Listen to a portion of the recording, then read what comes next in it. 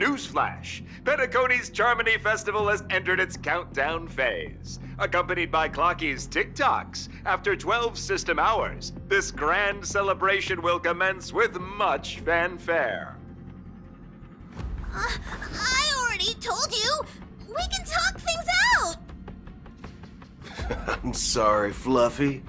I really have something urgent to attend to, so I had no choice but to resort to asking this favor of you all. Since you already know what you're doing, I'll also have to remind you of its risks. Hey, partner, what's with the hostility? I thought pulling this thing out was just a way of saying hello. For the last time, state your identity and purpose. My name's Boot Hill, and I'm a Galaxy Ranger. A Galaxy Ranger? You look like you seen a ghost. Did you think we all went extinct? Well, that's the price you pay for being off-grid for too long. The righteous heroes of the hunt would never hijack the Astral Express. I ain't hijacked anything. What, chatting with someone while holding the gun is considered a hijacking? It probably is. Pardon my frankness, but there are plenty of rumors in the cosmos regarding the Galaxy Ranger's current status, and none of them are pretty stories. I have a hard time believing you. Oh, this is hilarious. The tale that this bunch of fools spin is getting out of hand.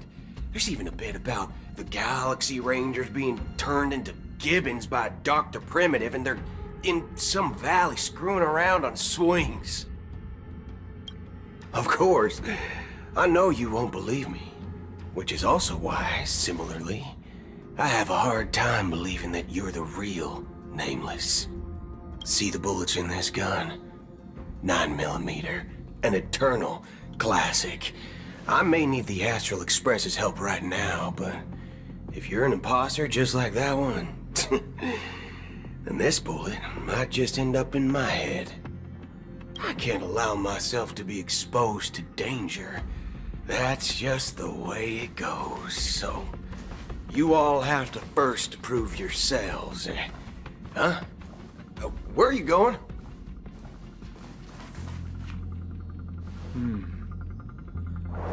Recognize this? It's a model fudger. The Jade Abacus of Ally and Oath. The CN Joe really gave this to you guys? Model fudger? This is the Jade Abacus gifted to the Express by the Shenzhou Luofu's general, Jing Yuan. Its presence on board serves as the Shenzhou Alliance's official recognition of the Express. Is that enough?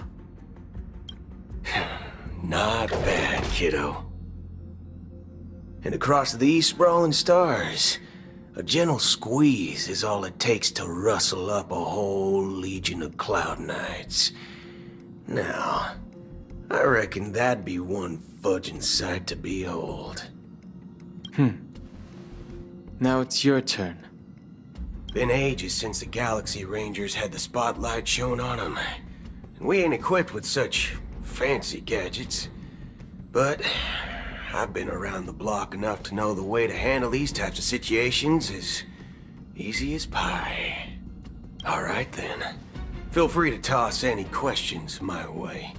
And let's see if my answers can't turn your trust. If your gut tells you otherwise, still ain't too late to show me the door.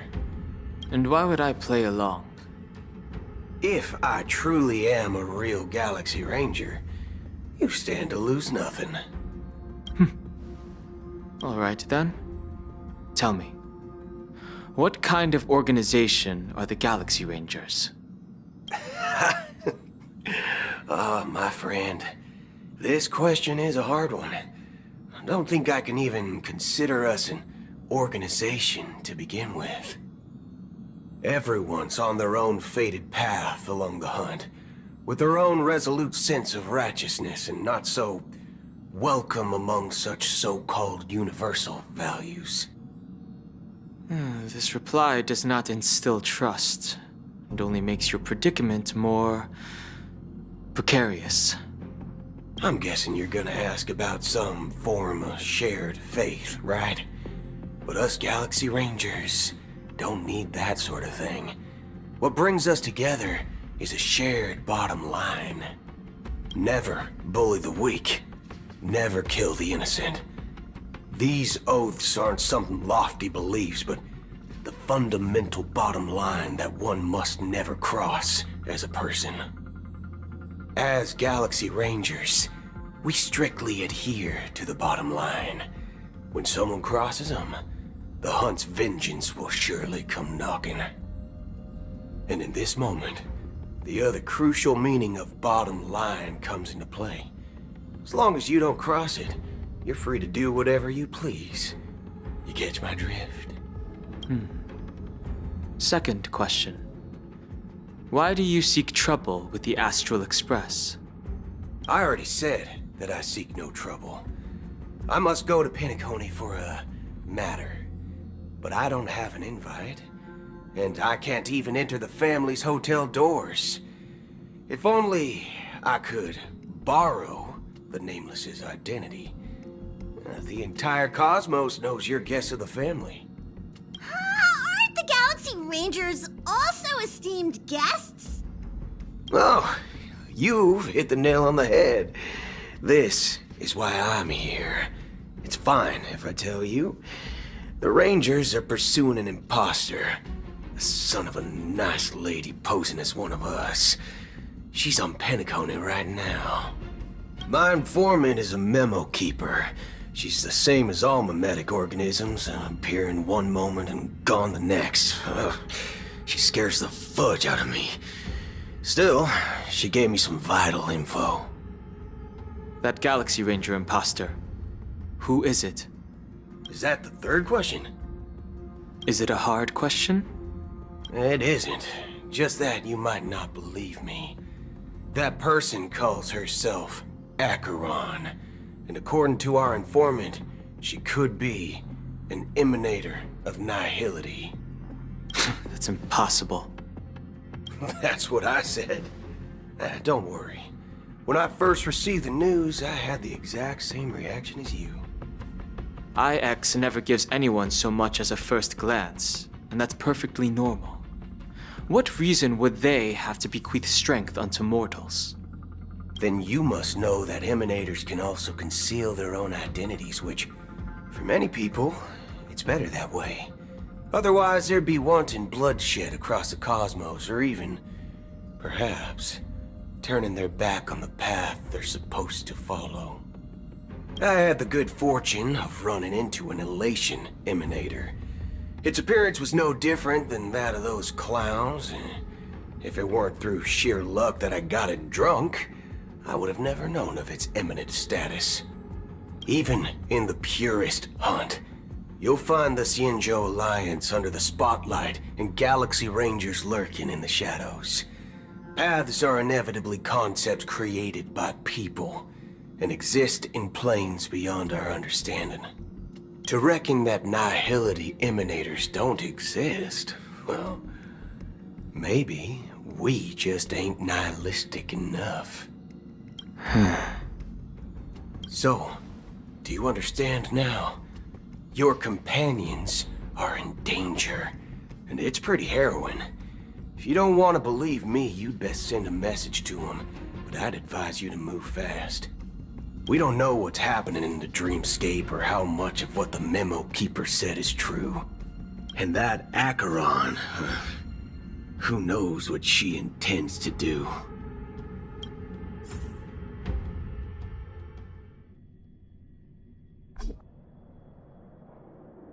I don't intend to do anything. That's not up to you. Did you know?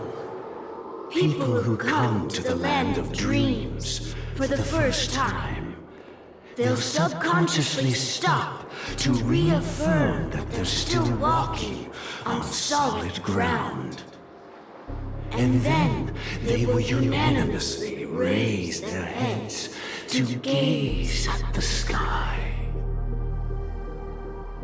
Be it reality or dream, staring at the sky is instinctual for humanity. Since the day that the golden hour was completed, it's always been there, watching over every single night of decadence. But now this night sky has been mercilessly severed, dyed with a mist of nihility, and this whole event happened within the course of a single slash of a blade. A single slash of a blade isn't really accurate.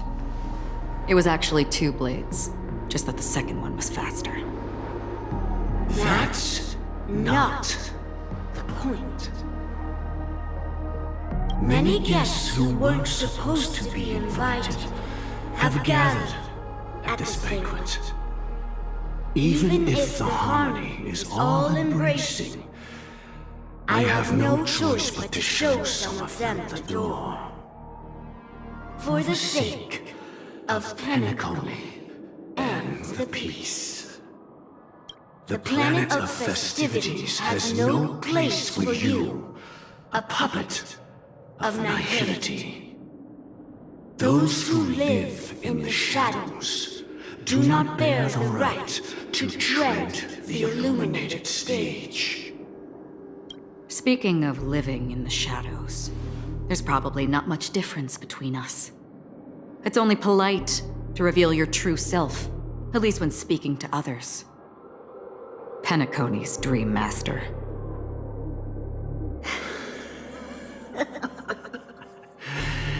That's just another reason that you can't stay.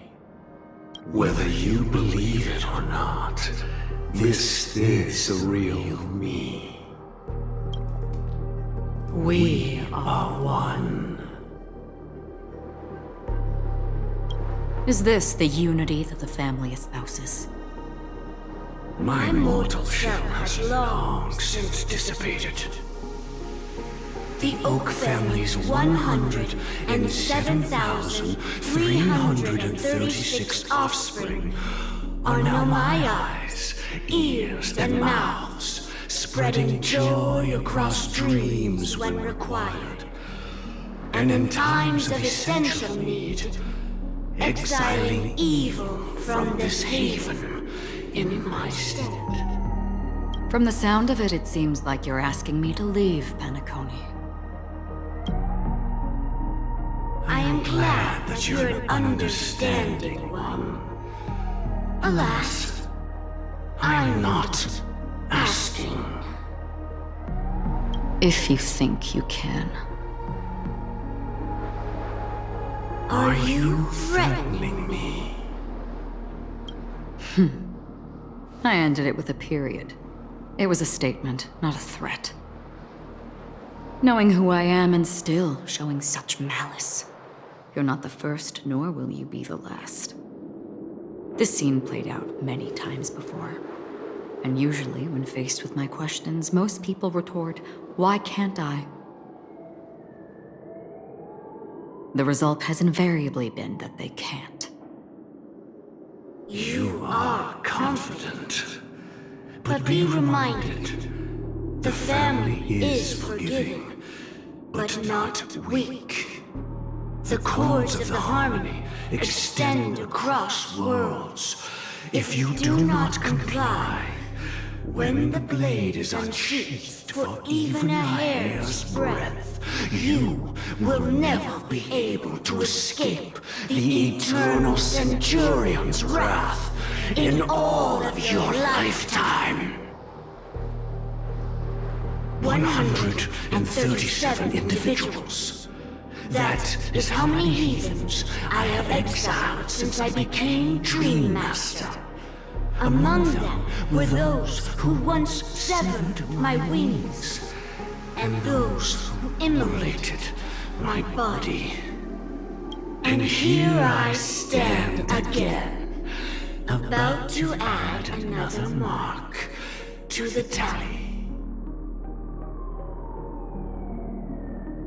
And you will die. I mean, all of you will.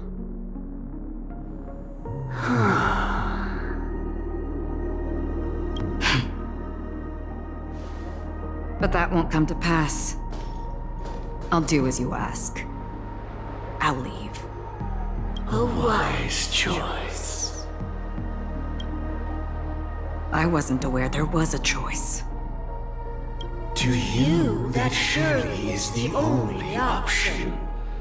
Please bear in mind, you and Penacony are of different worlds. Those born on the far bank cannot seek solace across the river. Leave and never return. The radiance of the planet of festivities is overwhelmingly bright, luring in tricksters, wrongdoers, and criminals. But even the harmony itself will never welcome the self-annihilator of nihility. And even more so, when this self-annihilator heralds the destruction of everything. Your strength is obviously a gift of the sleeping and shapeless, immeasurable and fathomless, like a tributary spawned from the abyss that brings death and sin to all. Acheron. A befitting name. Take it from someone on the other side of your so-called river. You know better than I do that Penacony has already deviated from the harmony. Whatever your intentions may be, I foresee only one outcome. Its future holds nothing but nihility. Just like all the worlds that have drowned in their shadow.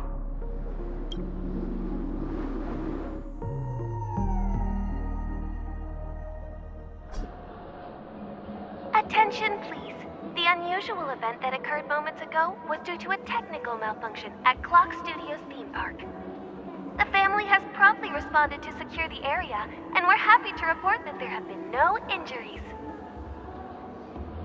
Oh, I swear that was no movie shoot. So many chips fell from the sky, and I even caught one of them. But it vanished in an instant before my very eyes. Excuse me. Are you talking about the Clock Studios theme park incident? Yeah, what about it? Oh, Miss Robin! Am I seeing things right? No need to worry. I apologize for any inconvenience caused to your delightful dream journey. What you just mentioned about the chips really piqued my interest. Would you mind providing more details about the incident? Oh, it was just those chips you normally see everywhere. The green ones?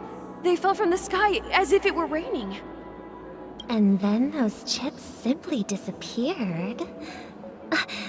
It appears to be the dream sim tech the Iris family has been developing. Huh? Miss Robin, you mean those chips were all part of a performance? But Shh!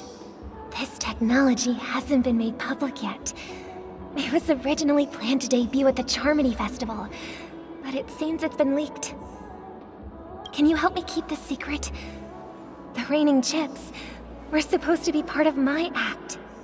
Oh, I see. Then it all makes sense now. I'll do anything to help make the Charmony Festival a success. Thank you. As appreciation, I'd like to give you a token gift. Oh, this button is... Press it at just the right moment in the celebration. There could be an unexpected treat in store for you. All right. It looks like there are other guests who are also confused. I'll have to excuse myself. Please, enjoy the dreamscape. So many people talking about it. This commotion at the theme park definitely made waves.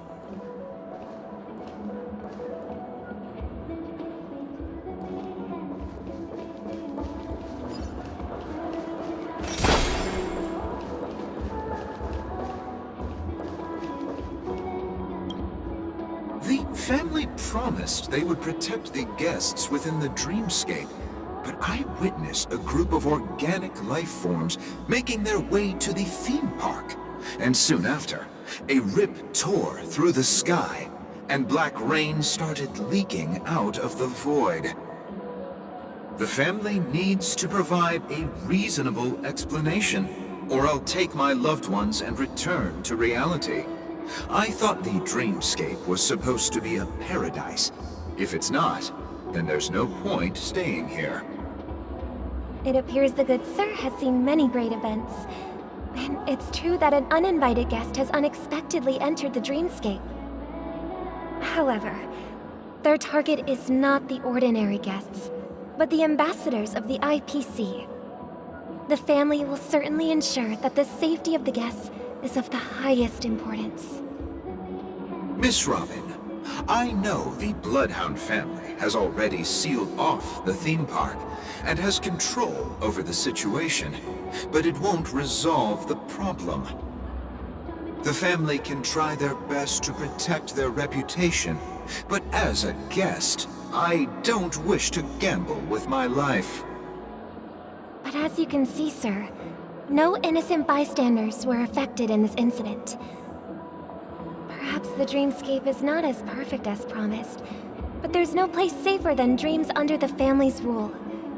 I believe you know this better than I do. If this incident happened in real life, how many people would be able to walk away from it? I could stay here, but keep in mind, guests come to Penacony to enjoy the dreamscapes. They do not wish to be entangled in a conflict between the family and the IPC, so let's not have any more unnecessary incidents. Of course. With the Charmony Festival about to commence, we will spare no effort in our preparations. Rest assured. To express our apologies, the family has arranged this gift for the guests. Thank you for understanding.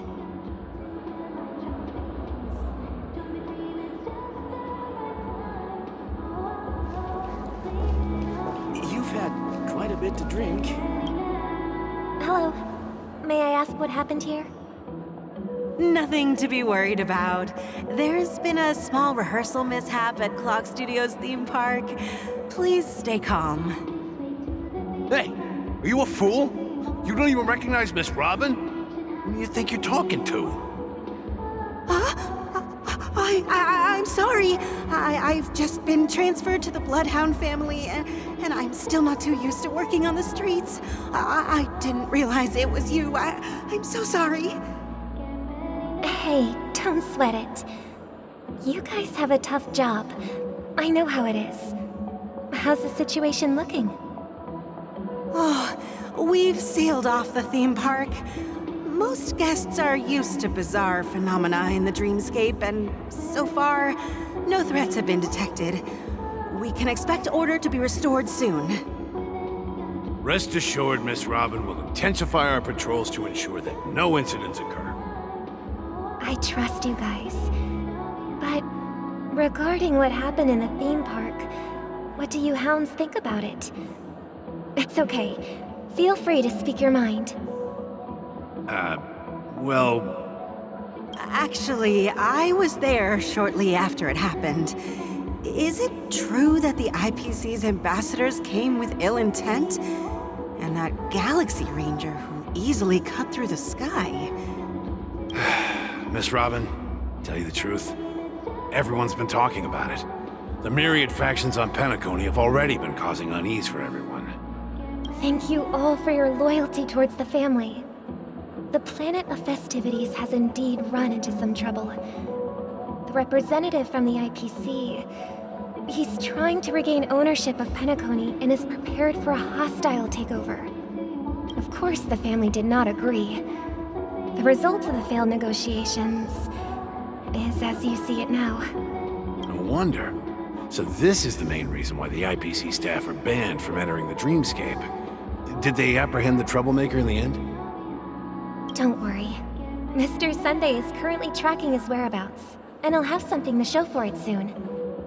However, given the situation, the IPC surely won't let this go easily.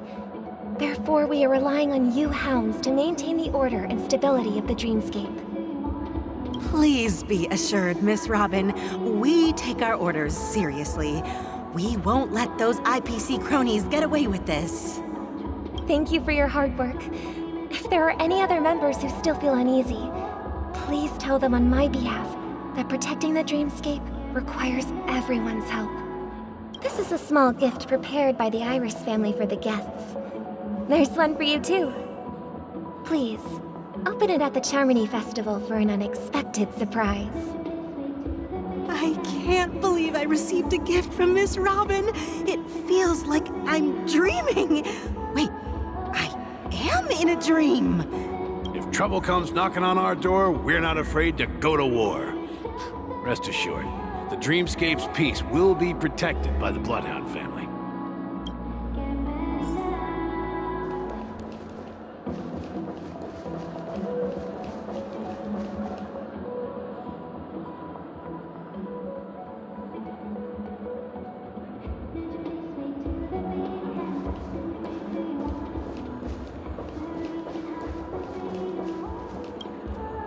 Miss Robin?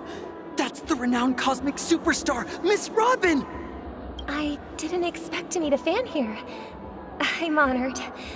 Welcome to Penacony, a world filled with wonderful dreams. I can't believe I'm actually meeting the real Robin! Shouldn't you be preparing for the Charmony Festival? Preparation is important, but the ceremony is fundamentally about sharing the Great One's harmony with everyone. If there's a chance to sing with everyone, I will not refuse. Regarding the recent mishap, I understand it negatively impacted some of our guests. As a member of the family, it's only right for me to come forward and offer my apologies to everyone. But, are you sure it was actually a mishap? Everyone saw those chips descending like rain and the red light tearing through the sky. Claiming it was merely special effects seems a bit far-fetched. Plus, I met that generous gentleman. He looked really out of it and kept talking to himself. Is this also part of the performance? Everyone, please do not panic. I believe that the family will give everyone a satisfactory answer in due time. Even if you say so, Miss Robin, it's hard to believe. Some people just never listen, do they? It's never ending. It just goes on and on. I'm getting really tired of this. Miss Robin? Still, I suppose I should keep on helping everyone. I am the epitome of joy, kindness, and goodness, after all. Huh? What was I just doing? And, who might you be, miss? Here, take this, little guest. This gift has been specially prepared for you by the family. Make sure to take good care of it until the opening of the Charmony Festival. Then, when the show reaches its climax, press the button together with the others around you. You never know. Something very exciting might happen.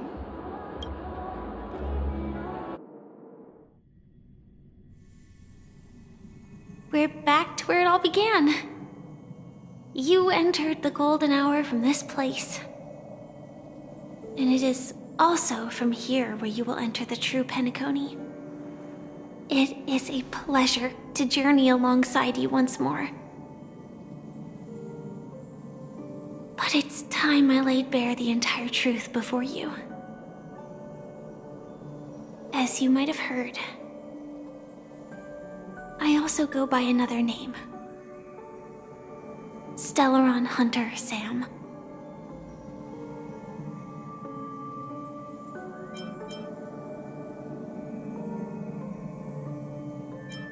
I know you have many questions. Do you remember when we encountered death in that strange dreamscape? When I was caught by that meme? In that instant before it killed me? I saw the reflection of another dreamscape in its ghastly pupils. So, following the clues in the script, I came up with some theories about the meme. That's why I instructed Silverwolf to issue invitations, drawing everyone to the Dreams Hotel. I intended to call upon death before you arrived, to solve the riddle using more direct means, and then invite you to join.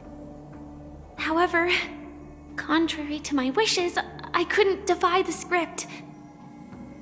And I didn't get a chance to explain it to you. It is how you see now. I was impaled by the bladed wings of death. The heavy pressure of concentrated memoria miasma exploded in my mind as if it was actually reality. But after the momentary numbness subsided, I found that my body was absolutely unscathed. I was still alive. And it was just as I thought. I had arrived at a place starkly different from this beautiful dream. Beneath the dreamscape of Penacony lies another, more chaotic, more primal memory zone. Its name? Land of the Exiles. And so, then I returned to the hotel in the dreamscape, hoping to tell you of its existence. Yet I could not reveal my own identity. So, I could only divert your party's attention and lure you away from the battlefield. And after, all my attempts proved futile. It wasn't until not long ago when a crimson blade of light shattered the high wall of the dream, causing you all to fall far into the abyssal depths of the dreamscape, that I was able to awaken you and your companions one by one. And that's it. That is all that's happened so far. I know it's tough to believe all this without reservations.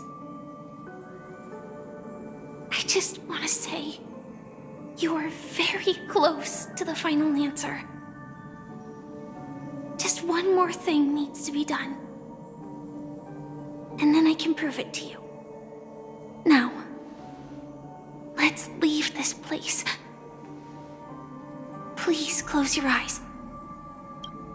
Take a deep breath and visualize the dreamscape's outline in your heart. And remember, you must not open your eyes at all times. 3, 2, 1. Don't be afraid. The one who has come to greet us has arrived.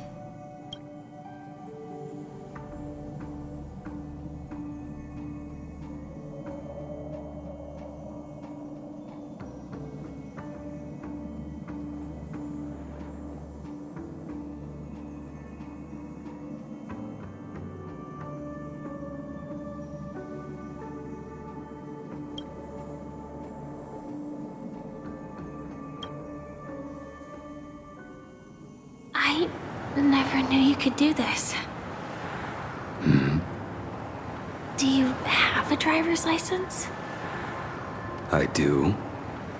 That is surprising. Why? Because this is Japella, the city of sins?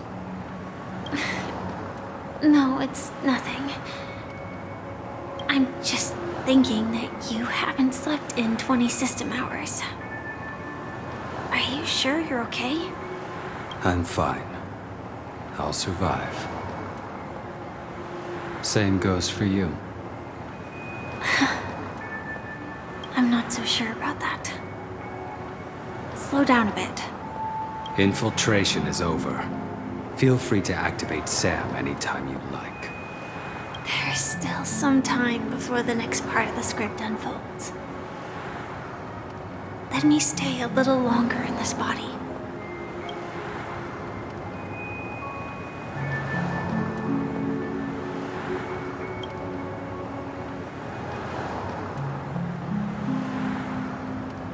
Such a long tunnel.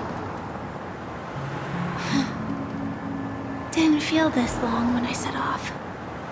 In half a system hour, it will lead us to Kafka. And then comes the downfall of the Japella Brotherhood.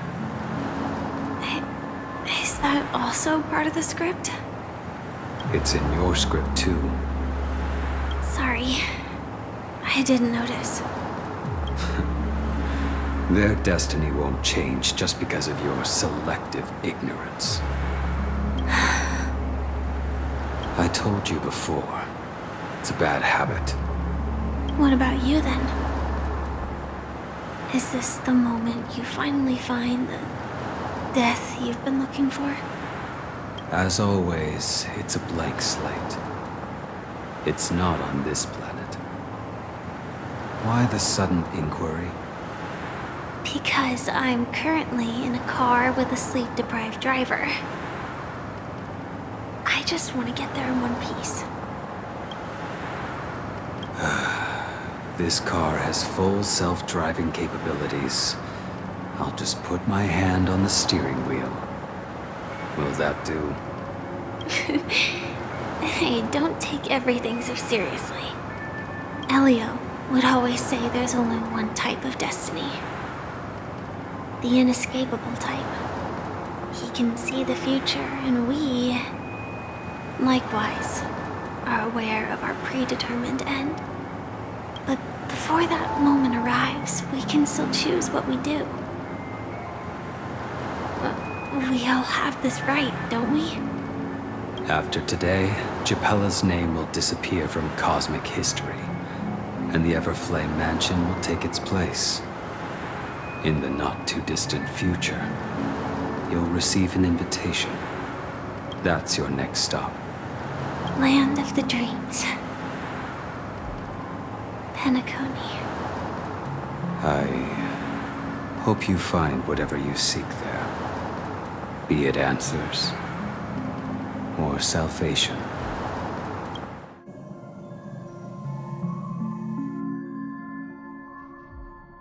Yeah. Glad to see you're safe and sound. Close your eyes. This is the answer. Isn't it incredible? The monster that we have always known as Death is actually the guardian of the land of the exiles. It abides by a certain rule, abducting people from their dreams and bringing them here. The question that has been perplexing us, does death really exist in the dreamscape, appears to be a cognitive trap. It was laid by those orchestrating events from the shadows to cover up the truth behind the disappearances and the existence of this fortress known as Dreamflux Reef. Every emergence of that meme is related to the Watchmaker. Since Dreamflux Reef is where it brings its captives, it's likely that many of our long-standing questions will be answered in this place. The atmosphere here is starkly different from the beautiful dream. There are no regulators here like the family. And they all look like they're mildly dazed. But from the whispers of the residents, they've heard a familiar name. Gallagher. It's that man again. Always in the right place at the right time.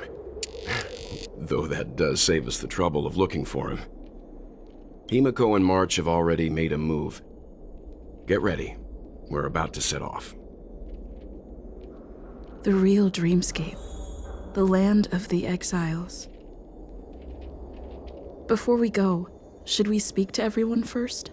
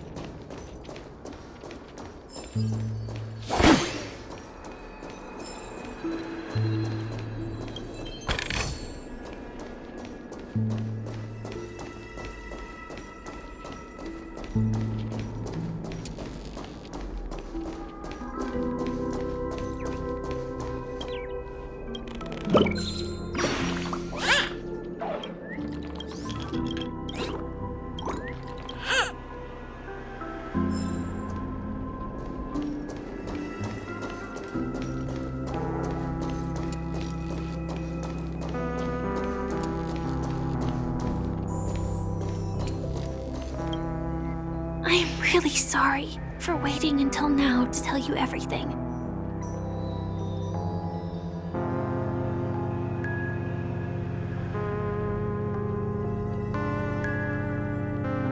Two reasons. Firstly, the script. In the future that Elio saw, Sam and the Astral Express's confrontation was inevitable. I tried to break the shackles of the prophecy, but this is as far as I could go. That aside, there were also my personal motives. I wished to travel with you as Firefly, and not Sam.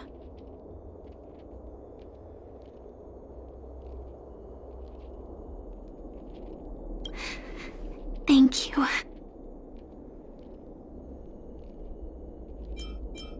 Elio only gave me one instruction. Allow the Astral Express to pursue the Grand Legacy. It means that the Watchmaker's legacy holds great significance to trailblazing. And to you.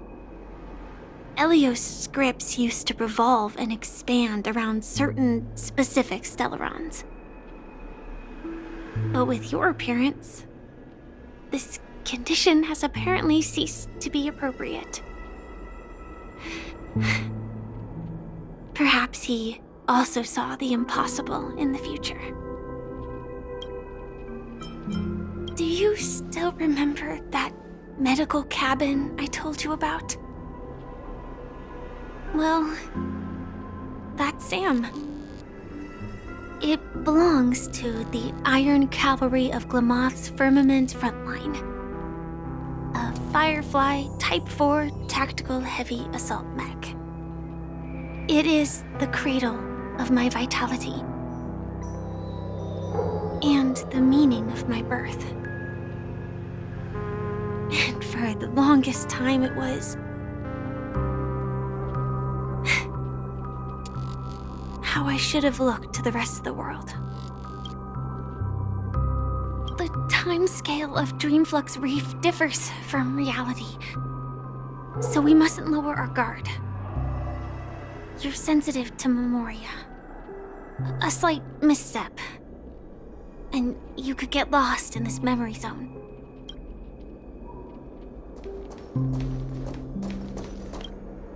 Something on your mind? Let's talk about it.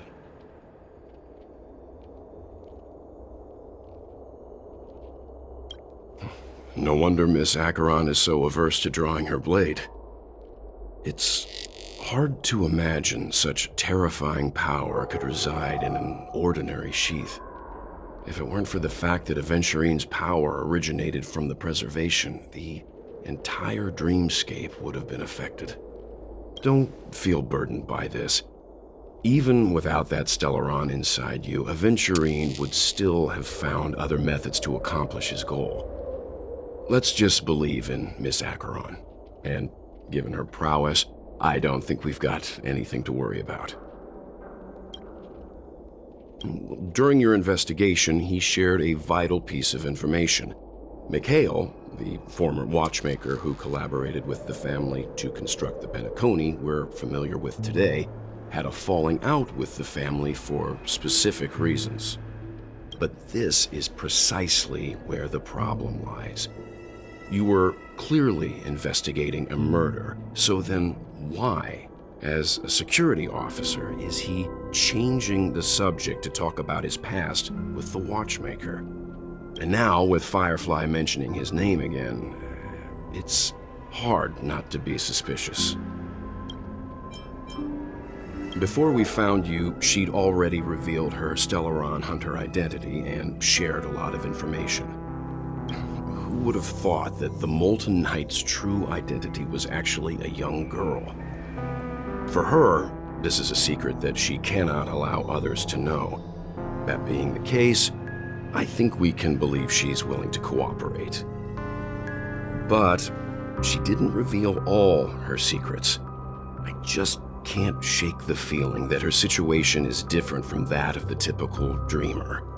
And I I hope you've regained a little composure.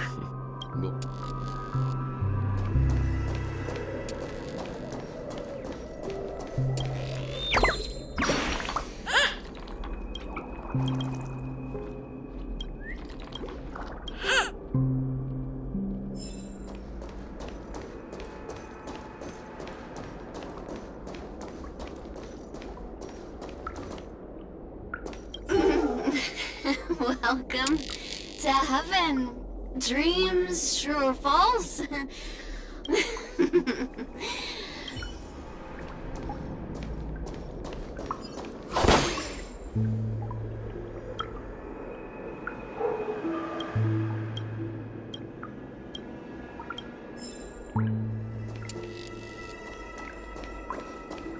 Keep going straight down this alley, and it'll lead to an elevator.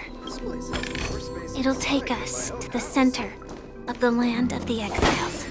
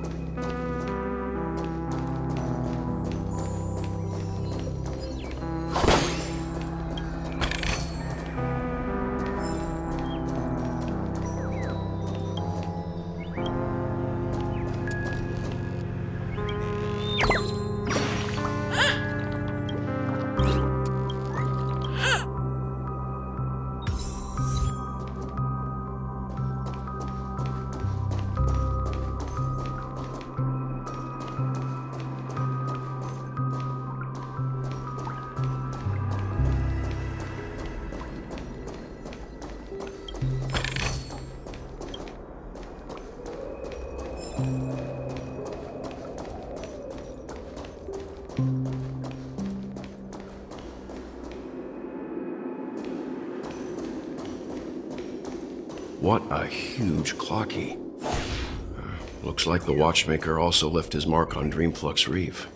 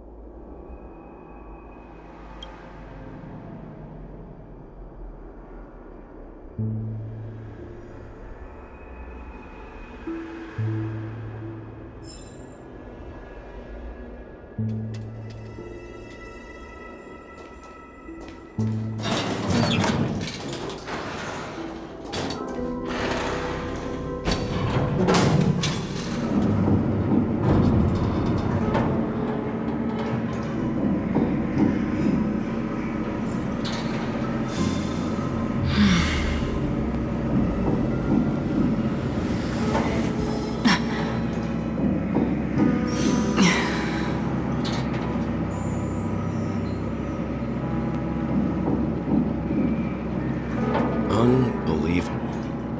To think there's a settlement of this size within the dreamscape.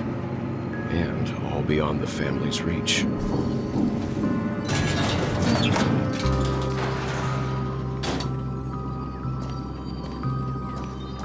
The atmosphere in this fortress is pretty different from that in the beautiful dream. When I first saw it, I was in awe too. The sky here, it's like a reflection of the 12 dreamscapes. What's even more bizarre is that this place is also separated into trade and residential areas. The layout may be simple, but the facilities are very comprehensive. It seems that there are quite a number of people living here. Though both dreamscapes have distinct styles, the architectural designs are quite similar. Works of the same hand, perhaps. Hard not to speculate on the connection. But there's no point in overthinking things. Let's meet up with Himiko and the others first. Take a right turn at the end of this road and you'll reach the trade district. There are more people there. And perhaps someone knows where she is. Not coming with us? The Astral Express likely needs room for some internal deliberation. In the meantime, I'll try and locate Gallagher. Sure. Let's reconnect later. Letting her go was the right decision. Further observations are needed before we decide whether to trust her. But first, there's someone I need to talk to. Let's go. I'm sure you've already noticed him. He's right over there. The Reverie Hotel's bellboy. How did he end up here? And right after Miss Acheron severed the beautiful dream.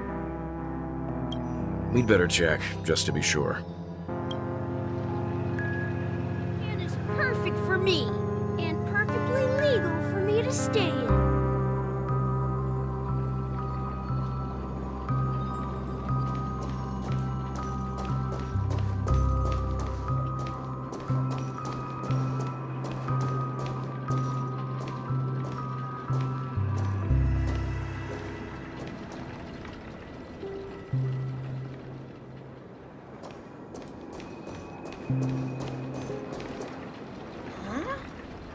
You're the guest from before. We meet again! And a new friend. Forgot to introduce myself. I'm the hotel's bellboy, Misha. Hello, Misha. I'm Welt. We met in a dream. Oh. And who might this be? Tick-tock! Old friend and new friend! Let's high-five! Your, memory zone meme? No, Clocky is a good friend of mine. We all live here. How did you two get here? This dreamscape isn't supposed to be open to the public. I wonder if it has something to do with Sleepy. So, this is your home? Yep. After my work in the beautiful dream ends, I'll go back home. Commuting used to be more convenient, but ever since travel became cumbersome, Sleepy started ferrying people back and forth between the two dreamscapes. This Sleepy. Can you describe what it looks like? Sleepy is a memory zone meme. Looks fierce and has many eyes. But it's actually really well behaved. Gallagher's been taking care of it. Based on the description, that meme is indisputably death. A nightmare for the family, but for the people who live here, well, that couldn't be further from the truth. Death? Not in a dream, surely. Sleepy's just a little aggressive, and sometimes messes up by fetching the wrong guess. But it would never hurt anyone. I see. Has it brought back any guests recently, say, in the last day or two? We're currently investigating a missing person case that occurred within the beautiful dream. I see. Then you'll have to speak with Gallagher. But he's currently busy hosting a visitor from the Oak family and specifically asked not to be disturbed. Mr. Yang, the person you're looking for, is it Miss Robin? Just as I thought. Considering what happened with Miss Firefly, this doesn't come as a surprise. If you're looking for Miss Robin, I can lead the way. She told me that she'd be willing to meet with outside guests. If it's not too much trouble. Also, we're looking for our missing companions. A woman with red hair accompanied by a girl with pink hair. Oh, I haven't. But please, rest assured. Dreamflux Reef is a small place, and it's not as bustling as the beautiful dream, but its safety is unmatched. How about this? Since it's your first time here in Dreamflux Reef, I'll be your guide and help you find your companions. And then we can all go visit Miss Robin together. She's gone to Mrs. Grace's to visit the children. She won't be leaving anytime soon, so there should be enough time. All right then, we'll follow your plan. Well, we now know the answer to both murder cases that have caused such commotion in Penacony. As for the intentions of the mastermind behind it all, we're still none the wiser.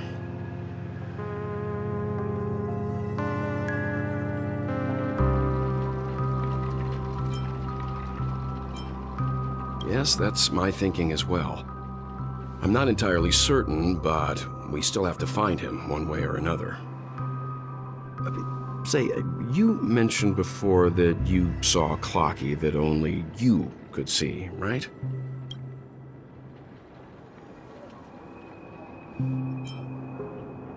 I can't shake off this strange feeling. Am I really still so young at heart? Forget it. It's not important. We'd better just follow Misha.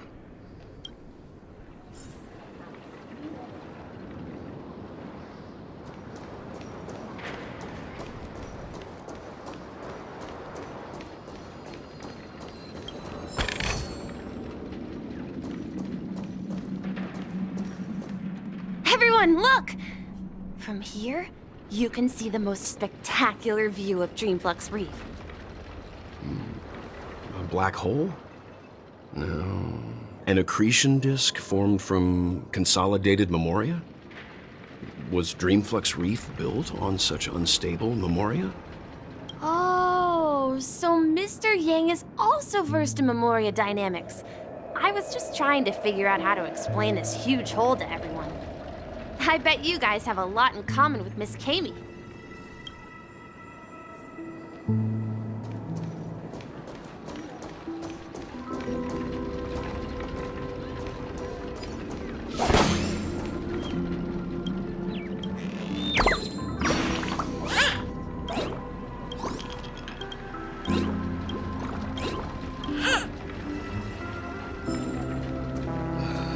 I'm just a wallflower.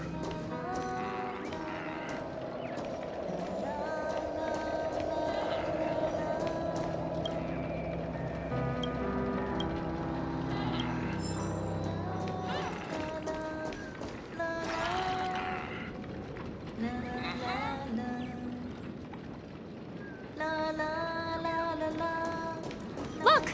There she is!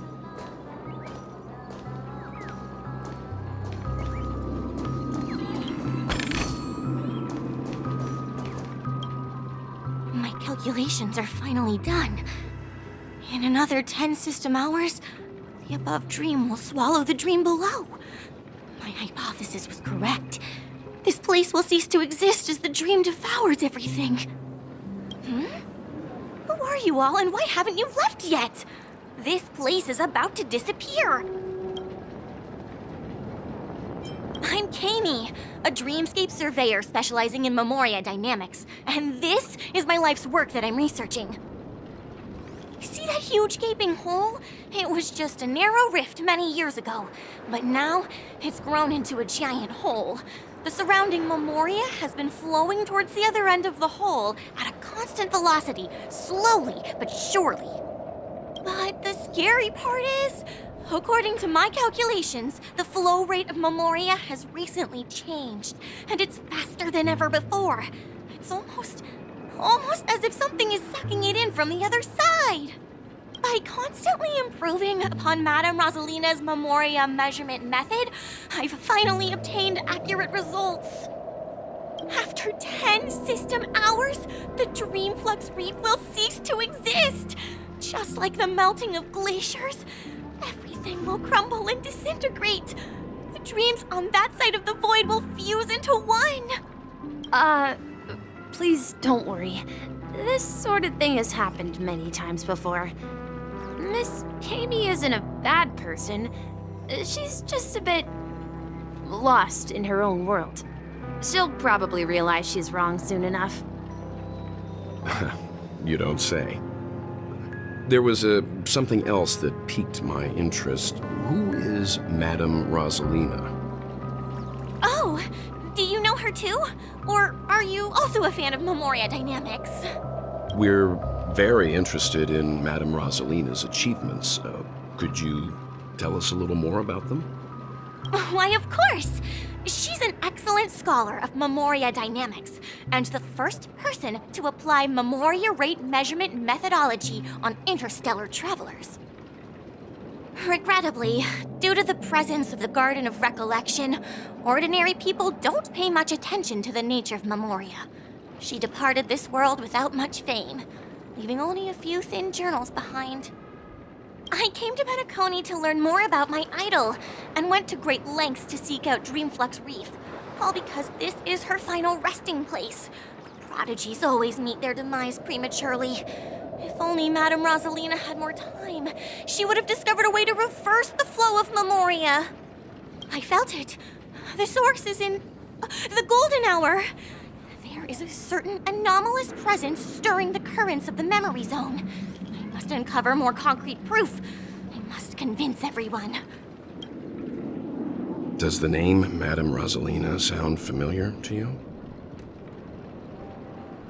That's right. It seems like she did a great deal of research and calculations in Dreamflux Reef before abruptly passing away. Miss Katie regularly mentions her. I hear Madame Rosalina passed away during the prison war. She could see the Penacony of today. Its people building homes in the memory zone. I bet she'd be really happy. Perhaps. Our destination is the commercial district. That's where the largest crowds gather in Dreamflux Reef. We might be able to find the others there.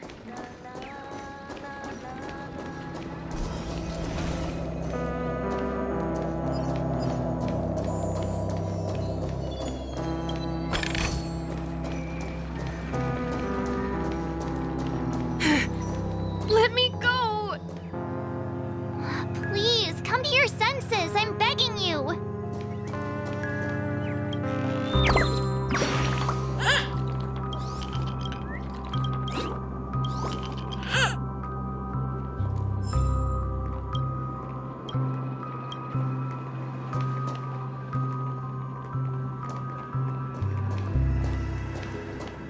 Ghost! There's a ghost! Don't come near me! Oh my. I'm human and so are you. Can you get a grip? Mr. Yang and Miss Trailblazer, I've been waiting for you. Quickly, come help. I bumped into a member of the family on the way here. He was so scared and I just wanted to calm him down. But... Let me go! Let me go! I've only done good in my life. Why can't I rest in peace after death? well, this is how it turned out.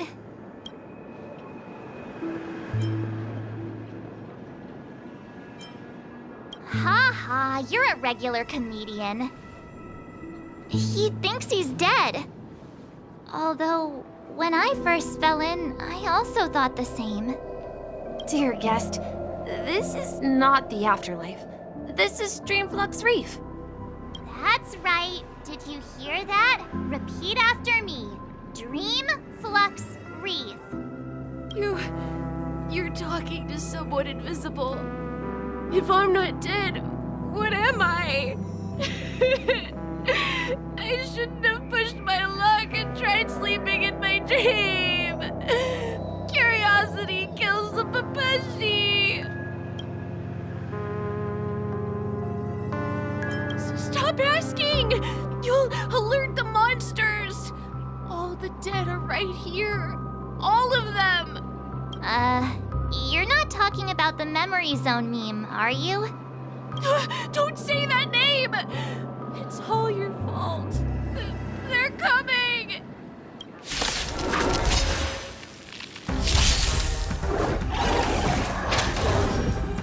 Free will, or was it fate?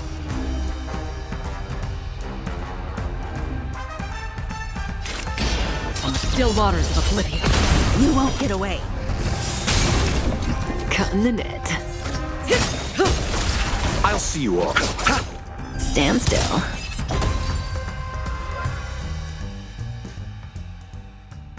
He passed out. His intense negative emotions attracted the nearby memory zone memes. I see.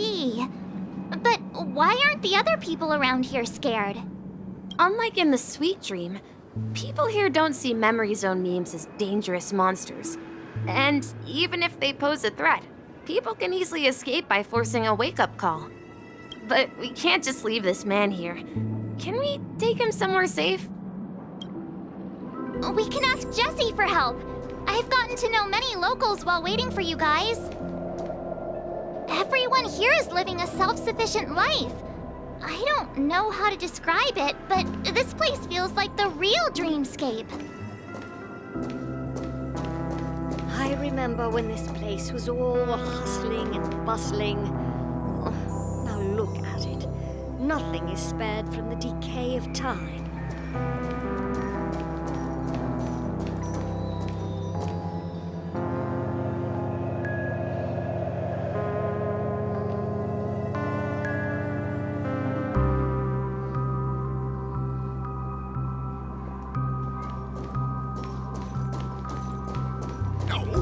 At this rate, the family done for.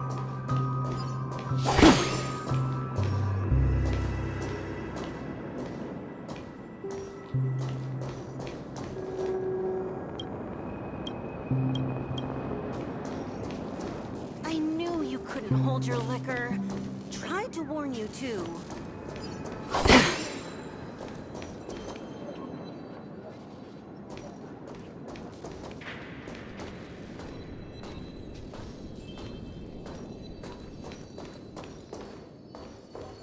Let's see how you handle a stroke of genius like this.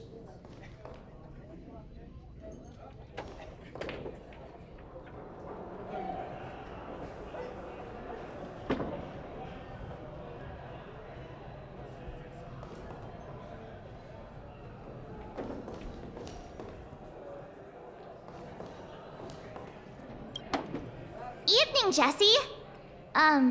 Is it evening? Welcome, Miss March. Who might these be? These two are my friends. As for the man lying on the ground, he's a scaredy cat who fainted from fright. I see. Another poor guy who accidentally ended up here. I'll take care of him. There have been a lot of new faces lately. Things must be tough in the beautiful dream. The few remaining havens of freedom in Asdana will soon face trouble. Do such things often happen here? Not really, but they're becoming more frequent now. Guess it's one of the signs of the Sweet Dreams collapse. This man has had quite the shock. Could you help me find a Halovian lady, March? Her songs can heal mental wounds. A Halovian lady? That must be Robin. She's also here in Dreamflux Reef. Huh? Robin? But I thought she... Oh, right. If Firefly is here safe and sound, then it means Robin must be okay too. Misha's about to take us to her to find out what happened. But before that, let's meet up with Himiko. You were with her earlier, right? We met some stowaways in the residential area. Most of them came from neighboring star systems. I heard that places like Dreamflux Reef are scattered throughout the memory zone of Asdana, like islands in the ocean. They existed before the family arrived. I also heard that when Dreamflux Reef took shape, it was the center of all dreamscapes in Penacony. If that's true, it's no wonder there are so many similarities between this place and the Sweet Dream. Himiko must be gathering information. Let's hurry up and get going.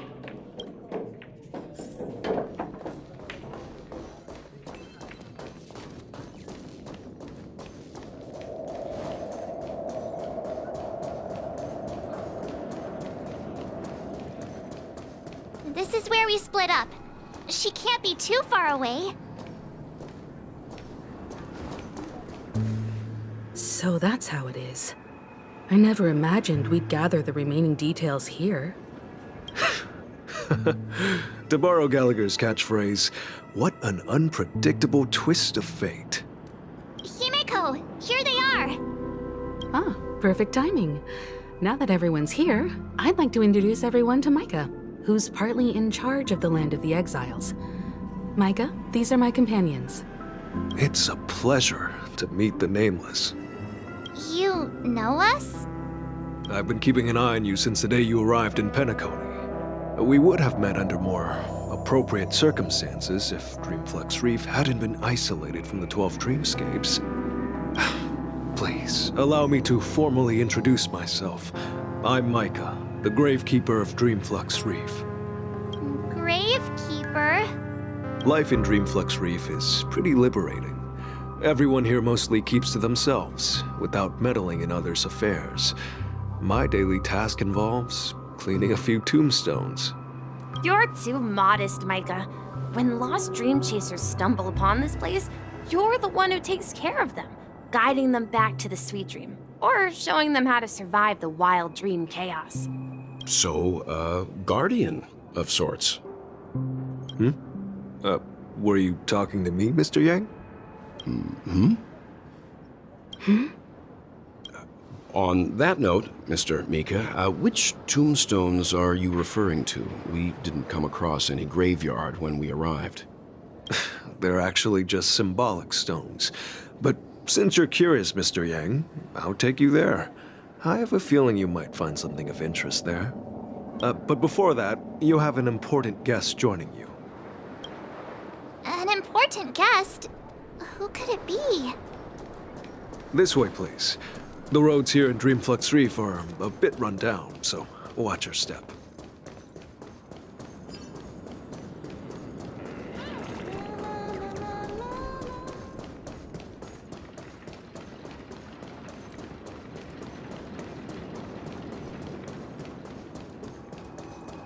There she is.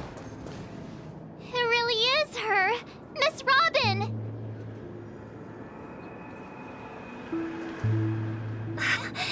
Everyone sang so wonderfully. It's not often that I tried this music style, but I've gained some valuable insights from it. Oh, I can't thank you enough, Robin. Well, these kids have made incredible progress in only a few days. It was nothing, Grace. I merely taught them how to sing. It was you who brought hope into their lives.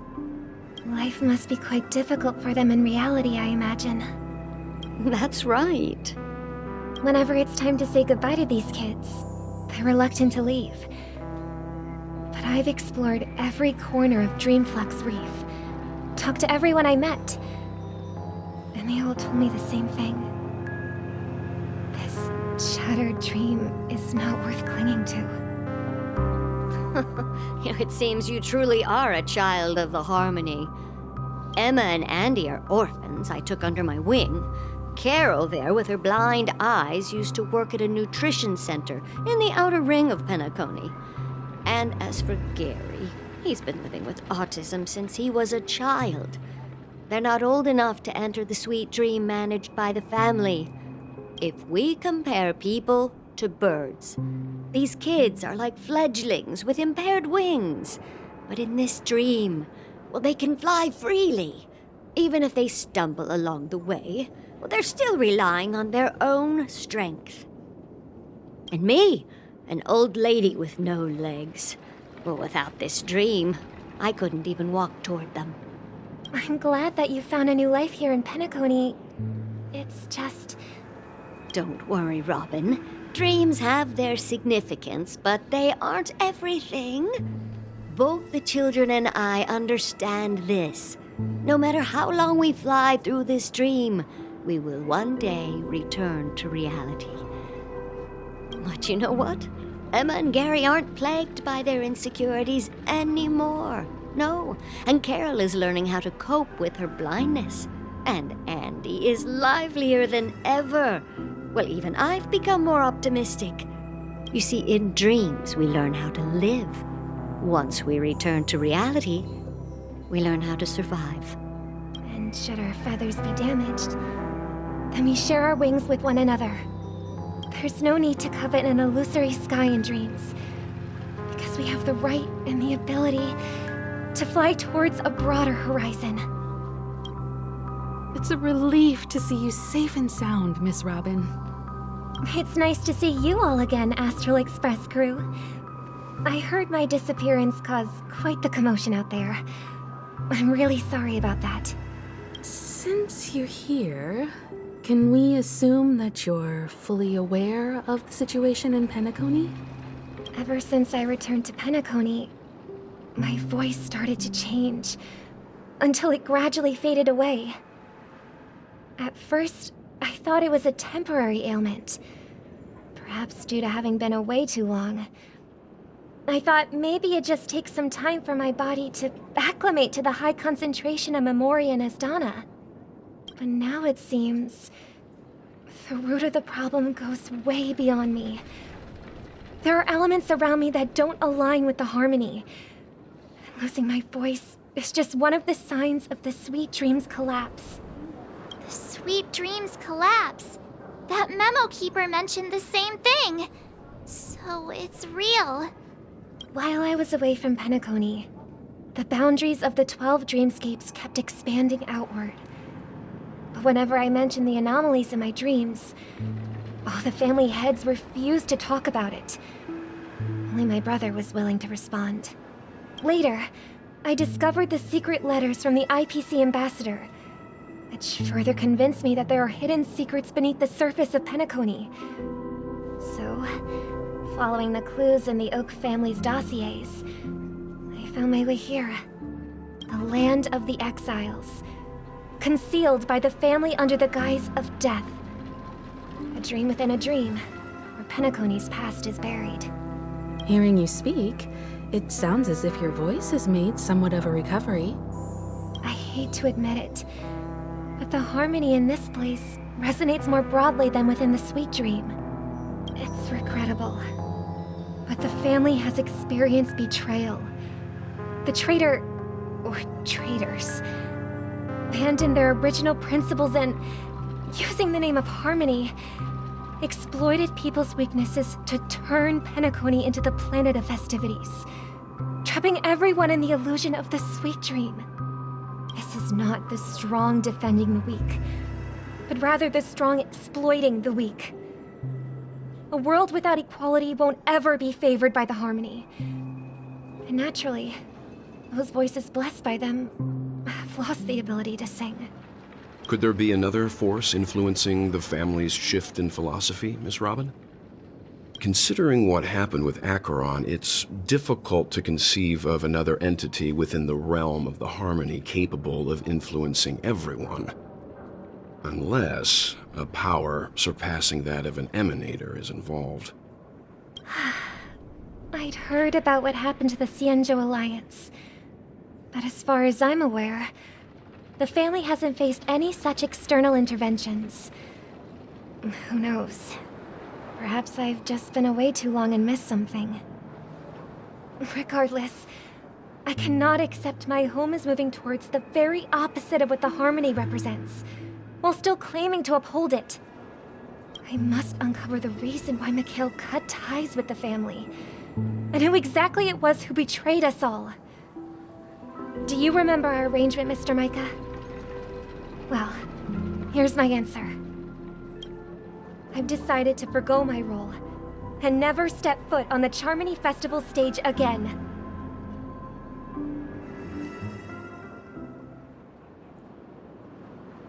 Look here, brother. A little bird. Looks like a fledgling Charmony dove. But Charmony doves don't live here. So how did this little bird get here? Maybe its parents abandoned it? It looks weak and frail. Why don't we find something soft and make a nest for it? This place is too dangerous for a fledgling. Let's take it with us. We can put it on the wooden shelf in front of your window. Okay. A bird like that must have a beautiful singing voice. But where will it live? I'll ask the family head to build a cage for it. A cage? But then it won't have the freedom to fly, right? Let's see. What is it that has captured the attention of the two best interpreters of the Great One? To the point that they've forgotten how to enjoy their dessert. Oh, poor little thing. Doesn't look like it's doing well. Do you want to rescue it? I do. But I don't want to lock it up in a cage. Why? Even if it's small and not fully feathered and can't sing, it didn't come into this world just to be locked up in a cage. Birds, they should be flying free in the sky. That's quite the romantic idea. And what about you, a young scholar? Do you agree with your sister? I think she's right. But if we leave it out in the wild, it won't survive for more than a few days at best. Ah, I see. It seems our little scholar is still a bit unsure. Well, let me tell you youngsters a story. As you probably know, Charmony doves can fly through the air. When they fly really high, the friction caused by the flapping of their feathers against the atmosphere creates amazing lights so that they look like shooting stars. We've seen this spectacle so many times that we think it's just something they can naturally do. But that's not the truth.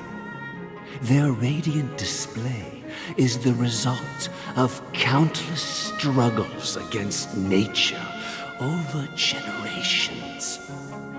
Their ancestors were too weak to survive on the ground, so to escape predators, they started seeking new opportunities in the air. After countless attempts by many generations, one of them finally figured out how to fly. It soared into the sky and never looked back at the ground again. So, you mean birds aren't born to fly, but they find a way to do it through their determination, right? Well, that's an idealistic way of putting it. So, what are your thoughts, Sunday? I think people believe birds are meant to fly because they've never seen those birds crashing to their death. That's an interesting perspective. So, have you decided what to do with the bird now? For now, I'll keep it in a cage until it can take care of itself because I want it to live, no matter what. Well said, kids. It seems each of you has found your own answer. Your insights are truly remarkable. And I hope they come true in their own way. We will take good care of it, won't we, brother? Yeah, but Mr. Gopherwood, there's one thing I don't quite understand. And what might that be, my son?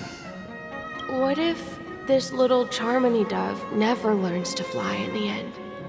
I mean, if there are fledglings in this world that can never fly throughout their lives, should we let them go back to the sky, only to see them crash to the ground and die? Talking in your sleep, Birdie? Time to wake up.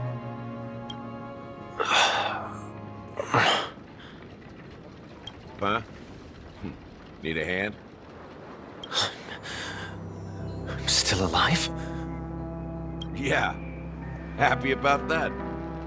Where is Robin? Tell me. Now. I knew that was going to be the first thing you'd ask. Don't worry, your sister is here, safe and sound. She's probably walking around the streets now. If I were you, I'd be more worried about myself. After all, right in front of you is the guy who just stabbed you in the chest with a dagger. If you wanted to kill me, you wouldn't give me the chance to speak. Just tell me your demands, lackey of the Watchmaker. So, you figured out who I am, huh? No wonder you had the guts to go against the Dream Master and the Four Families. Looks like I made the right choice. Choice? You are aware of my plan and see through my act. Time is running out, so let's drop the charades. I'm suggesting we cooperate. Cooperate? What makes you think I'd cooperate with you? The fact that the famous Robin has chosen my side. Plus, some clues about a traitor and a bright future for Penacony. Any of that catch your interest? I find it hard to believe a man who's full of deception. Fine. You don't have to trust me.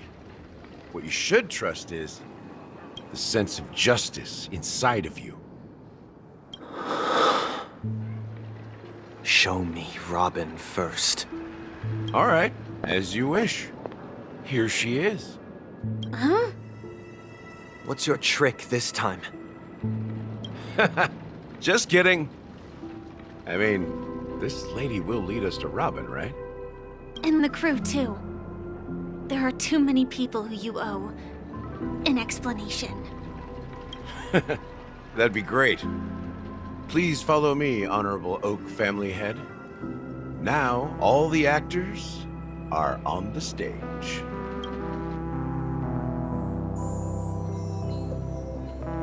This is the monument I mentioned earlier. The names inscribed on it should be familiar to all of you. Rosalina and Tiernan. When Penacony was known as a frontier prison, it was the Trailblazers who connected it with the stars. They were the heroes who saved Asdana, and their names deserve to be immortalized, not just on the small stone tablet, but in the annals of history for all of time. However, today, the planet of festivities is nothing but sweet dreams. That heavy piece of history is all a distant memory.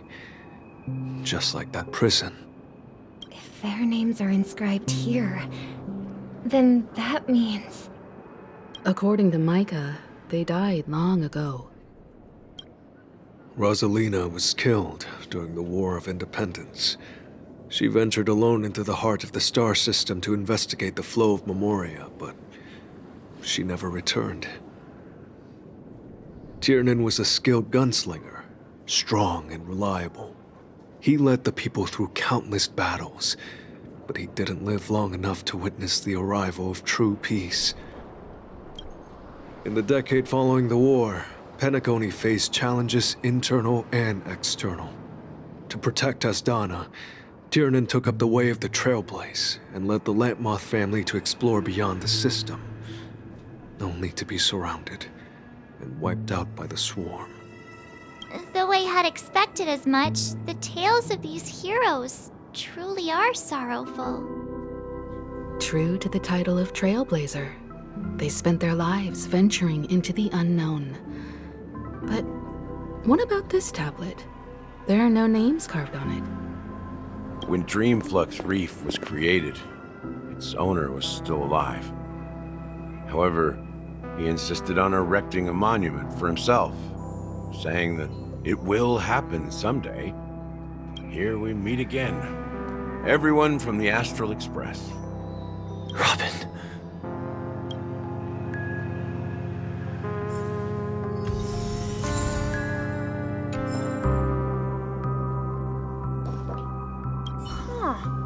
The atmosphere sure is livened up with all these people in here.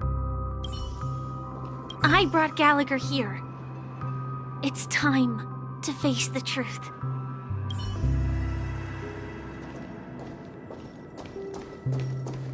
Brother. There's no need for words. You're safe, and that's all that matters.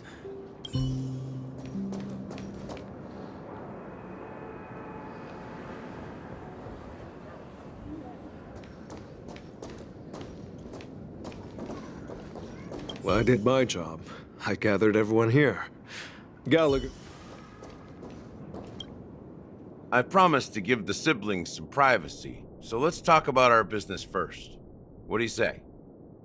That sounds sensible enough.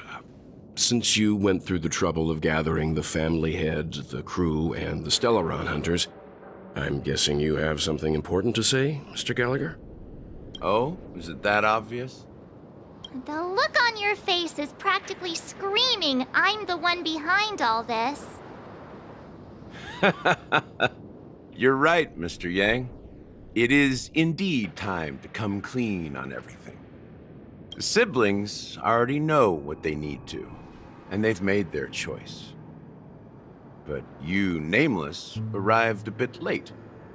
So it's only fair that I answer your questions. Before we begin, let me reintroduce myself. I'm the founder of Dreamflux Reef, the deputy of the Watchmaker, and the one who sent out that invitation.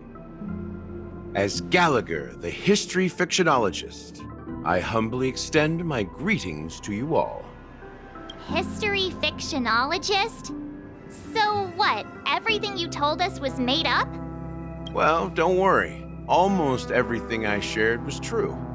Well, except for the part about the family accepting me back. I double-checked with Micah, and everything he said about the family, the Watchmaker, and Mikhail is true.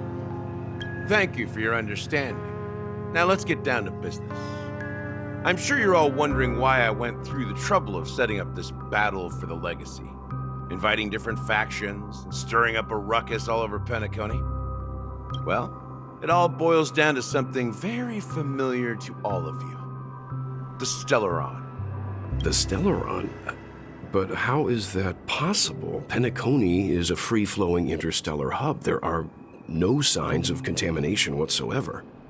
You're totally correct. So, care to take a guess at what that means? I wish that were the truth. But if that were the case, I wouldn't have invited all of you. The sweet dream doesn't come out of thin air. If you think of the memory zone as the sea, creating the land of the dreams is like filling that wild ocean with earth to make an island. To achieve this feat, without the help of an emanator of remembrance or enigmata, the only way is to use a Stellaron. And that's not something you can achieve with a simple wish. It requires vast quantities of knowledge, time, and manpower. I'm sure you get what I'm hinting at. In Azdana, the planet of festivities itself is a Stellaron disaster. The planet of festivities itself is a Stellaron disaster? It all started a long time ago, back when the Watchmaker and his crew liberated the frontier prison. They faced countless challenges as they began building Penacony from the ground up. That's when the idea of using the Stellaron came into play. The Stellaron first entered the Azdana system during the war. The Nameless warned everyone against the folly of attempting to tamper with such a power, and most heeded their words. But there are always people in the shadows with ulterior motives. The turning point came after Tiernan's death. With two of the Nameless gone, the Watchmaker had to go to the front lines. It was at that moment his rivals saw an opportunity. By the time a representative from the Montour System's family arrived at the Watchmaker's call, the Stellaron had already been activated and was seeping into the primordial synesthesia dreamscape. And I suppose the family happened to possess the knowledge to seal the Stellaron? Not just that. They knew far more about the Stellaron than the average person. They helped Mikhail swiftly quell the civil unrest and played a part in building Penacony under the disguise of the Harmony. Those three eras were known as the Age of Dreaming. The Watchmaker, who had been left in the dark, sent out invitations across the universe, spreading the hype around the land of the dreams. Then, how did they turn against each other? Remember the island in the ocean metaphor? The truth is, the Stellaron was never truly sealed. It existed in a different form within the dreamscape. Think about this. What would it cost to create and maintain such a lavish dreamland? It's people's lives. The opulent dream is built upon the decay of spirits, with a toxic elixir called pleasure flowing through the dreamscape. It tempts people to indulge in the dreamscape, and gradually their minds succumb, becoming nourishment for the sweet dream. Confusion, laziness, and cowardice, weaknesses that plague humanity, were magnified and nourished by the family. Penacony became a new kind of prison, even more impenetrable than the previous one. Sadly, we realized this far too late. By then, the family had a firm grip on Penacony, swiftly quelling any opposition that arose. At my wit's end, I had to use the power of the Enigmata and sought refuge in this chaotic realm. Over the years, I created a meme within this dream for our use. Dormancy. That's its real name. We exploited a loophole. You see, regular people can't fall asleep again while they are inside the dreamscape. So this is the true meaning of the impossible. You sent out invitations in the Watchmaker's name to find forces capable of resolving the Stellaron disaster and draw them into Penacony to uncover the truth. It's not just that. Above all, I wanted to see what happens when the major factions engage in a struggle for the legacy. Since this is the Watchmaker's first announcement in decades, the traitor within the family is bound to reveal themselves. So, the legacy is just a facade. If you want to consider the Stellaron as the legacy, I'm totally fine with that. If that's the case, where is the Stellaron now? That's a question for Mr. Wings. The Stellaron is still under the family's control, and as the head of the Oak family, I'm sure he holds all the answers.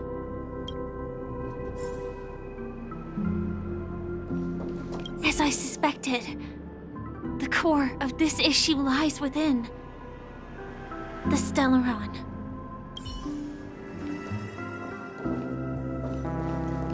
Go ahead. I'm sure Mr. Wings holds all the...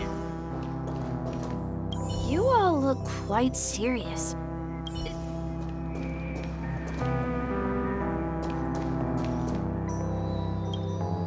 Are you done talking? So, will you tell us where the Stellaron is? It is the Penacony Grand Theater itself. As I suspected, it's the embodiment of the family. The edifice that first materialized within the sweet dream. That's what turned Penacony into its current state. As for the person who employed its power, it is in fact Mr. Gopherwood, the current Dream Master. Well, that was easier than I thought. Did you conduct your own investigation already? Correct. When I was trying to track down the person who murdered my sister, apart from you, Gopherwood was my second suspect. Confronting me first turned out to be a smart move on your part. I didn't have other options. The Dream Master has been elusive, and even the heads of the families can hardly get an audience with him. Moreover, Mr. Gopherwood has been kind to my sister and me. And I didn't want it all to end like this. What do you mean by that? To be honest, my brother and I are also victims of the cancer of all worlds. We grew up as orphans, and were adopted by the family when they came to help. Mr. Gopherwood recognized our potential and brought us to Penacony. But I can't just stand by and watch Mr. Gopherwood become an enemy of the Harmony. I won't use my voice to support an evil cause. I won't step on that stage and sing, no matter who the traitor is, or what orders they give me. I won't let the Charmony Festival become an event that destroys Harmony itself, or the paradise in our dreams. Indeed. For the paradise in our dreams. As the head of the Oak family, I'm responsible for ensuring Penacony's promising future. Robin and I will head into the sweet dream and confront the Dream Master. And if it turns out that the family has truly strayed from the Harmony, I'll fight alongside you. We'll put the Charmony Festival on hold and make sure Mr. Gopherwood pays for his blood debt. The enemies you are about to face aren't like this old dog here, who can barely even bark. Since our interests are aligned, Why don't we team up? Maybe, just maybe, we'll have a shot at success. We have always been following in the footsteps of our nameless predecessors, and there's no reason to stop now. Yeah, we Nameless won't back down from a challenge. Isn't that right, Miss Trailblazer?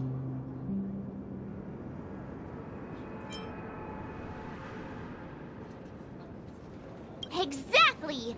It's time for the crew to save the world once more! Rest assured, sitting on the sidelines isn't in our nature. Mr. Sunday, Miss Robin, I'm willing to accompany you on behalf of the Astral Express. Having a third party present should help with negotiations, and could make all the difference if things get ugly. Thank you, Mr. Yang. Thank you all very much. The Charmony Festival is about to start, and time is against us. We must hasten. Everyone, let's gather over here. We still need to make some preparations.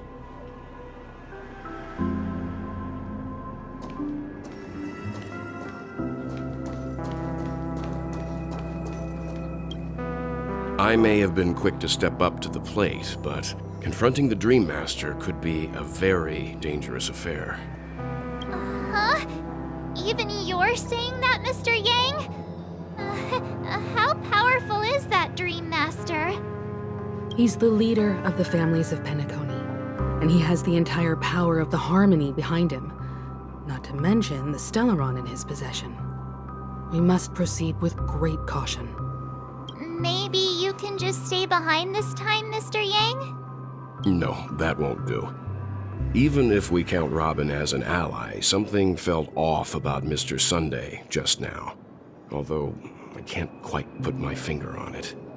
I have to make sure he won't turn against us when things start to get dicey. You're still carrying the keepsake the IPC envoy gave you, right? May I borrow it for a moment? Huh. I knew it.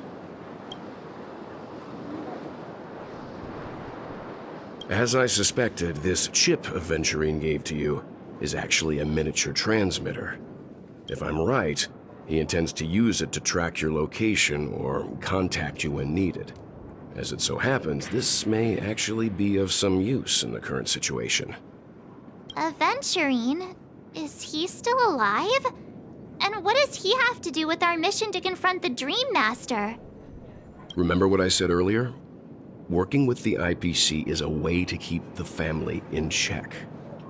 If negotiations go south and the family show their true colors by going after the Stellaron, I'll use this transmitter to send a message to the IPC. It'll be just the opportunity the IPC ambassador was hoping for. The only question mark in all of this is Aventurine's current status. But the IPC is always listening, especially senior strategic investment department heads like him. Getting the message across shouldn't be a problem. Good luck to you, Welt. Well, you take care too.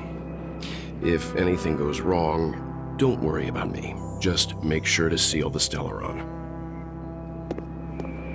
Spoken like a true hero. Even if the Dream Master is innocent, the family's corruption runs deep.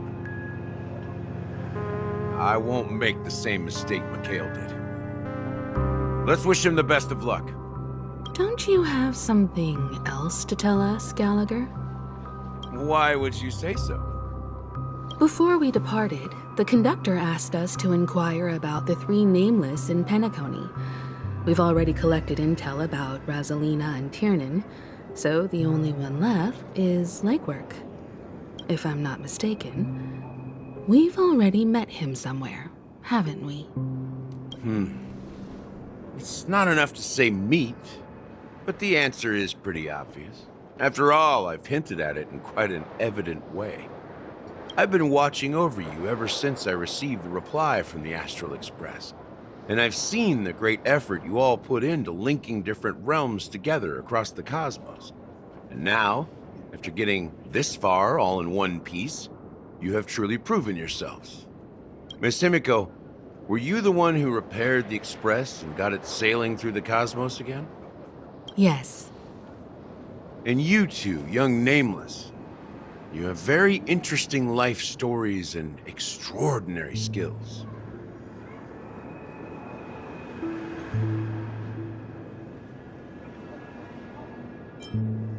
What?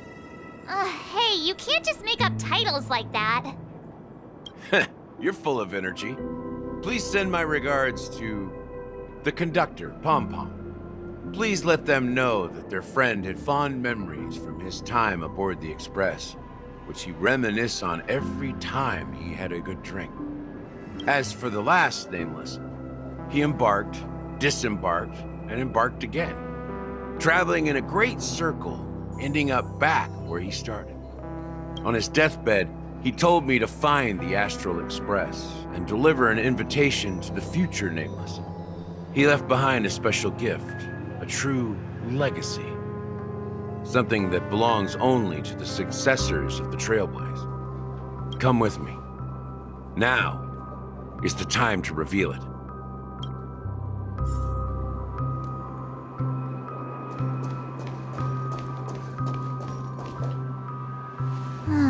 Back here again. Sometimes I feel like you're still alive, old friend. Like you've still got so much to say and do.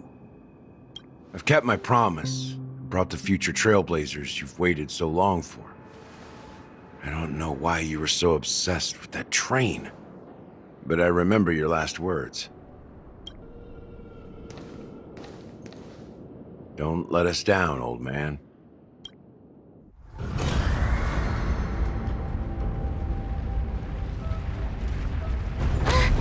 What's happening?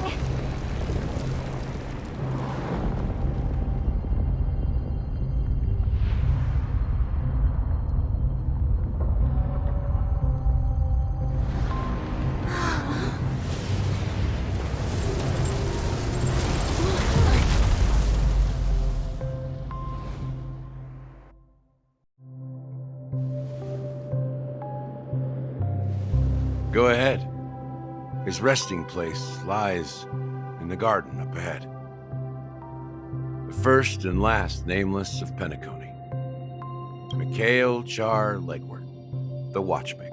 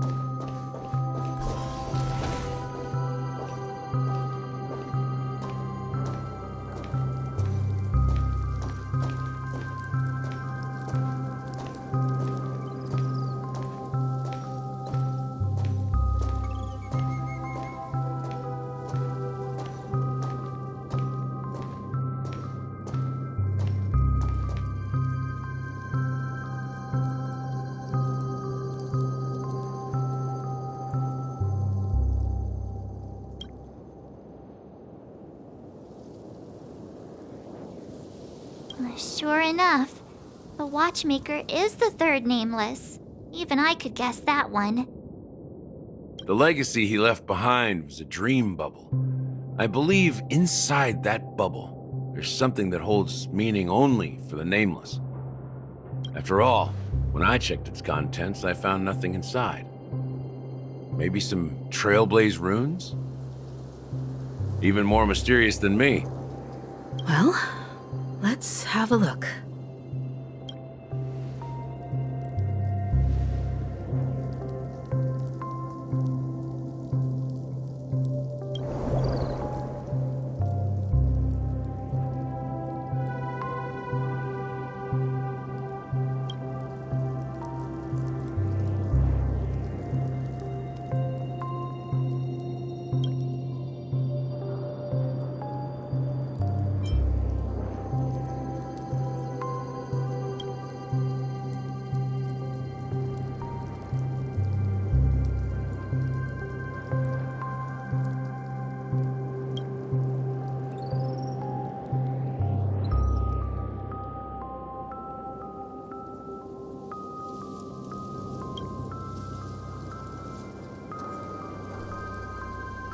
Wait, what's going on? Seriously? There's nothing inside this dream bubble?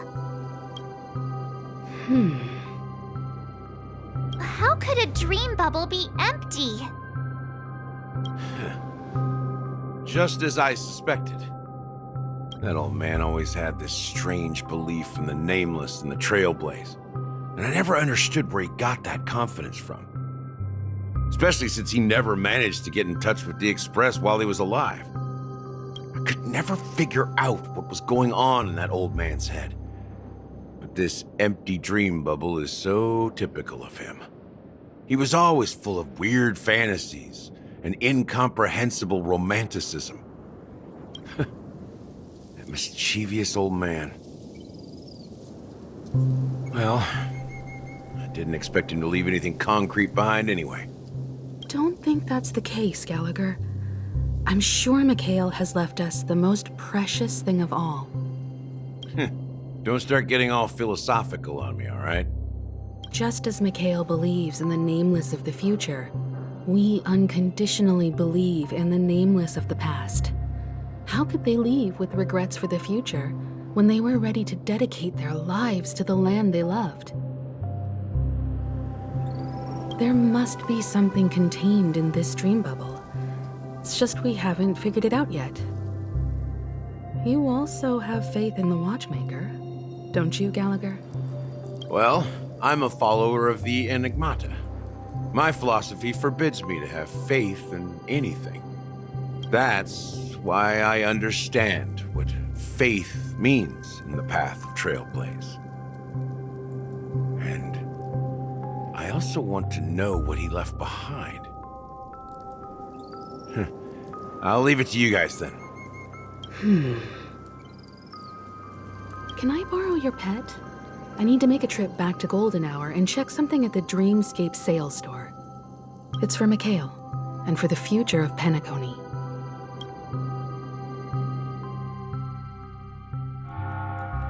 Welcome to the Reverie Hotel. How may I help you? Greetings. We're the Nameless from the Astral Express, and we'd like to check in. The Astral Express? But I thought... Yes, my companion's already checked in. My name is Dan Hung, and I believe my personal information is recorded in your system. I see, but your companion said you wouldn't be coming due to a change of plans. Now the plans have changed again. And you are... Me? I'm Pom Pom, a new Nameless who's also with the Astral Express. He's my fellow trailblazer.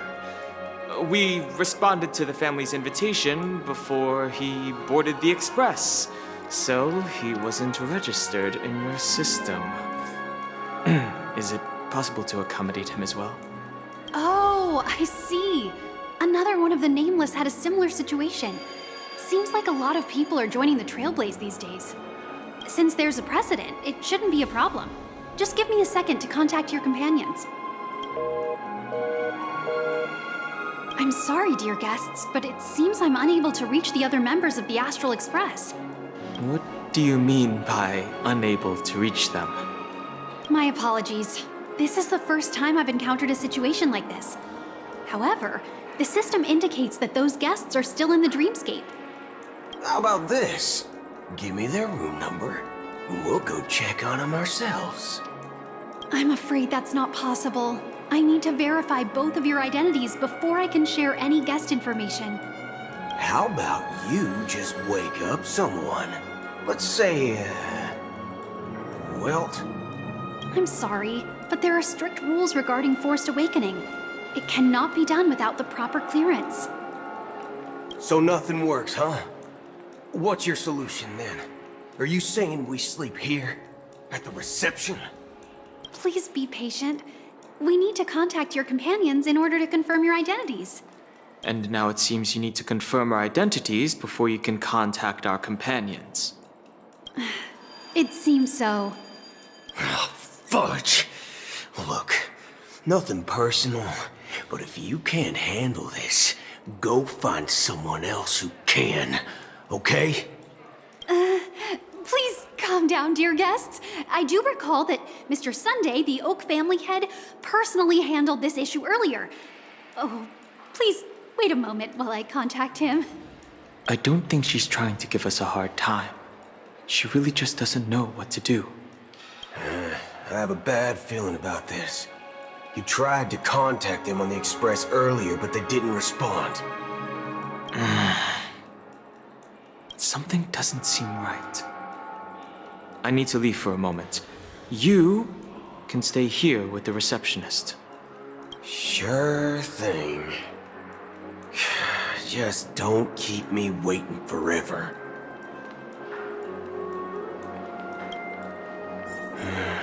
Don Hung seems pretty worried about his companions. I should give him some space. Stressing out about it won't help anything.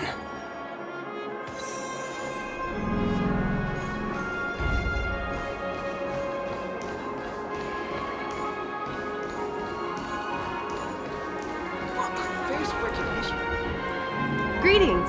I'm Cody of the Bloodhound family, head of security for the hotel. How may I assist you? Hello. So, there's something I wanted to ask about. I've been hearing some unsettling rumors about certain incidents that might affect the Charmony Festival. Do you think there's anything to be worried about? I traveled all the way from the Hayahi Federation, and I don't want my trip to be ruined. What do you mean? Wait. You haven't heard? I'm not sure where you heard those rumors, but they're completely baseless. I can assure you, as a representative of the Bloodhound family, that everything is going smoothly for the Charmony Festival. At present, all of the families are focused on making sure the festival starts on time. Even the Dream Master himself has arrived. So don't worry, your trip won't be in vain. That's a relief to hear. She doesn't appear to be acting. So, it seems that even the hotel staff are out of the loop.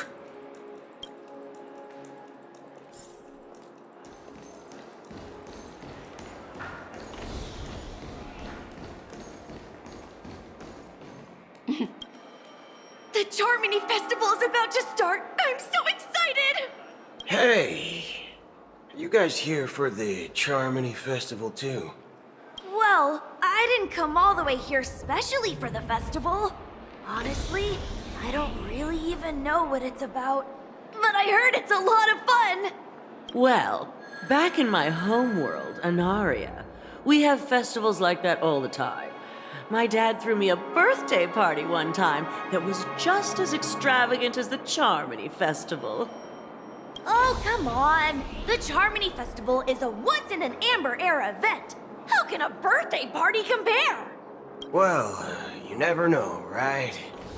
Maybe on her world, birthdays only happen once in Amber Era. Anyway, let's forget about that.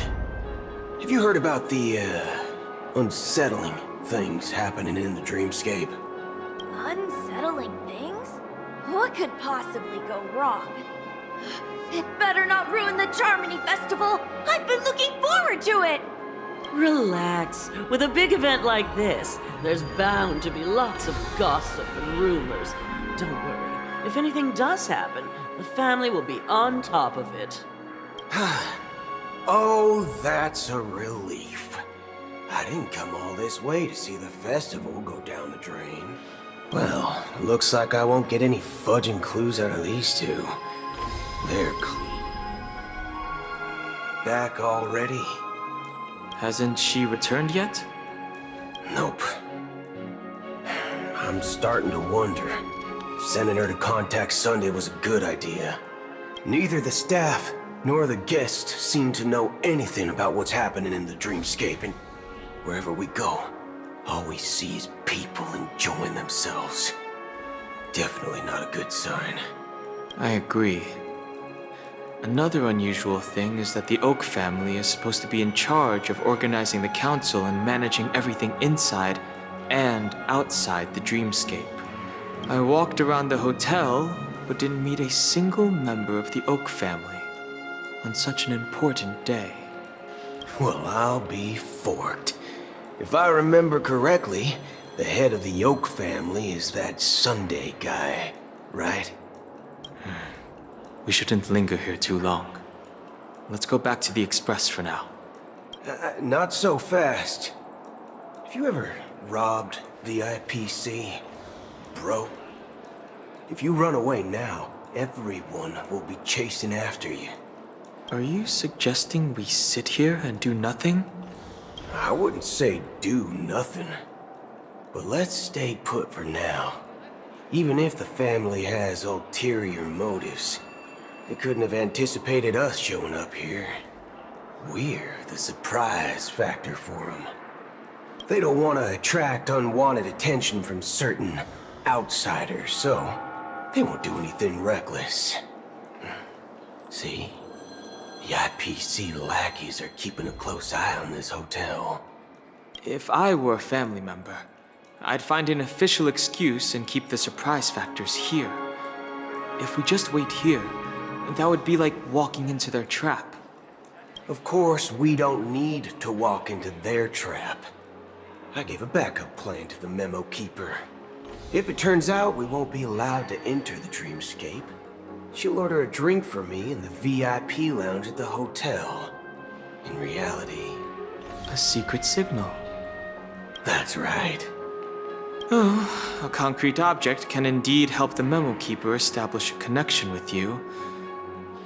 But Boot Hill, if you have more backup plans in the future, I hope you'll let me know in advance. I'm sorry, but it's one of my quirks. I have too many unreliable friends. And if I reveal that I have backup plans, things can go awry. And that would leave all backup plans completely useless. How do we get into the VIP lounge? This is where my street smarts come into play.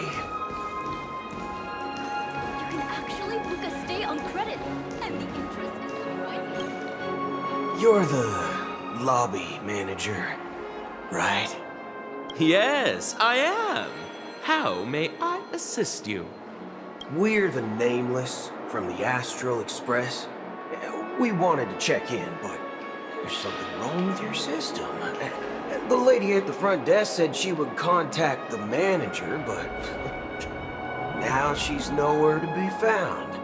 Now, we've been waiting here forever, without any food or water. What the fork, man? Is this how the family treats its guests? Is this your idea of street smarts? Starting... It's called standing up for your rights. I apologize for the inconvenience. Please wait while we try to contact Mr. Sunday. I'll arrange 2 premium seats in the VIP lounge so you can rest there while you wait. See? Just don't call yourself Nameless next time. Wow, this bar's something else. Certainly worthy of the planet of festivities. 1 peach soul glad? Shaken? Good evening, gentlemen. Hey, I have an order for a bottle of Hasdana's White Oak. Can you help us find it? Hasdana's White Oak? I think there might be a misunderstanding. We don't serve that here. Oh, no way. Are you sure you're not mistaken? If someone had reserved such a beverage, I would definitely remember it. It sells for hundreds of thousands of credits per bottle, after all. I couldn't afford to cover for such an item if it were broken or lost.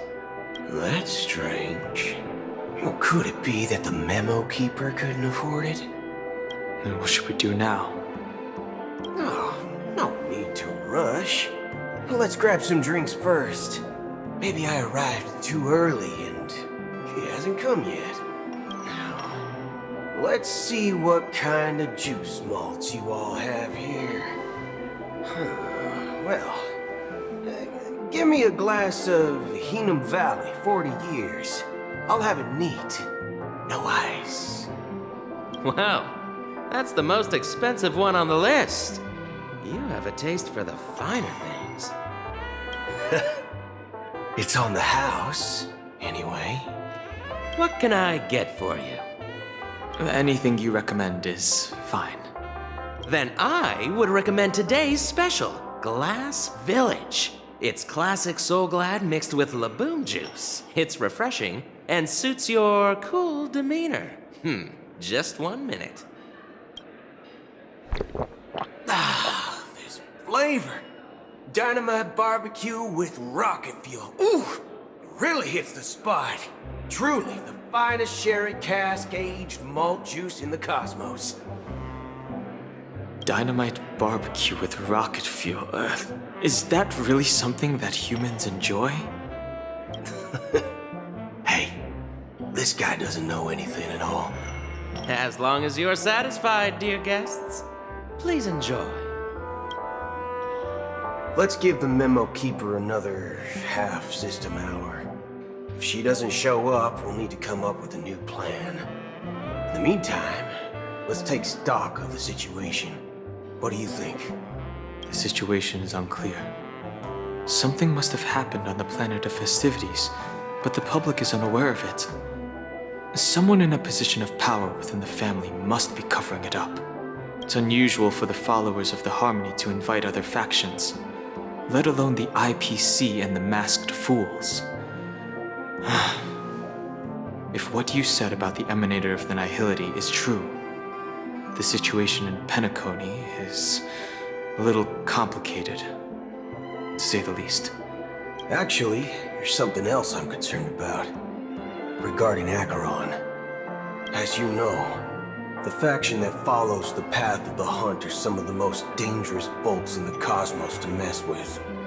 Who in the right mind would impersonate the Xianzhou Alliance or the Galaxy Rangers? It's like asking for a death wish. Isn't there a saying among the Xianzhou people that the Rainbow Set lets their luck's arrow do all the beating? Talking. Do all the talking. Well, you know what I mean. Even though the Galaxy Rangers have been out of sight for years, we've been keeping an eye on this region. Even the dumbest criminals know better than to mess with the Annihilation Gang, much less the Rangers. But that Acheron lady, she doesn't seem like a lunatic at all. On the contrary, she's highly logical and organized. She knows exactly when to hold back and when to strike without mercy. And you believe that someone like her would have an ulterior motive for impersonating a Galaxy Ranger? I'm not entirely sure, but I do have my suspicions. Maybe she knows a Galaxy Ranger, or perhaps she's trying to lure us out for some reason, which I can't figure out. Anyway, what worries me more are the anomalies within the family. They've summoned followers from various paths for the festival. No matter how generous such a gesture is, this move seems highly unusual, unless the invitations weren't sent by them. If that's the case, it's even more intriguing that the family insists on organizing the Charmony Festival. Maybe it's Shipei the Harmony pulling the strings. You find it beyond human understanding because it wasn't arranged by humans at all. People do stupid things out of irrational impulses. They abandon their principles when self-interest is involved. They believe in things they know they shouldn't, and fudge, they even break their own rules. But Eons don't. They stick to their determined path and never turn back, even if they reach a dead end. You think Shipei's will is behind all this? It may not necessarily be Shipei, but there's definitely some higher entity involved. I know it may sound pessimistic, but if human free will were reliable, why would we even need Galaxy Rangers? It's much simpler when you boil it down to the eons and paths. Like how Lon always follows the path of the hunt, or how the Express stays true to the Trailblaze despite Akavilli's disappearance. But in my opinion, Akavilli's fall holds significance for the Nameless. Oh. So you're saying the Nameless now have to take responsibility for their own choices because their absolutely right leader is gone? Exactly. I believe the purpose of the journey isn't just about following a path that's always considered absolutely right. It's more about doing your best to choose the right path for yourself among countless possibilities, even with limited insight and judgment.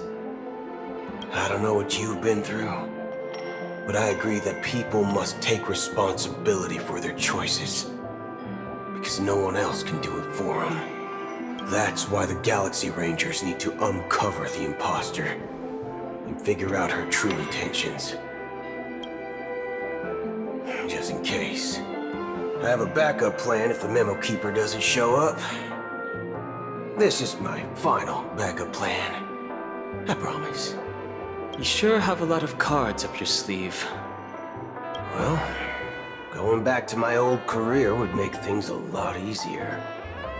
By the way, when you were walking around the hotel, did you happen to see any important-looking guests?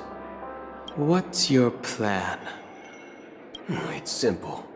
We just grab some hostages and use them as bargaining chips with the family. Or maybe we can even take their identities. No need for that. We'll return to the Express now. Wait. Are you getting scared?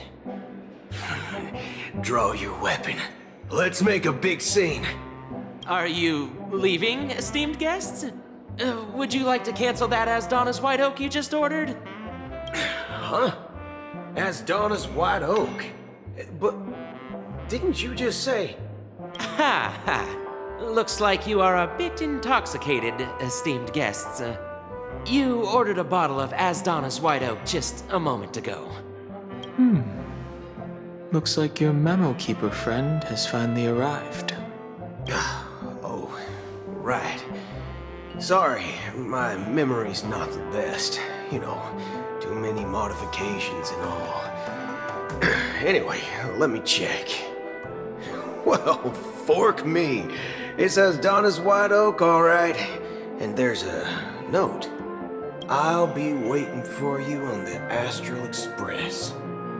No mistake. That's her message to you. She knew the hotel wasn't safe, so she suggested we find another place.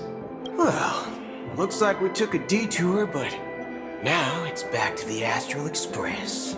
So, what are we waiting for? Let's go.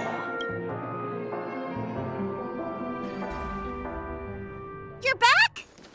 2 guests just boarded saying they were looking for Boot Hill, so I told them to wait in the parlor car. Oh, just in time. 2 guests? Yeah, or 2. Look, we welcome all passengers on the Astral Express, but sneaking in like that, you have no regard for etiquette. My apologies, conductor. It was an oversight on my part. I assumed you were already acquainted with the garden. Given the chaotic situation in Penacony, the Nameless are the only ones we can truly trust right now. You are the Memo Keeper. Pleased to meet you, Dan Hung. I've seen you in others' memories. And as for Boot Hill, this is our first face-to-face meeting. I hope you enjoyed that bottle of Astana's White Oak. You sure have a refined taste. Finally, Memo Keeper. Well, let's cut to the chase. Spill everything you know. That's precisely what I intend to do. But before that, please allow me to introduce myself. My name is Black Swan, and I serve the Garden of Recollection as a memo keeper. As for Acheron's story, I'm sure she knows it better than I do. Greetings. I'm Acheron. What? You Garden of Recollection shirtbag! You betrayed me! I apologize, but she did that at my request. Due to certain reasons, I have been exiled by the family. Thankfully, this memo keeper came to my aid and helped me escape their surveillance unnoticed. To be honest, it was more like stalking than helping. And the process was far from unnoticed. But we did escape. I asked her to guide me to a place beyond the family's reach and to contact a few trustworthy individuals, namely all of you. Trustworthy? Son of a nice lady. You think I'm dumb or something? How about this? I'll put a few bullet holes in your head and see what secrets spill out. Then, we can talk about trust. It doesn't have to be like that. I'm willing to answer all your questions, but not right now. If my cover hadn't been blown, we might have had more time, but at the moment, we don't have any other options. No other options? What do you mean? This is the only way I can ensure everyone's safety. I kindly request an immediate warp jump out of the Astana star system.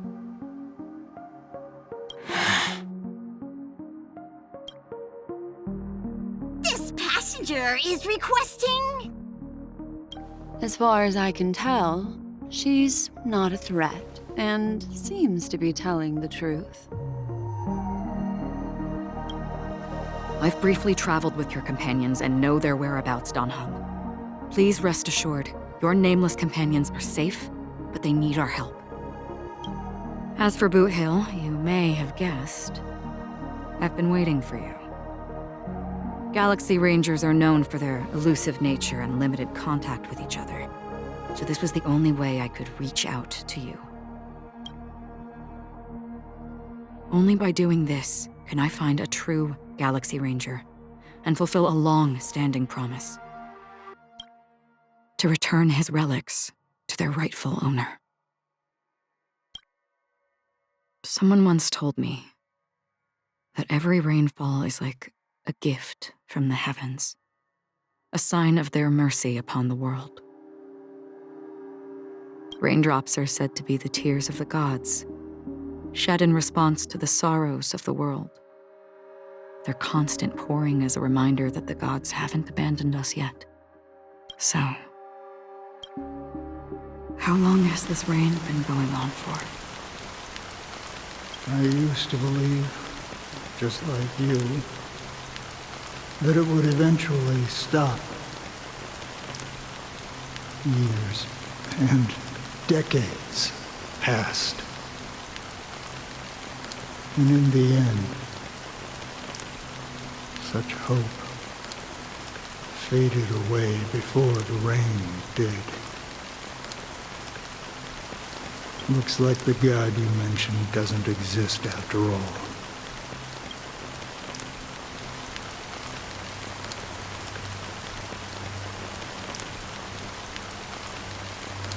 Well,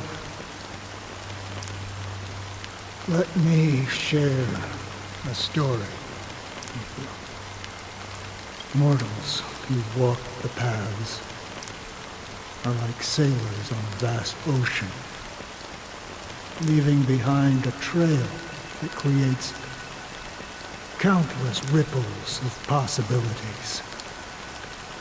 These ripples last longer than the fleeting lifetimes of humans.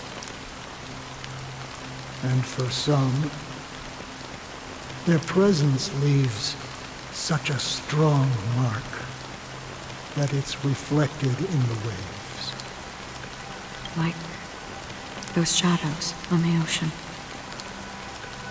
Sin-thirsters, the obsessions of the Pathstriders, they emerge from the depths of IX, seeing themselves as masters of their own destiny, unknowingly repeating the actions of their past lives. They emerge from the nihility and head toward it, leading purposeless lives. However, these hollow phantoms, they were once my dear companions. A group of Galaxy Rangers. Are you watching over them? Watching over them? No. I'm guiding them toward transcendence. It was a brutal war. A crusade that shook the universe. The universe witnessed the fall of Zulo, the Lord Ravager, but it came at a price. A price so hefty that only those who were there still remember. The unwavering determination of the Hunt followers persists even in death. So someone must guide these lost souls to their life beyond. They were heroes in their time, and they shouldn't be reduced to mere puppets of nihility. As for me,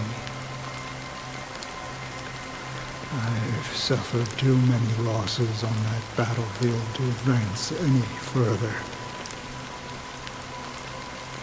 And that makes me the most fitting person to carry out this task. But you know, these sin thirsters, they're not who they used to be. Does this seem pointless to you? Well, some tasks have to be done, even if they are pointless. I can help you. For what? For the meaning of the nihility. That's what I've been seeking. I see. After all, this realm is off limits to ordinary souls, right? Thank you, stranger. I wish that you find what you seek. Before we part ways, I have one more question. It is true that their actions and even their entire lives may seem pointless from our perspective. But if, and it's just an if this is what the departed ones expected, should we try to change it? A good question. And a profound one. I don't know the answer. What I do know is that one day I too will pass away. And when I bid farewell to this world, someone will stand at my grave and place a bouquet of flowers on it.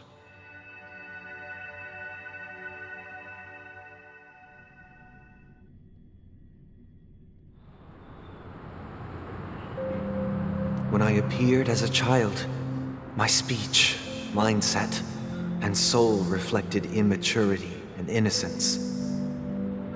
As I grew into adulthood, I left behind my childlike side. I humbly request your blessings, esteemed advocate of Shipe. Come to me, my kinship. I have sought their presence with us. As you wish. I have faithfully served the Alfalfa family for nearly a decade, promoting the path of the harmony to the best of my ability. However, I made a mistake yesterday. While I was preparing dinner for the family head, I accidentally dropped a prepared dish on the floor.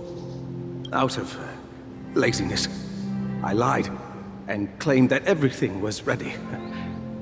Although the head has dismissed me as punishment, it has been tough to sleep with the guilt still gnawing at me, as I worry that the seeds of evilness may have taken root in my soul.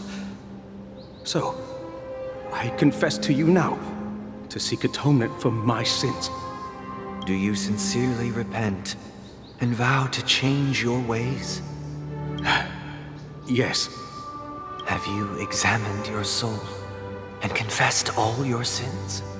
Oh, yes. Are you willing to accept the process of atonement? Yes. Very well. Show your dedication and goodwill to the family, and you shall be reinstated among them. Now, please, leave in peace. Oh, praise Sheepy. And thank you, esteemed advocate. Next, please step forward. I wholeheartedly confess to you. Please, pardon my sins. Rest assured, I have implored their presence to be with us. As long as you are sincere, absolution will be granted. Oh, great. You know, I arrived in Penacony as a stowaway. I sold everything to get a ticket. My house, my land, and my 2 children. I see. Please, go on. My children were starving, and I hoped they'd have a chance at survival if they became slaves here. If I can strike it rich here, I'll lift them out of that situation and give them the life they deserve. But the Bloodhound family got wind of it. They're on my tail, hunting me down. I thought I could bring my kids here. It was all my fault. All my fault. The family is ready to forgive all sinners. I'll ask the Bloodhound family to cease their pursuit. You don't need to live in fear anymore. Oh, thank you. Thank you. I'll work my hardest to redeem my children and make them part of the family. Praise the harmony! Next, please step forward. Hey! Long time no see, Mr. Sunday. The most esteemed individual in Penacony, and the next leader of the Oak family, right? I have sought their presence with us. Let us proceed. Sure. Let's just get this over with. I have sinned. Please forgive me. I wasted half a pizza at breakfast, and a bottle of Soul Glad. That's it. Nothing more. Can we wrap this up? I've got a robo-ball game to catch, you know? Do you seek to atone for your sins through good deeds? My sins? I'm starting to sound like a saint, huh? Well, let me tell you something. Neither the family nor you have the right to judge me. You think nobody knows what your precious family has done? About the watchmaker? Huh? Don't kid yourself, Featherbrain. Those dream chasers might be fooled by your act, but don't fool yourself. Before you start spouting off your holy verses, answer me this. Where does the power of the Oak family come from? And your power? What makes you think you can sit there all high and mighty, looking down on everyone else? Well, I've spent enough time in confession today to enter the Harmony's paradise, right? Then I'll take my leave.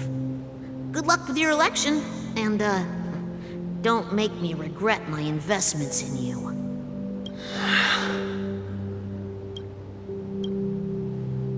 Oh, revered triple-faced soul, hear my doubts. Who can judge the strong when their power hides their crimes? Who can vouch for the weak when they will pay any price to survive? Who can comfort the purest souls when even they get led astray?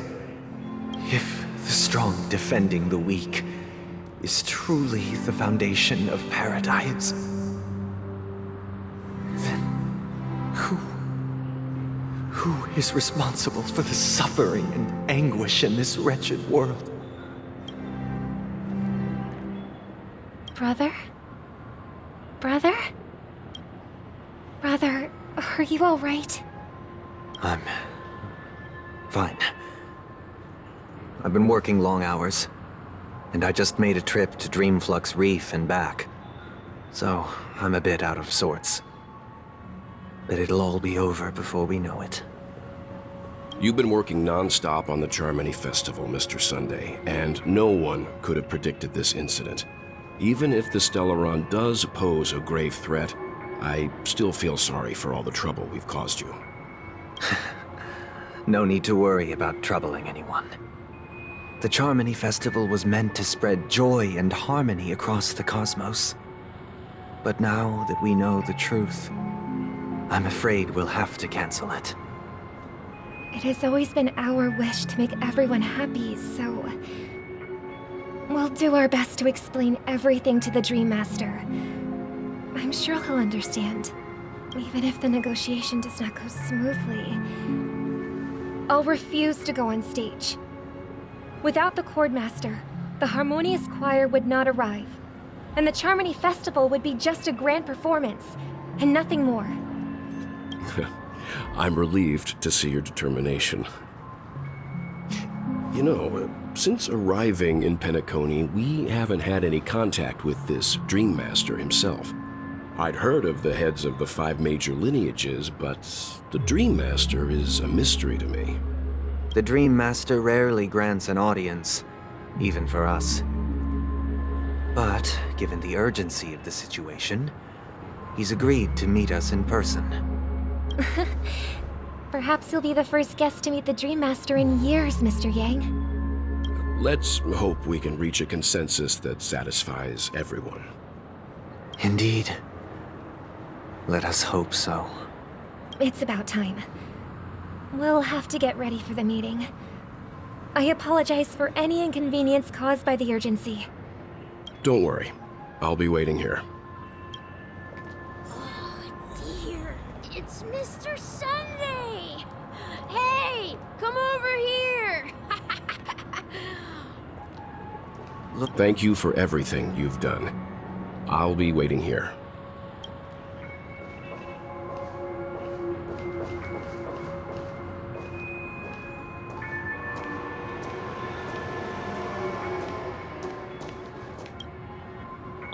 Mr. Sunday. Hey there! Okay, see the moon in the sky? It's about the size of the cap on my Soul Glad bottle. If I just reached out my hand, I could grab the moon, couldn't I? The moon? You mean the Grand Theater? Yeah. Look at me. I've been away from home for too long. I must be missing that moon. But it's no big deal. The Grand Theater here looks much better than the moon back home. It's just magnificent. They told me not to sell everything I had just to come to Penacony. How short-sighted. Selling everything you had? Why would you go to such lengths? Why? Can't you see? Life back home is miserable. It's not really living at all. It's better to be here at Penacony. No pain, no worries about tomorrow, just sweet dreams. You can do whatever you want. That's what I call living. Yeah, now this is the life. Is this truly living? Huh? What did you say, young lady? I didn't quite catch that. Oh, it's nothing, sir. You see, the traffic on Glock's Avenue can be dangerous. How about I ask a Bloodhound family member to escort you to Ideen Park over there, so you can continue enjoying your sweet dream? Oh, yeah, that's a great idea. Wow, no wonder you were the leader of this sweet dream. You're totally a lifesaver. See you around, Mr. Sunday, and it was nice chatting with you. What's up, sister? This is the land of the dreams. But why do they live like this? The man we ran into, he doesn't seem happy at all. Even though sweet dreams are nice, they're just illusions. But for him, they're the only way to survive, even if it means giving up on reality. That's not really living at all. I suppose you have a point. But, in my opinion, that's how most people live their lives. Why do you say that? You think that man is not actually living, but that's not quite accurate. Even without Penacony, people create their own illusions called self-value. People believe they have a predetermined value to fulfill. Gaining value means gaining power, and those deemed worthless are seen as the weak. However, value doesn't come out of thin air, and there's a limit to it. To accumulate value, people have to take from others. So, the weak get exploited and oppressed. Are you suggesting that this is not how things should be? Exactly. But, ironically, people don't think there's anything wrong with it, because they uphold the illusory notion of self-value, and even the weak believe in it. The survival of the fittest. That's where all the tragedies in the world come from. People come to the sweet dream in Penacony to escape from that reality and find solace. No tragedies exist here, only happiness, although in its nascent form. Isn't that the same paradise we yearn for in our dreams? Perhaps that man is just an exception. Let's not jump to conclusions. We should experience the dreamscape ourselves, just as I did at Dreamflux Reef. Yes, seeing is believing. I'll accompany you. The Dream Master hasn't shown up yet, so we have some time for a stroll.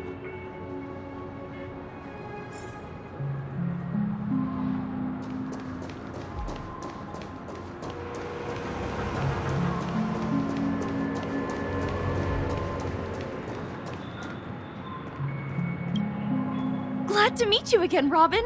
How are the preparations for the Charmony Festival coming along? We're all so excited about it. It's going smoothly. Thanks for making the trip to join the festival. You're too kind, Robin. It's a pleasure to have guests from all over the universe celebrating day and night. I can't stand being lonely or bored, so this jubilant dreamscape is perfect for me. But if this went on forever, would it get boring too? Nah, not at all. Who would get tired of having so much fun? Every day, you get to wear fancy clothes, explore all sorts of dream bubbles, indulge in delicious food without gaining weight, and you never get old or sick. As long as you can afford a room, this place is the ultimate paradise. But you know that only a few things can be brought back from the dreamscape to reality, right? That's exactly why I don't plan on bringing anything back. Just enjoying the dream itself is good enough for me. I mean, I'm not one of those long-living species. I only have around 60 or 70 years in this lifetime, and there's so much to worry about. Being happy here is pure bliss. Only in this sweet dream can I truly feel like I'm in control of my life and fate. Who would want to go back to reality after experiencing this bliss? I see. I genuinely wish you all the happiness in the world. And I wish you a fantastic performance, Robin! I'm off to the Blue Hour for the ball. See you later. Seems like that guest's perspective didn't resonate with you either. She had a valid point, and I could sense her genuine happiness. It's just that... What you're trying to say is, she thinks she's in control of her life. But in reality, she's just escaping from reality and seeking solace in this sweet dream. Once she steps out of this sanctuary, everything will be lost. Well, she did make mention of being able to afford a room. Didn't she? However, the paradise in our dreams, it doesn't have to end. No. And the paradise we yearn for shouldn't be just a fleeting dream either.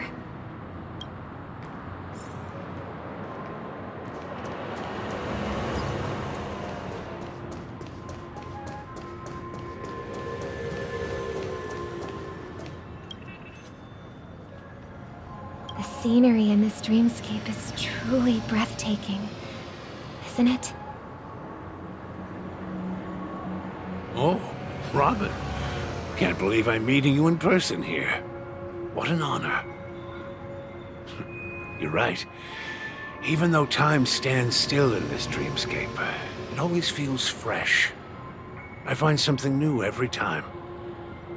A philosophical mind. I hope I'm not intruding. Oh, not at all, no. With little time left, I yearn for meaningful conversations, especially with someone as esteemed as you. Do you mind if we chat? It's my pleasure. No need to be formal. Just speak your mind. You said, with little time left.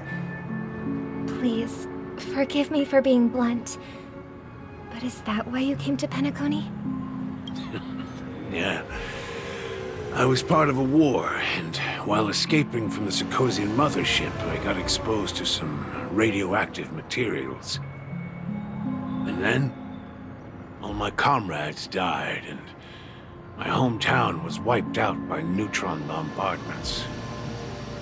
I couldn't bear to live with everything I knew gone. That's when I heard about a possible solution here, so I came.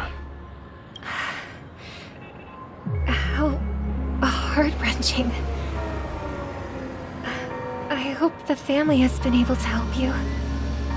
They have, and I'm truly grateful for that. They provided me with a comfortable room, the most advanced life support devices in the cosmos, and a stellar team of caregivers. My physical body is now in the dream pool, sustained by life support. The me you see here is whole, rational, and no different from any other person. But I can't say the same for the me in the hotel room. My true appearance. Well, I hope you never have to witness it, Robin. So, you'll be living forever in this dreamscape, right? Just being able to live at all is good enough for me. Whether it's in this dreamscape or not, well, I don't really have much say in the matter. My world has been torn apart, and my life could end any second.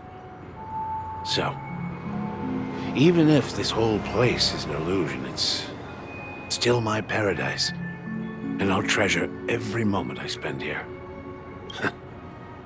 How I envy those everlasting things. That old man's story. It's so tragic. Fortunately, this sweet dream gives him joyful memories to hold on to for the rest of his life. That's precisely why this sweet dream in Penacony exists. However, Even the sweet dream has its limitations. While it provides solace to the disillusioned, it can't completely eliminate pain in reality. There will be a way out. Penacony is already on the right track.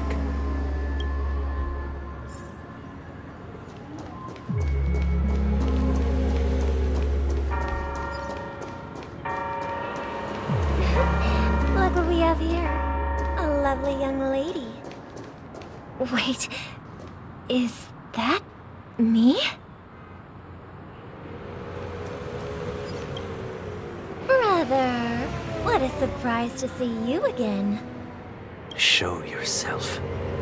Your trick won't work on us. I've heard that a skilled mass fool received an invitation too. That must be you, right? Did you enjoy yourself? Barely. The people here are way too gullible. A little bait is all it takes for them to bite. And they run away at the slightest hint of danger. In other words, they're naive and cowardly. Now that you've had your fill, it'd be wise to leave before it's too late. The music of the harmony doesn't tolerate discord. What? Now that you have the real Robin, I'm useless? Oh, how disheartening. I've done so much for the family. You should be thanking me, because if it weren't for me cleaning up this mess, Penacony would still be in shambles. Don't you think?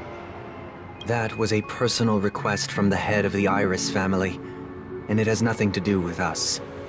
Step aside and stop causing trouble for the Charmony Festival. The Charmony Festival? You think you can scare me? You think I've no idea what you're planning? I don't care what you're thinking, chicken wing boy. But I'm pretty sure our lovely Robin won't be appearing on the stage. After all, you're well aware of what a sorry state this dreamscape is in under the banner of harmony. Penacony, the land of the dreams. Is this truly the paradise you desire? Stop it. What's the rush, chicken wing boy?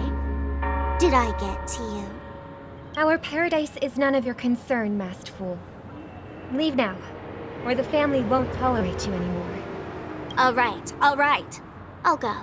But Robin, I suggest you seriously consider this.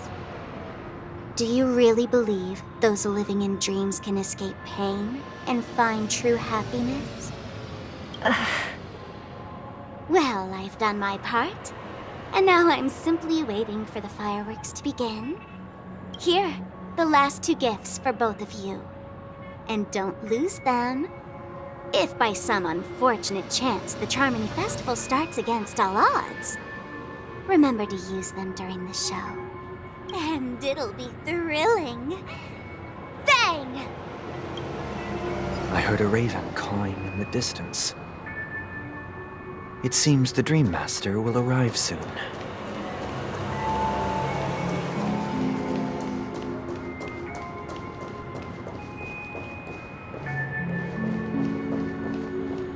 Let's wait here for the Dream Master to arrive. Okay. By the way, brother, I heard you no longer have a sweet tooth. Back when we were kids, you used to steal my desserts. Seems like a lot has changed during my absence. What exactly happened? Well, someone has to stay awake even in this sweet dream.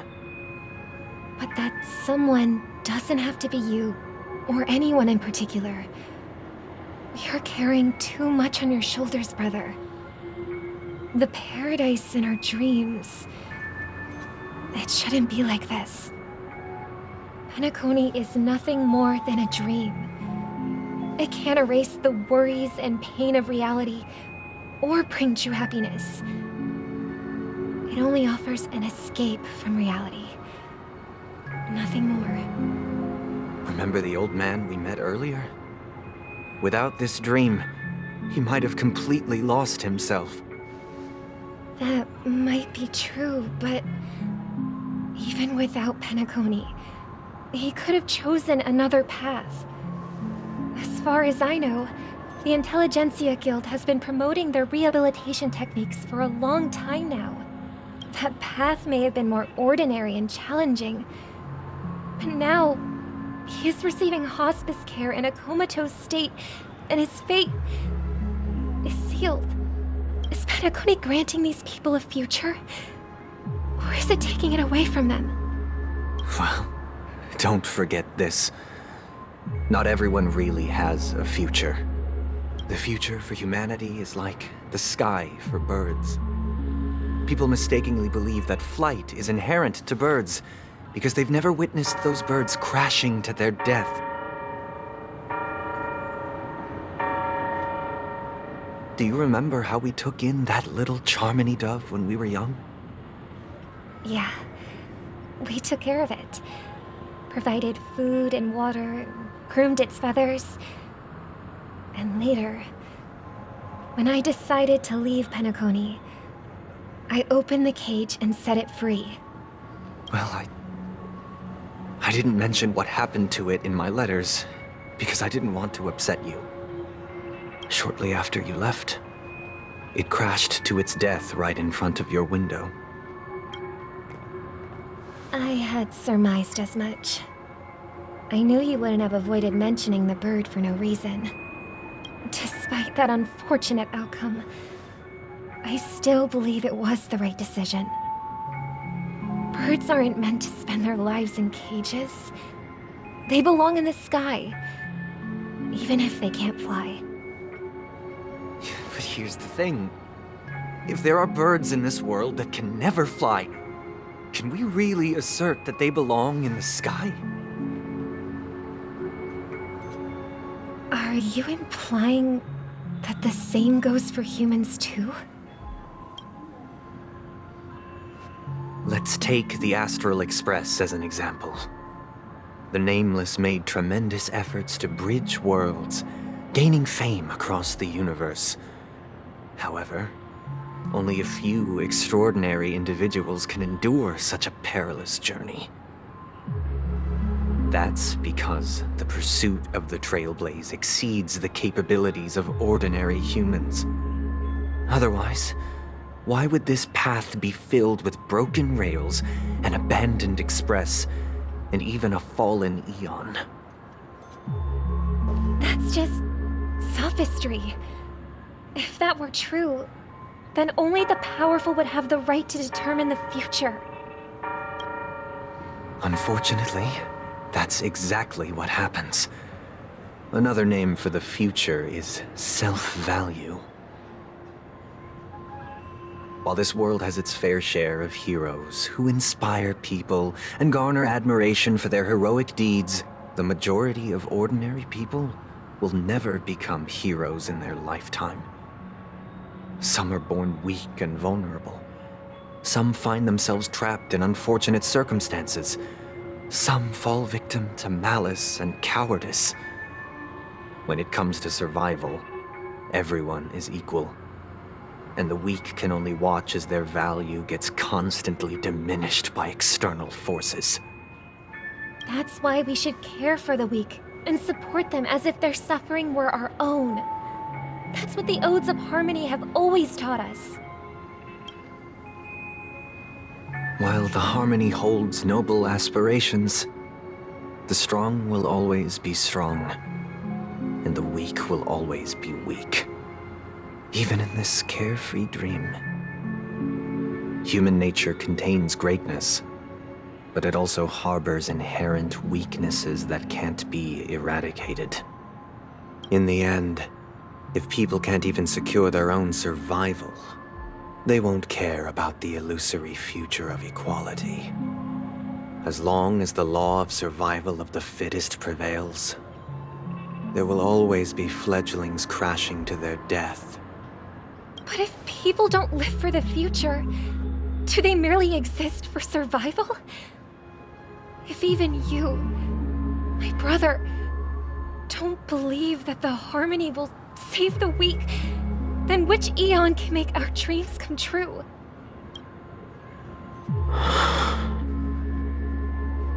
People often forget that when the first bird took flight, the entire world envisioned a future where no more fledglings would ever crash to their death. Are you reading, sister? What are you reading? Mr. Gopherwood gave me a picture book. It's about the story of the harmonic strings. If I could become a chord master, I'd like to summon Dominicus, the harmonious choir.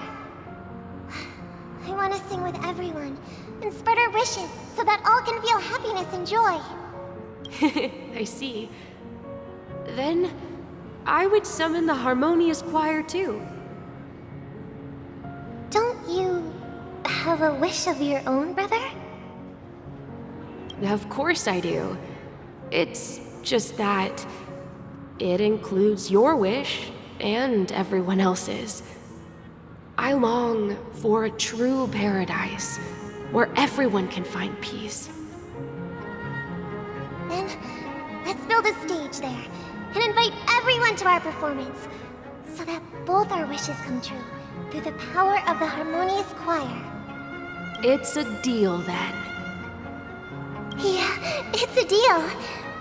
But how can I become a chord master? Maybe you'll have to become a star first.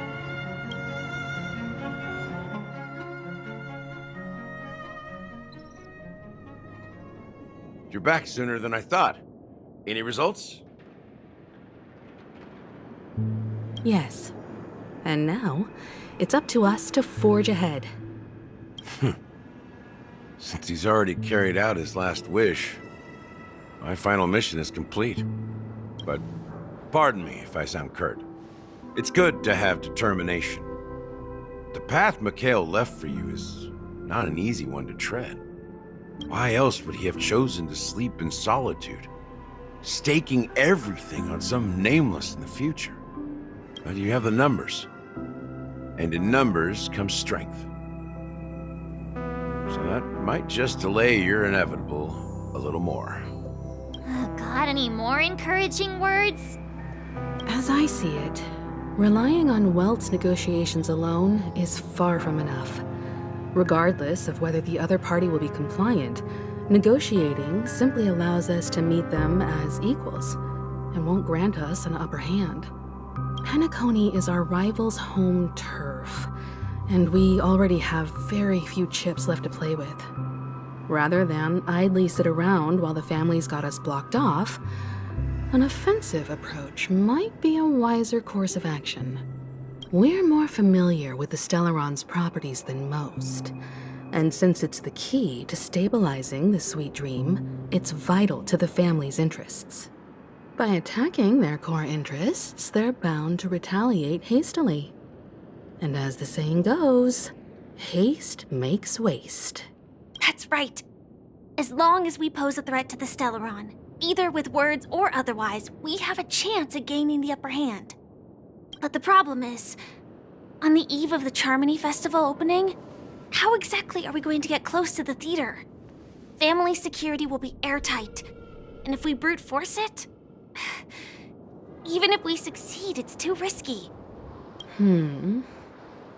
So, no one's gonna say anything? Then I'll raise my hand. I know the answer to this question.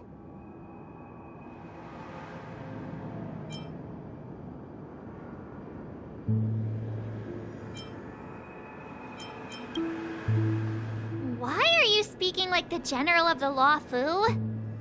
So, I heard that before the Charmony Festival begins, there'll be a pageant to kick off the festival. It's called the Soul Glad TM Festivity Auditions, or something, and it's going to be held in the moment of Scorch Sand. As long as we clinch the top spot, we'll be able to attain the title of Festive Superstar, and be able to personally bask in the graces of Miss Robin. Not that that's important. What's crucial is that we can enter the Grand Theater before the audience arrives.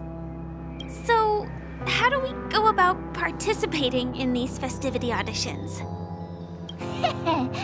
I I've already procured special invite tickets from Miss Robin's fan club. To tell you the truth, I had been preparing to join the auditions all along, but now it looks like even if I scrape through, I probably still won't have the chance to shake Miss Robin's hand. So they're still running this thing, huh? It was originally just a publicity stunt, set up by Mikhail to drum up attention. But it looks like it might be worth a shot. We'll follow Marge's plan. Mr. Gallagher, will you be joining us? I'm afraid I won't have the time. As a virtual character, I've already completed my final mission. Whether Penacony can awaken from this dream is all down to you. Should we ever cross paths again? I'd love for you to visit the Express. All right. I'll have to add to that data bank of yours you've got on the Express. And Miss Firefly, we thank you for all your support. We're faced with a formidable enemy. As long as the Astral Express and Stellaron Hunter's objectives are aligned, we're willing to cooperate with you. We've already come this far together. I'd like to join you for the rest of your journey on Penacony. I'm pleased that we can finally fight shoulder to shoulder. I couldn't ask for a better ending. This is also the spirit of the Trailblaze. Now, everyone, let's prepare to move out.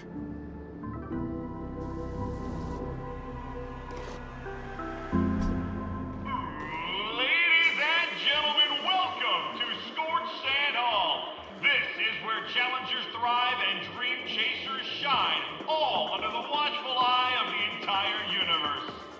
If you have ambition, dreams, and the drive, dear friend, the next superstar of Penacony's Charmony Festival could be you! Oh, wow! They've really outdone themselves! Oh, I'm starting to get excited! Behold!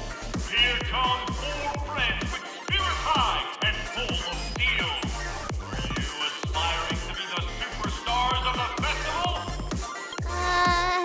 Is he talking about us? Yes, you! There's no doubt about it. I see you have all the potential of a superstar in you. Excuse me, you 4. What are you hoping to get out of all this? As the last group of contestants, how confident are you in overcoming all of the challenges? Would you be open to a brief exclusive interview with us? It'll be quick. Your journey is long and fraught with peril, yet under a sky blanketed by banners, you vie for the crown. The sword and rose! Protect the beauty! A knight's head is hard as steel. Brother Lance's focus is stubborn as a heel. We don't all have to be winners, but if we don't have fun, we'd all be sinners. People are pouring in. Kinda feels like all sorts of baddies are showing up. Let's get in there quickly and enter the competition. Ladies and gentlemen, please make way. Make way. Coming towards us now is one of Penacony's top 10 wealthiest tycoons and the soul-glad business empire's founder, Mr. Ideen. Allow me to introduce myself. I'm the director of Soulglad's factory, Ideen Lida. My 4 friends, introduce yourselves to the audience across the cosmos. Hello, everybody. I'm Himiko, a nameless from the Astral Express, and these are my companions. Don't you guys need to hide your identities? Can't hide it anyways. Penacony is plastered with our posters. And because the Astral Express is so well known, the family won't dare to make any rash moves.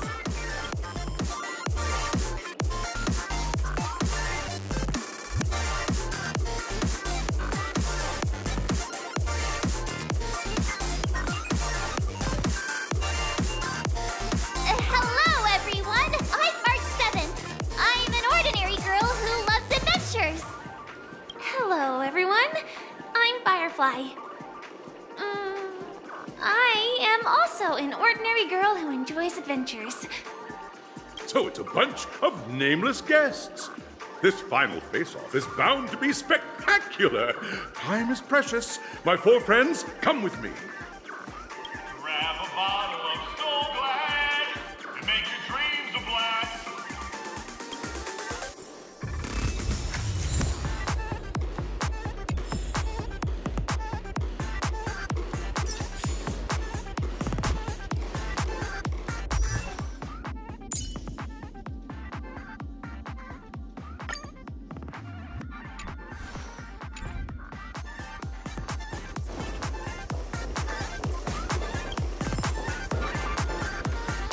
This place is buzzing.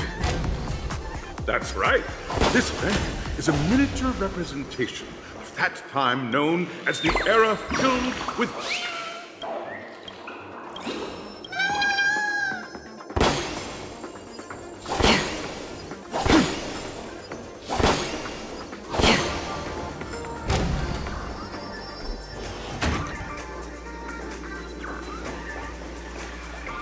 Grab a bottle of Soul Glad and make your dreams a blast. Nameless, your arrival reminds me of the grand occasion when Penacony was first established. I was still a young, bright-eyed lad back then, lured here by the watchmaker's ads, full of zeal and ready to make my first fortune in life. Once, during a particularly grueling day, I passed out and was resuscitated by a drink from Mr. Sousa. That sweet taste has since been etched in my mind, and that was what drove me to create the Soul Glad that we all know and love today. The dream-chasing era was truly a wondrous time. Oh, I miss those days, and the watchmaker.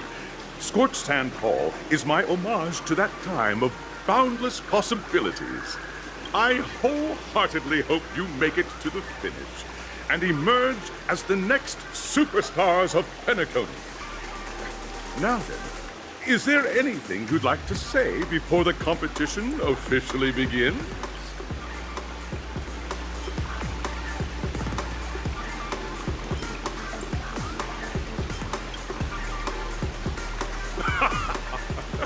There's that swift and decisive trailblazing spirit.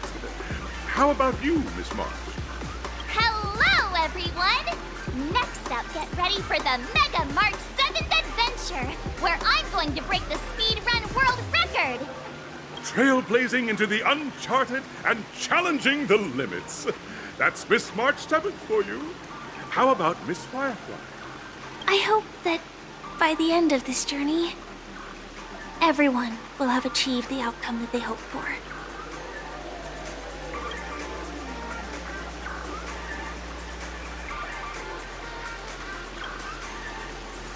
Ah, a wonderful wish! Miss Himiko, what are you expecting from your team? Safety first, everyone. Simple words, but full of warmth. Waiting for you are 3 stages, each connected to that era. The first 2 stages offer 2 distinct paths to choose from, with unique challenges on each route. And in the last stage, you will face off against a champion who has defended the title to this very day. A beloved contender whose noble virtues are unrivaled. Those are the rules. Simple. Everyone clear? Now, I hereby announce that the 33rd Scorched Sand Festival of the 20th season, sponsored by Soul Glad Enterprises, has started.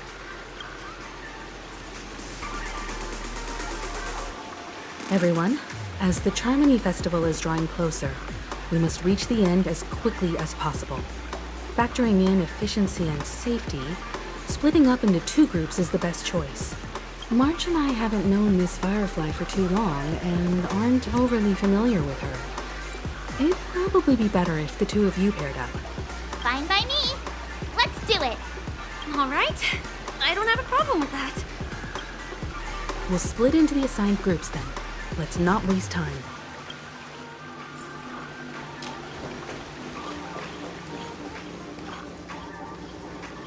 welcome to the first stage of Soul Glad Enterprises' 33rd Scorched Sand Festival of the 20th season, Dream Play Fantasia.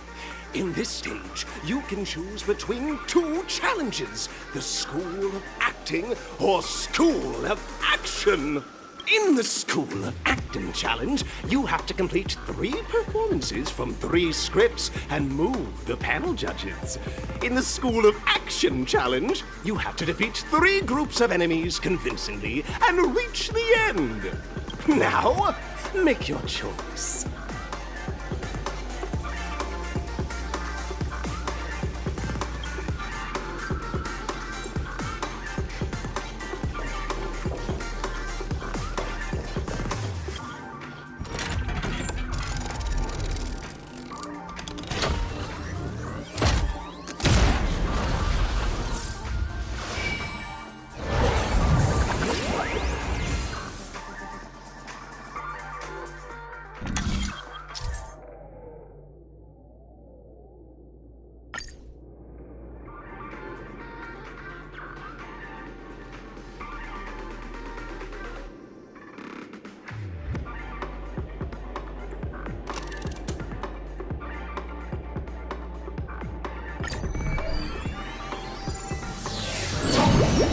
The champion's crown awaits you on the stage. Welcome to the Arena of Action Stars. Competitors, allow me to introduce the rules of this challenge to you. There are a total of 3 stages up ahead, each with their own challenges. The enemies you will contend against are antagonists from the film Once Upon a Time in Dreams. Defeat them swiftly and decisively to set a new record. It's worth mentioning that the fastest time for this stage was achieved by a contestant with fiery red hair. Astoundingly, he overcame all enemies across the 3 stages in only 5 minutes. Time is of the essence. Let's make this quick.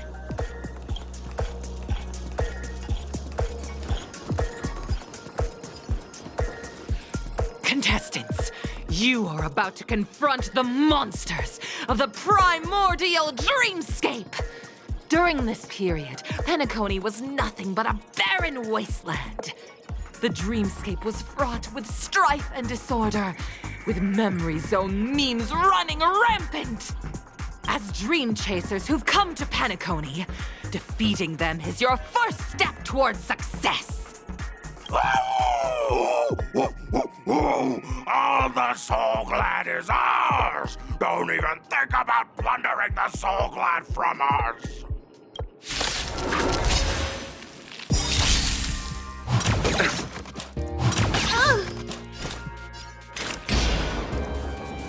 Destined for oblivion. Say bye to breathing.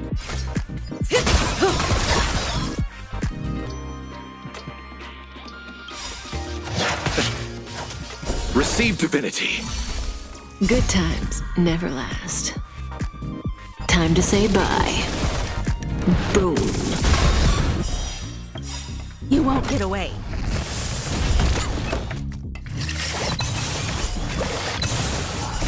I weep for the departed. It too shall fall.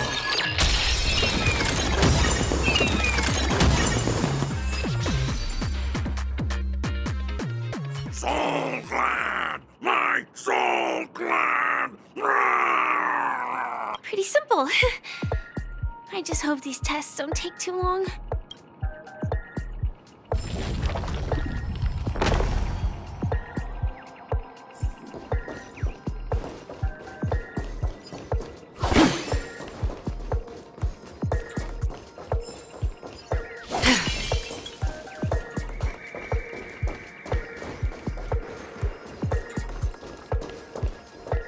Congratulations! Just as you're about to give up, a downpour sparks a business idea. You enter the umbrella business! But just as things are looking up, you encounter a competitor. Defeat them and emerge victorious from this trade war. Why is our opponent Soul Glad? Because this is Soul Glad Enterprises' 33rd festivity auditions of the 20th season! Isn't this just product placement? To safeguard the integrity of Soul Glad, I will soar high into the sky and become its shiniest star. Whoosh!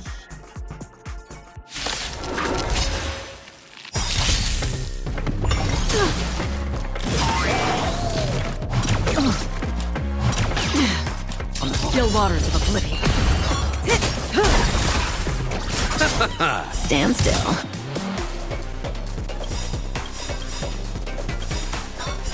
I weep for the departed. It too shall fall. You won't get away.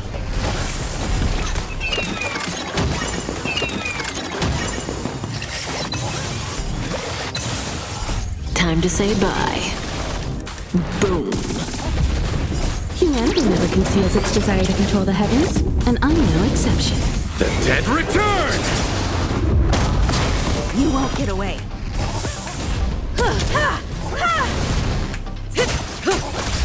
Destined for oblivion. Receive divinity. Repay. Relax.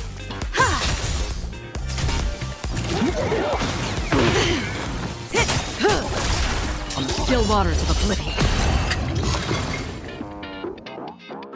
The world kisses me with pain, and I provide with Soul Glad in return. Whoosh!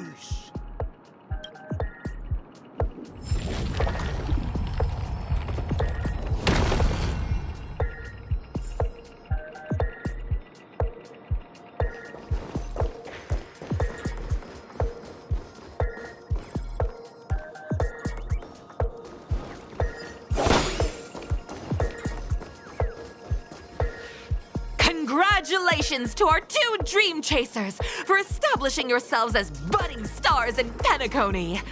However, now you face a competitor selling at low prices, pushing you to the brink of bankruptcy. No matter how lengthy the battle, you always persevere. Topple this powerful opponent, and the tides will turn, paving a way to success! None will take my Soul Glad away from me. I will use the Transmutation Arcanum to turn into a dinosaur! Oh, dinosaur! Devour my enemies! Grab a bottle of Soul Glad and make your dreams a blast!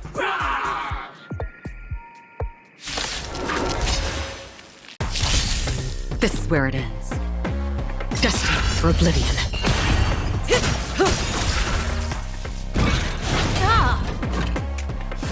Bad. How familiar. You've got a lot of nerve. Bloom. Receive divinity. Repay. Stand still.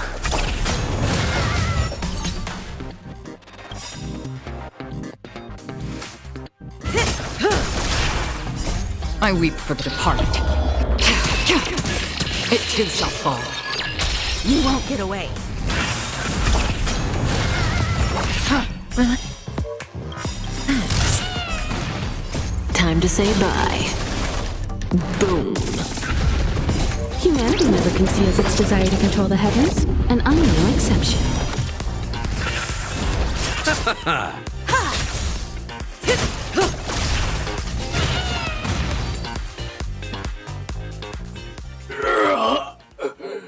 The body withers, but the Soul Glad name shall not. You truly are a beast! More than I can ever be. That should do it! Okay. Let's go. Mr. Yang is waiting for us. Isn't this fight way off from the actual storyline? Transforming into a dinosaur isn't imaginative enough for you? This is the sort of magic only seen on Penacony.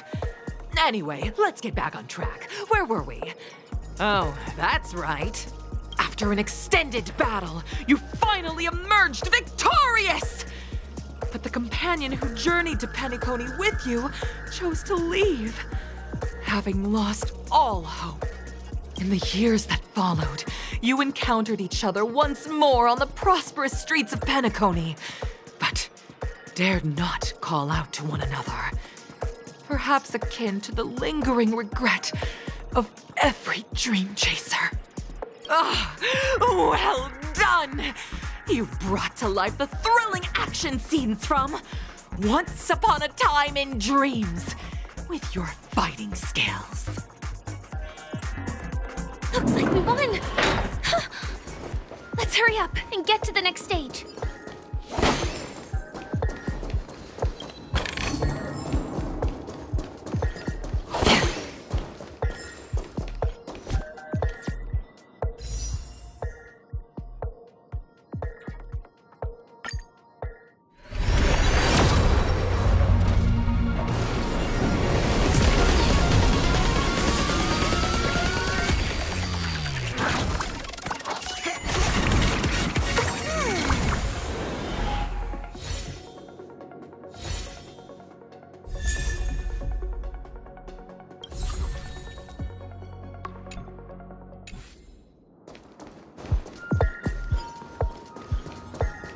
Stream forth, gleam of old flame.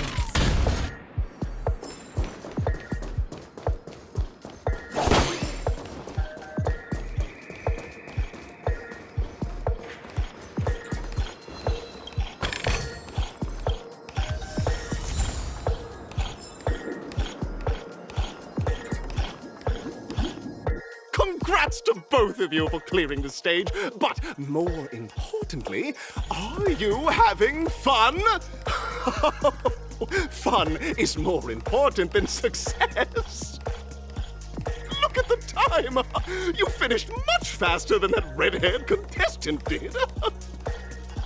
That red-haired contestant? Who is that exactly? You'll find out eventually, but only if you clear the next test first. Welcome to the second stage of the 33rd Scorched Sand Festival in the 20th season, sponsored by Soul Glad Enterprises. Gunfire time! You have the option to choose gunfire and undergo Brother Hanu's trial, or time, where you'll face Clucky's trial. And now, make your choice!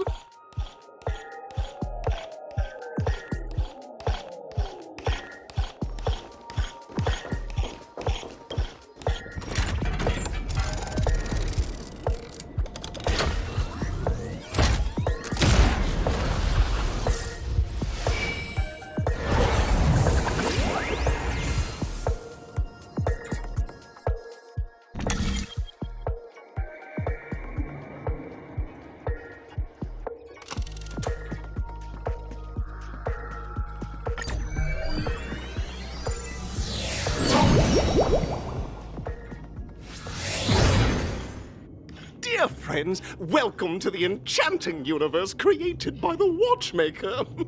Awaiting you is the morally dubious yet ever-charming character from the animated Clocky series, Hanu! It is said that these cartoon characters were inspired by the Watchmaker's own experiences.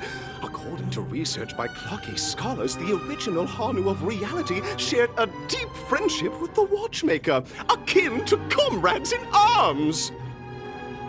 Enter into the world of Hanu via the TV by the entrance and partake in an enchanting and suspenseful story with him. Good luck in there! If it's a gunfire trial, we should be able to settle this with a fight, right? I hope this won't waste too much of our time.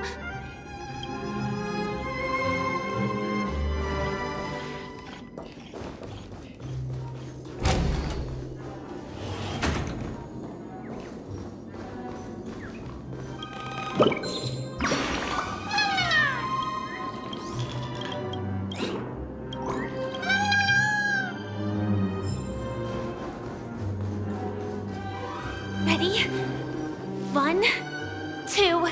3.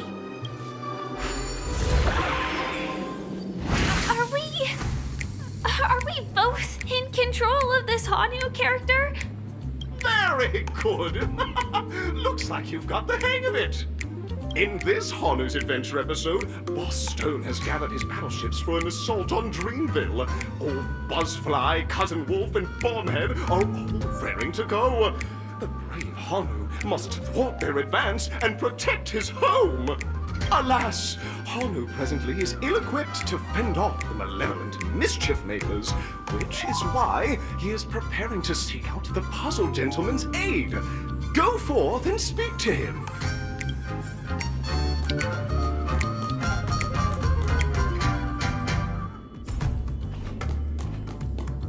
Oh, brave Hanu, you look like you could really use some help. Long time no see, Hanu. You look pretty stressed out. How about an intense and thrilling game of Dream Jigsaw to blow off some steam?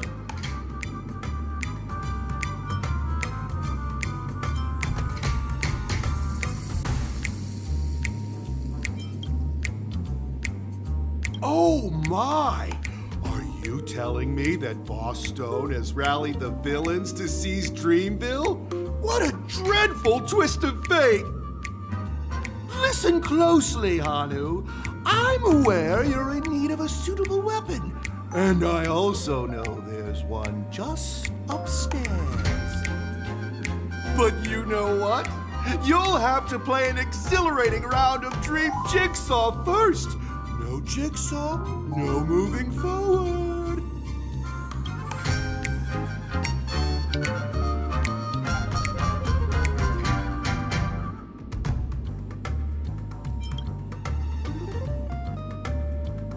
Now scurry along, Hanu, but tread carefully.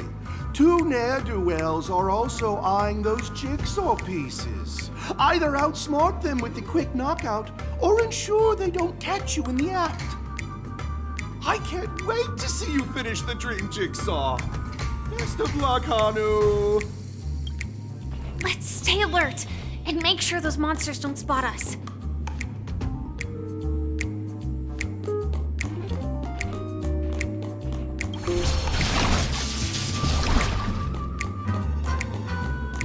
Look up there! If we can push that thing down, do you think that would do the trick?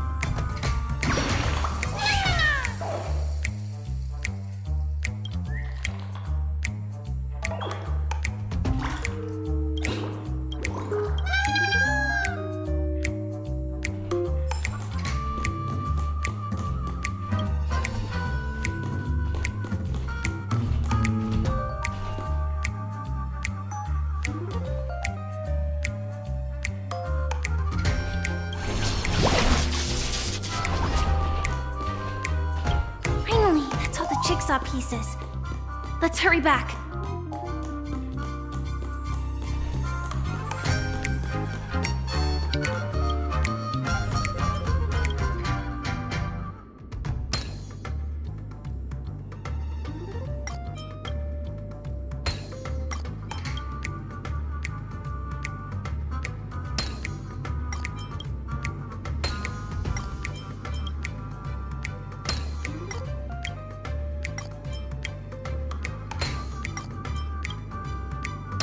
Oh my!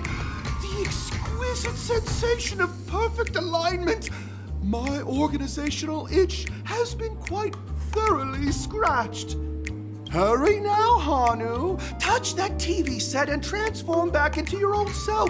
Then head upstairs. Your weapon awaits you there. Are such haphazard instructions really okay?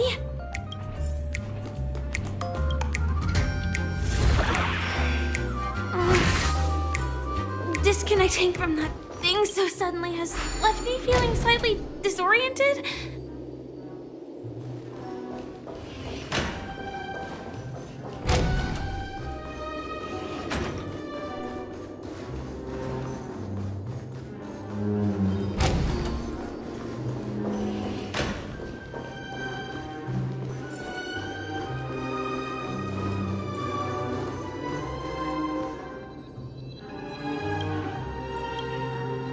Is that Hanu?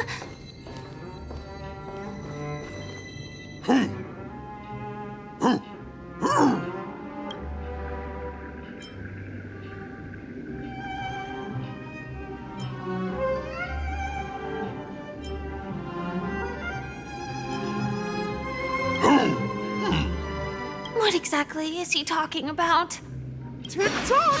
It's time for me to make an appearance! Clocky? I can also see him. Is this character part of the show? In Dreamville, Clocky is everywhere and can do anything! Like right now! I can be your translator! Tick-tock! Hanu says, battle! We must do battle! The enemy is at our doorstep, and we have no path of retreat for the future of Dreamville! Touch that suspicious-looking TV right now! So they just jumped inside that TV. Sheesh. Logic in this plot and dialogue is really being pushed to its limits.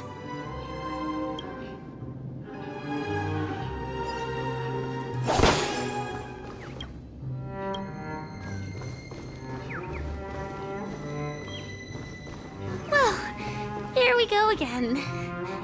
Ready?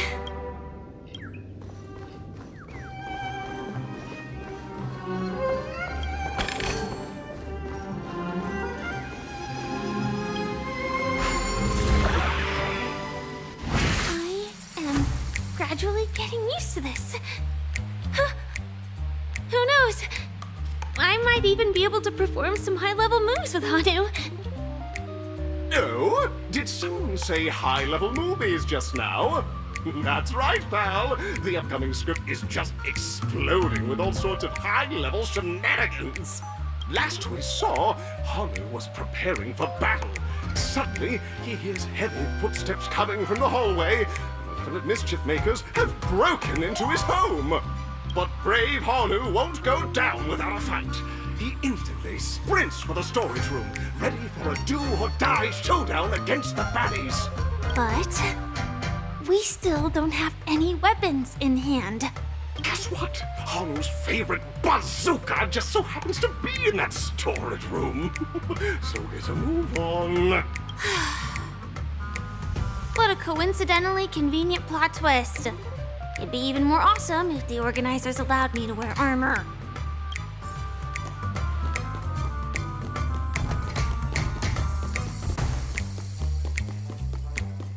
The storage room. It's behind the shelves, right?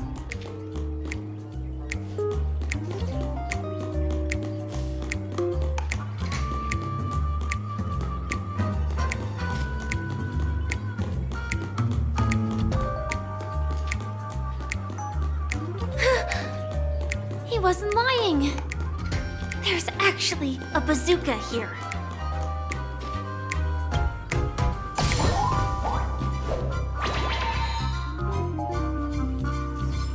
Now we should have a way of dealing with those baddies.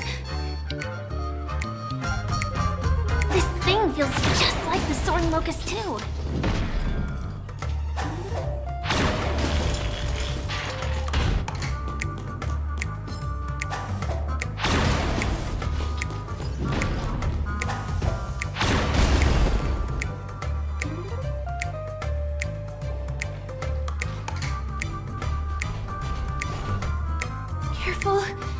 like we've got more company. Get ready.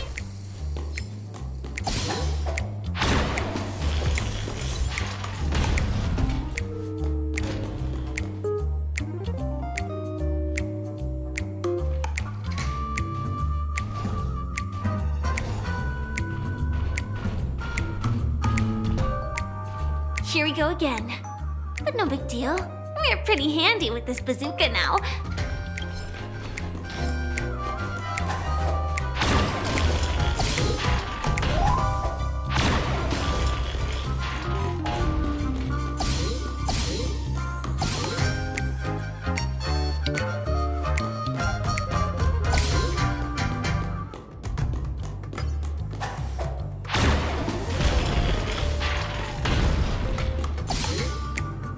Should be all of them, right? Oh my! Harmony's on a streak! Everyone! The stage is complete! Quickly! Head through the TV to the next stage!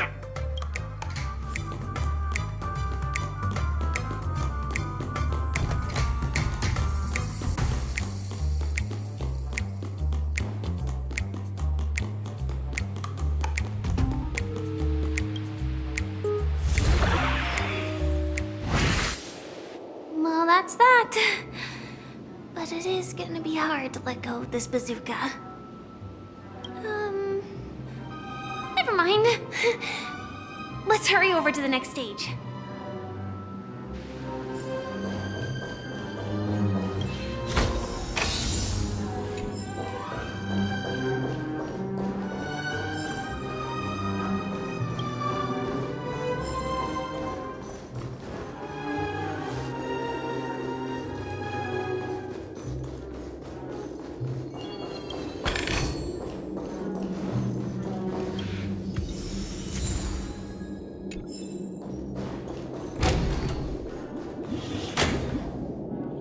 Congratulations to both of you! Oh, you've overcome all obstacles and proven yourselves! But, unfortunately, there is only one who can be Penacony's festive superstar. In the final stage, you will face the defending champion. If you fail, you will lose the opportunity to become the festive superstar.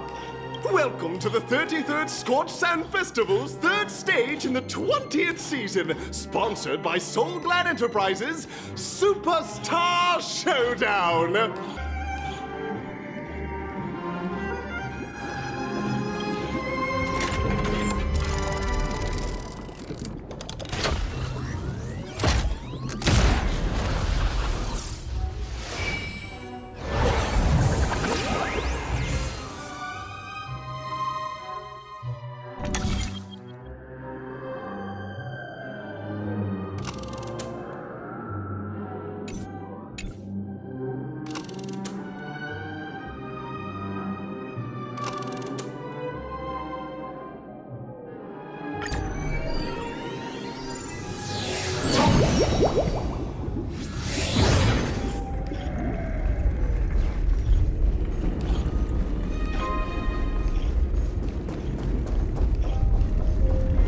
No way.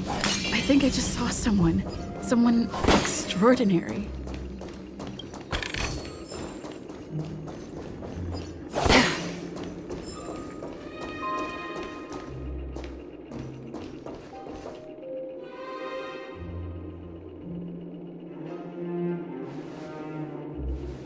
Are you a Knight of Beauty?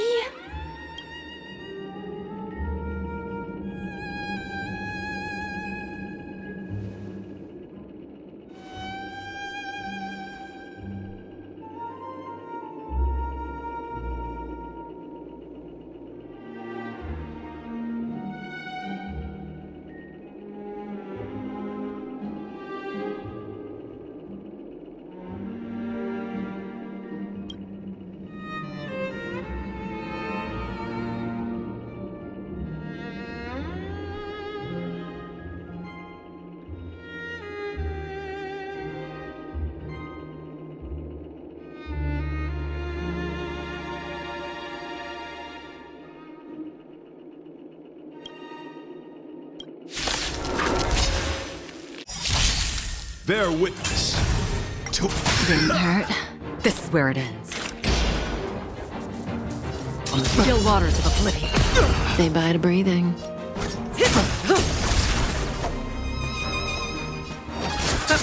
Stand still. I have something for you. I weep for the departed.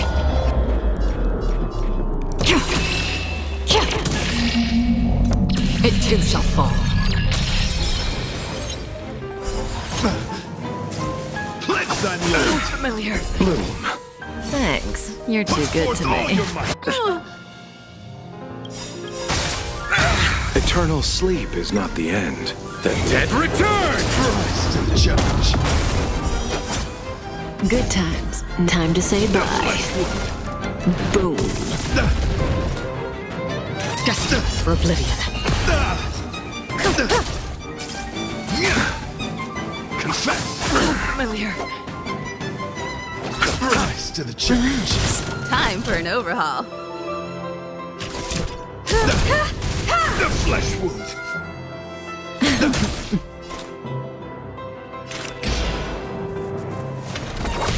Stand still.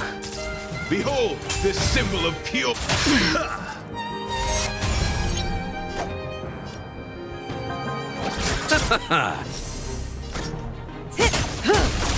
I have something for you. Another journey begins. Perhaps you still don't understand. Humanity never conceals its desire to control the heavens, and I'm no exception.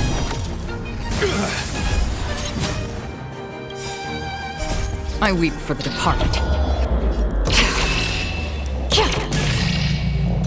It too shall fall.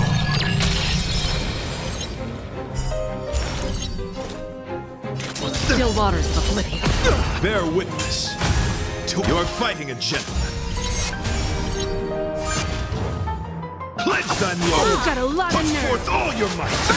Nothing major. Bloom. Don't worry. It's May just as a well scrape. kill 'em all. Eternal sleep is not the end. The dead return! Good times never last. Time to say bye. Boom.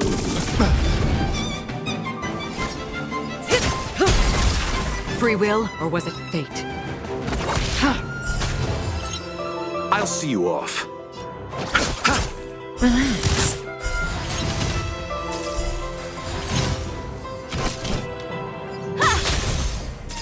Let the duel commence. Put forth all your might. Say bye to breathing. Another journey begins. Destined for oblivion. Challenge. You chose the wrong enemy. I weep for the departed. It too shall fall. Stand still. Rise to the challenge. Behold, this symbol of pure Good times beauty. never last. Time to say bye. Boom. You're fighting a gentleman. Time for an overhaul. May as well kill 'em all. You won't get away.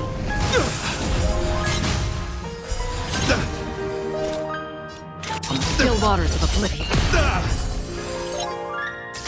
Pledge thine loyalty. Receive divinity. Don't worry, it's just a Forth scrape. all your might. Barely felt. Say bye to breathing. I'll see you off.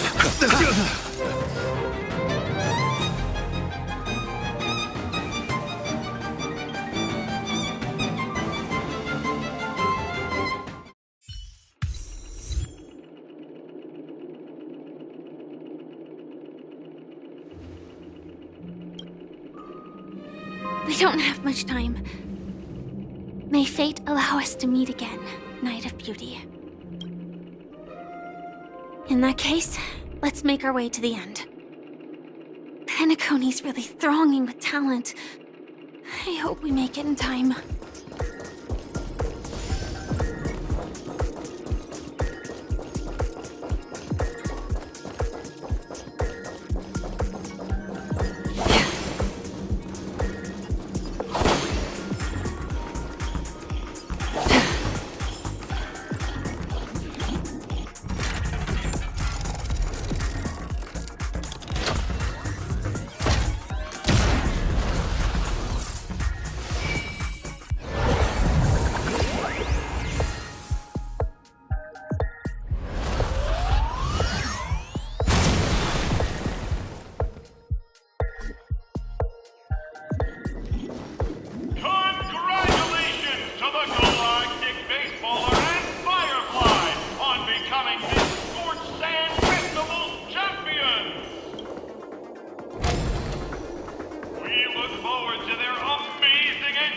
and the Charmony Festival. Let's give a round of applause to our aspiring young guests.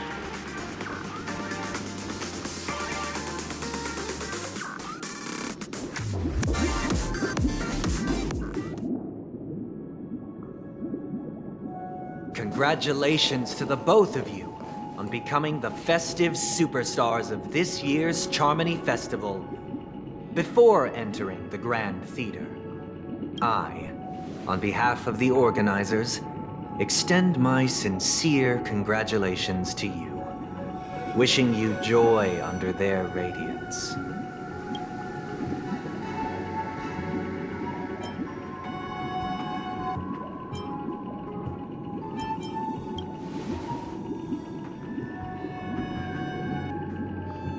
As previously promised, my sister, Mr. Yang, and I have met with the Dream Master.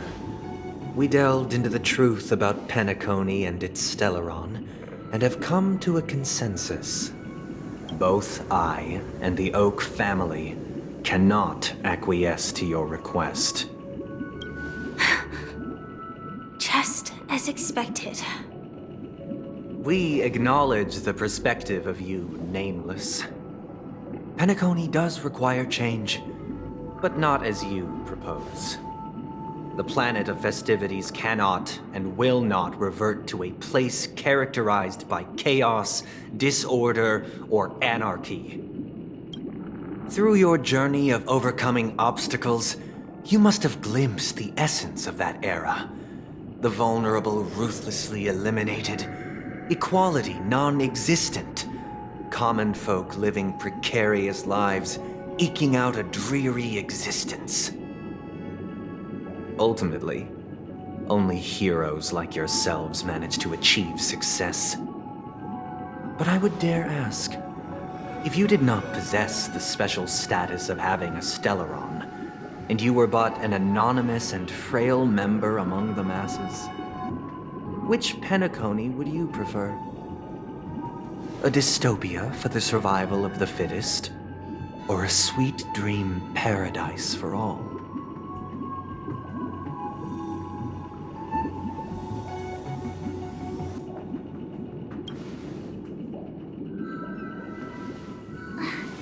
That's not the point!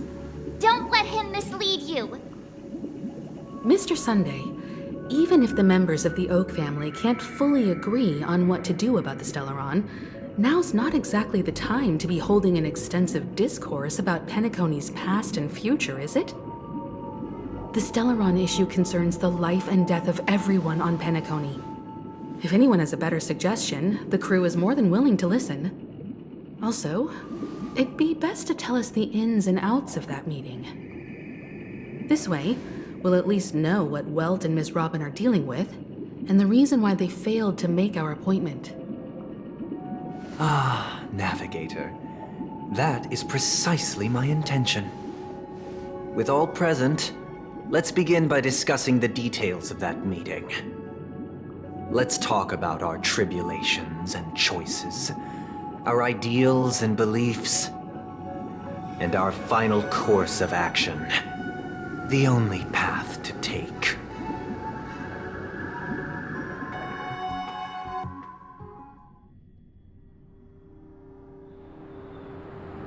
You mean to say that for the longest time, there have been scoundrels who would use the Charmony Festival that I have bequeathed to the masses as a tool to realize their ambition? Indeed, Dream Master. Once the Charmony Festival begins, the Stellaron's powers, along with the song, will be broadcast across the entire planet of Penacony. And then everyone in their dreams will be unable to awaken. This is indeed surprising to me. The dreamscape is maintained by the collective effort of the 5 families. If someone were to use the Charmony Festival to recklessly disseminate the power of the Stellaron, this individual must hold a position of great authority. Do you have any suspects? I'd like to ask, did you really not know of the Stellaron's existence? I would have never thought that this Nameless would point the spear at me. Quite astonishing indeed. If I have offended, the Astral Express extends its sincere apologies. But the current circumstances are dire and leave no room for meticulous inquiry. We're doing this out of concern for the Dreamscape's safety. So, if you could, please alleviate our concerns. Dream Master, it's just to prove that the Charmony Festival has nothing to do with the Stellaron. If we're being overly cautious, I will return to the stage to offer tribute in song, just per the arrangement. Sunday, Robin. I've watched you two grow up, and know your dispositions like the back of my hand. Both of you, right now, can surely be lauded as their most devout advocates. I already know your resolve. The magnitude of this matter is enormous, and cannot be taken lightly. Since Mr. Yang has asked with such earnestness, I will personally respond in kind. If there is a need, the entire Oak family will be mobilized to heed your call. Someday, might I ask you to beseech them to cast their light unto me, and question me in their stead, so that no lies may be concealed? I will do as you command. Robin, could I entrust you to be present as a witness, to document the truth, and to proclaim my innocence, so that all slander may be utterly dispelled? I will do as you command. May thy will be carried out on earth, just as it is in the heavens. Oh, triple-faced soul, please sear his tongue and palms with a hot iron, so that he will not be able to fabricate lies and make false vows. Let us begin. There is nothing else to prepare. Understood. Question. Have you devoted your life to your god, never worshipping other gods? Naturally. Do you love your god as you do yourself, always heeding their admonishments? Naturally. Have you strayed from the path expected by your god, betraying their name? Never. Have you ever been inordinate with your asks of your god, coveting more than the foundation of the creation itself? Never. Then, a final question. Do you swear to fulfill all vows, past, present, and future?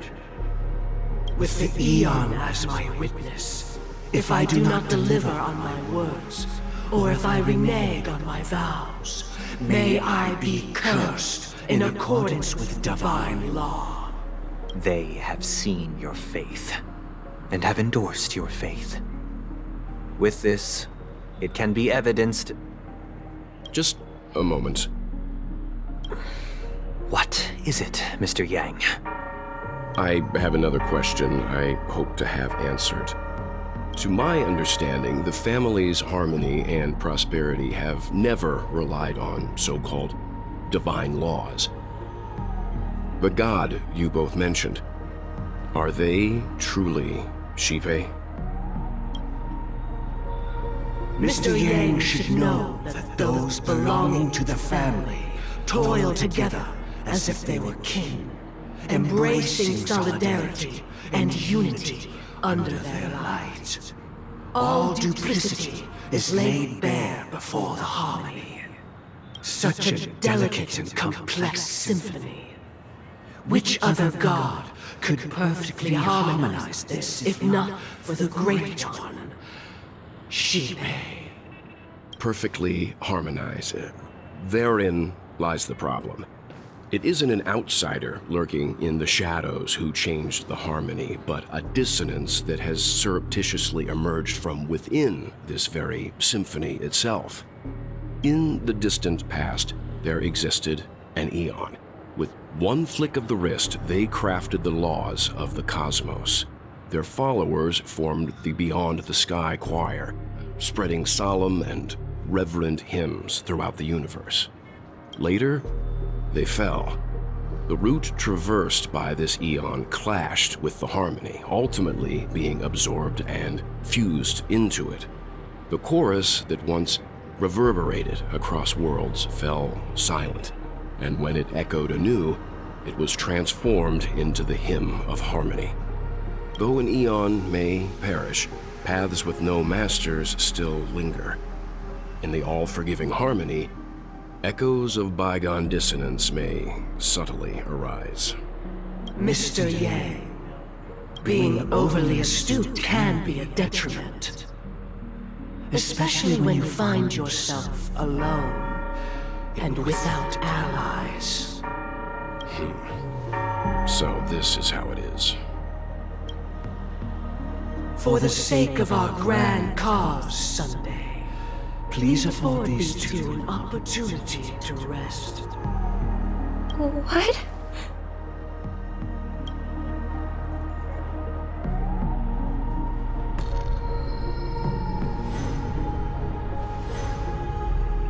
Sorry, Robin. It's just you. I did not wish for you to know this. It's a pity that things have turned out this way. So, this is the true reason I can't sing? The shadow that envelops Penacony is actually... We were never children of the harmony. Our ideal paradise could not have been crafted by Shipei. True bliss can only be guaranteed by the one who transcends the many. Within the foundation of law, humanity establishes civilization, and through harmony, we obtain order.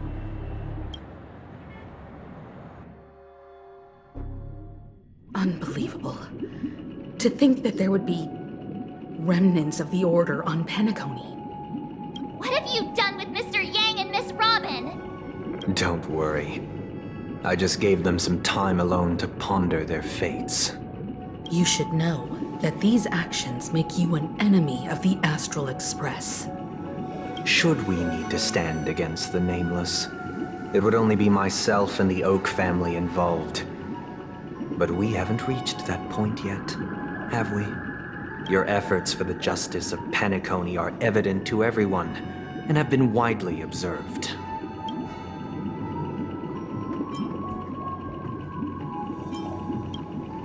Oh, I intend to. But that hinges on the outcome of this negotiation. If it is the Order that drove you to imprison Welt and Robin, and you're using them to coerce our compliance, then there'll be no point in entertaining any type of discussion. You're mistaken, Miss Himiko.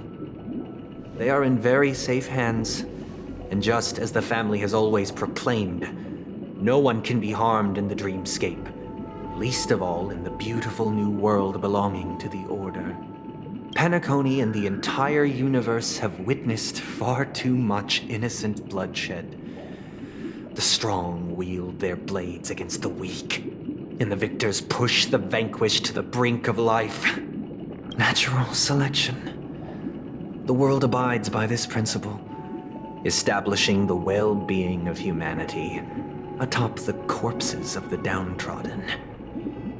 Only we, or rather, I, possess the power to put an end to this farce. So you've decided to resurrect a dead Eon? No one's ever done such a thing. If Miss Himiko is interested, let's draw back the veil and speak candidly. I've always firmly believed that people can understand one another through peaceful means. I'm willing to divulge the unembellished truth as to the intentions of the Order's Pathstriders, so that you will make better judgment for the Astral Express, for Penacony, and for this stretch of the universe. Words can hardly do justice to the beauty of that ideal.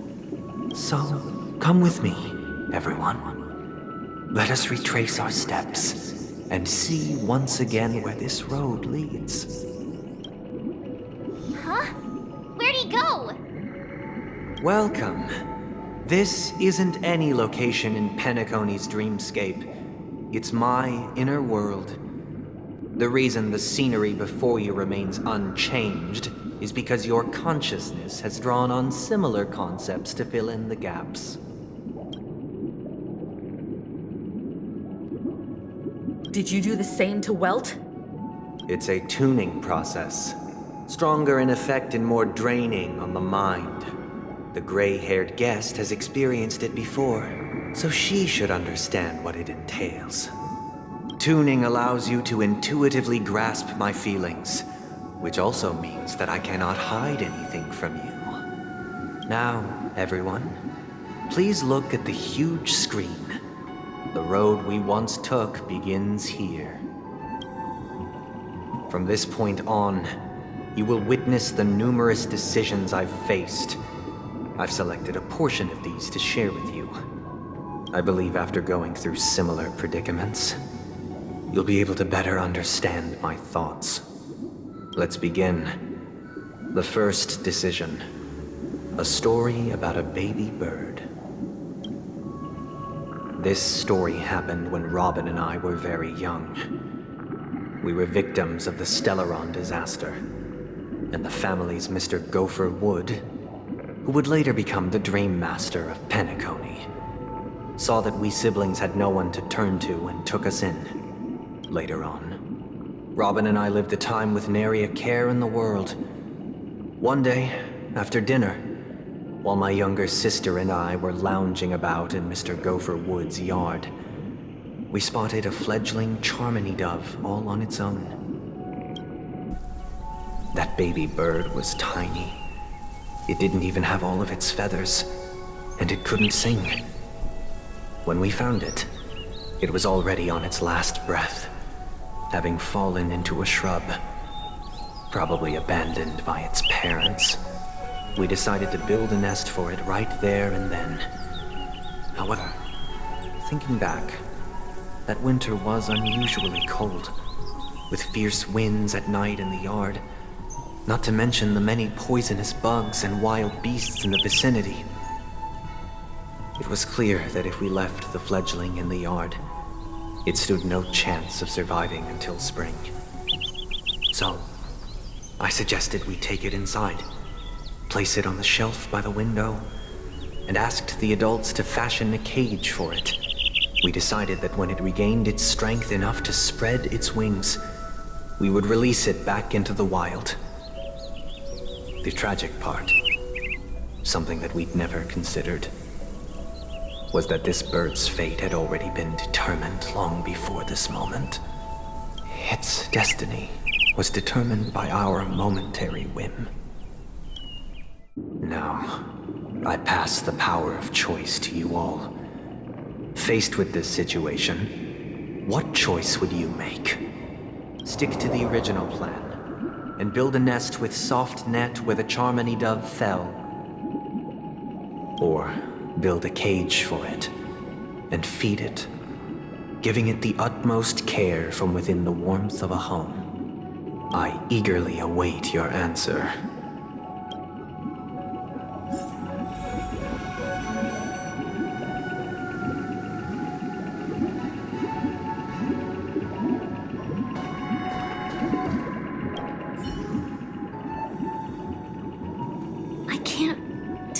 His intentions right now, but based solely on that question, I would probably choose to build that dove a cage. Even if I was gonna release it back into the sky, it'd have to be strong enough to fly first. If I left it where I found it, I fear it'd never get the chance to fly ever again.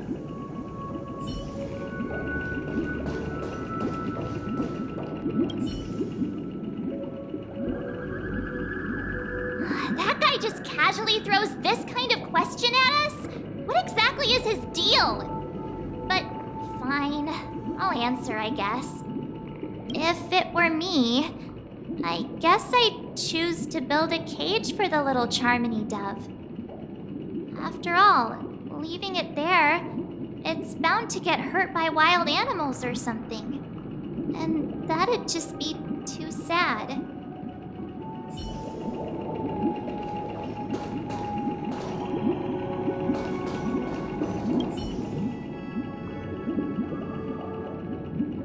It looks like he really has no intention of imprisoning us. If it's just a quiz, I suppose it's fine to humor him. Back to the question. I would personally choose to build the little Charmony dove a cage. No special reason. I do think that a fledgling should have the right to fly into the sky. But if it can't even live to that point, then there's nothing to talk about to begin with.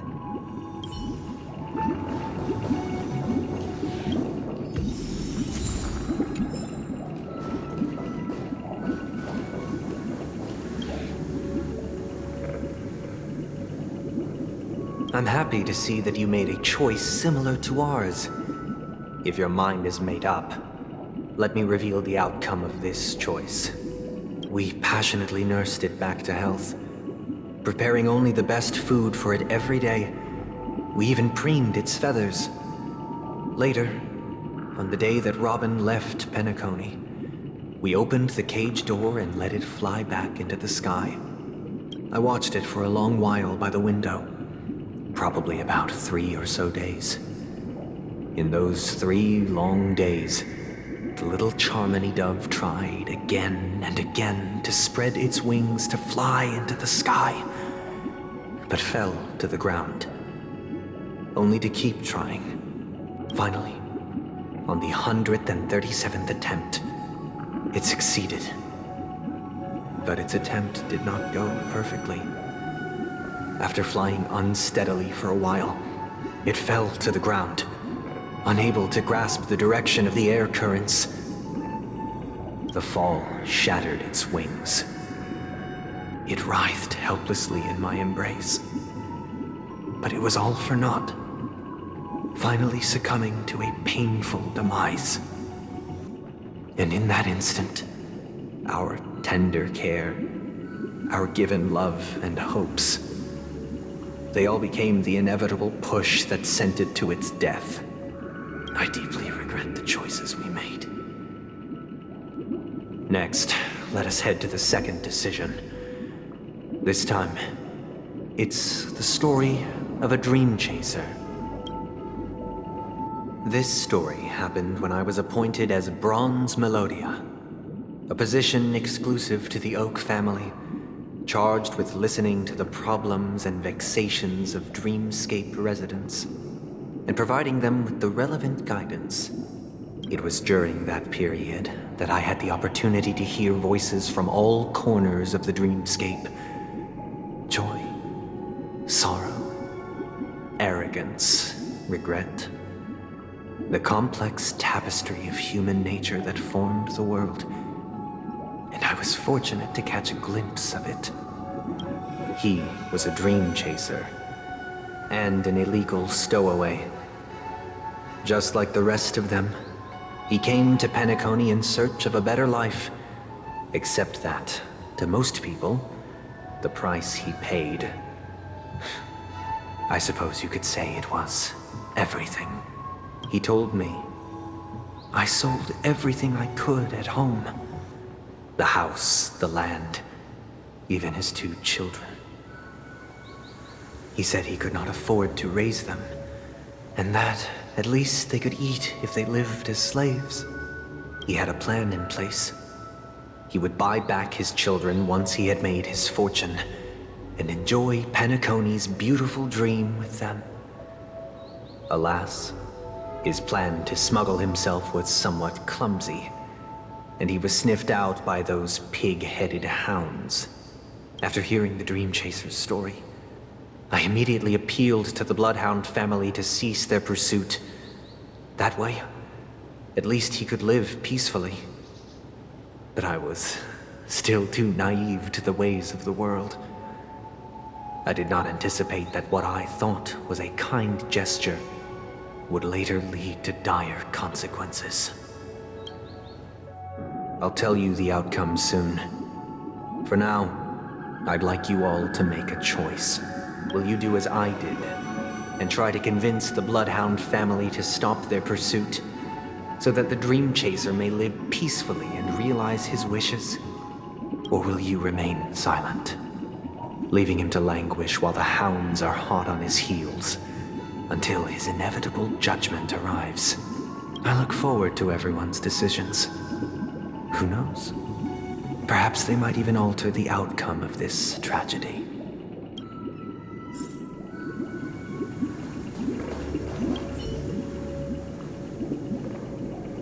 A Dream Chaser story. If I acted out of kindness, I would probably ask the Bloodhounds to stop their pursuit and lend him a hand. But what cruel repercussion would this choice result in? I think Sunday must have been deeply impressed by the limitations of the strong defending the weak through this incident.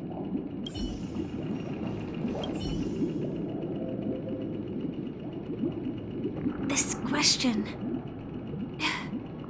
Surely it has some connection to the baby bird story.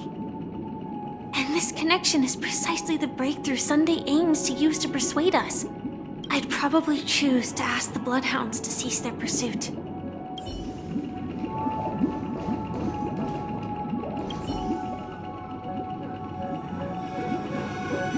It seems illegal stowaways are really quite common on Penacony. But that guy in the story, I don't think he deserves any sympathy at all. He sold his kids to chase a dream.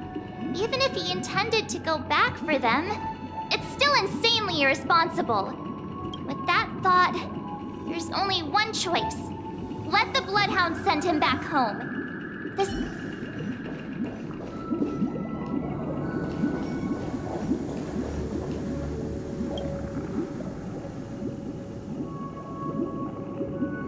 It seems you, like me, are pondering whether a different choice could have led to a better outcome.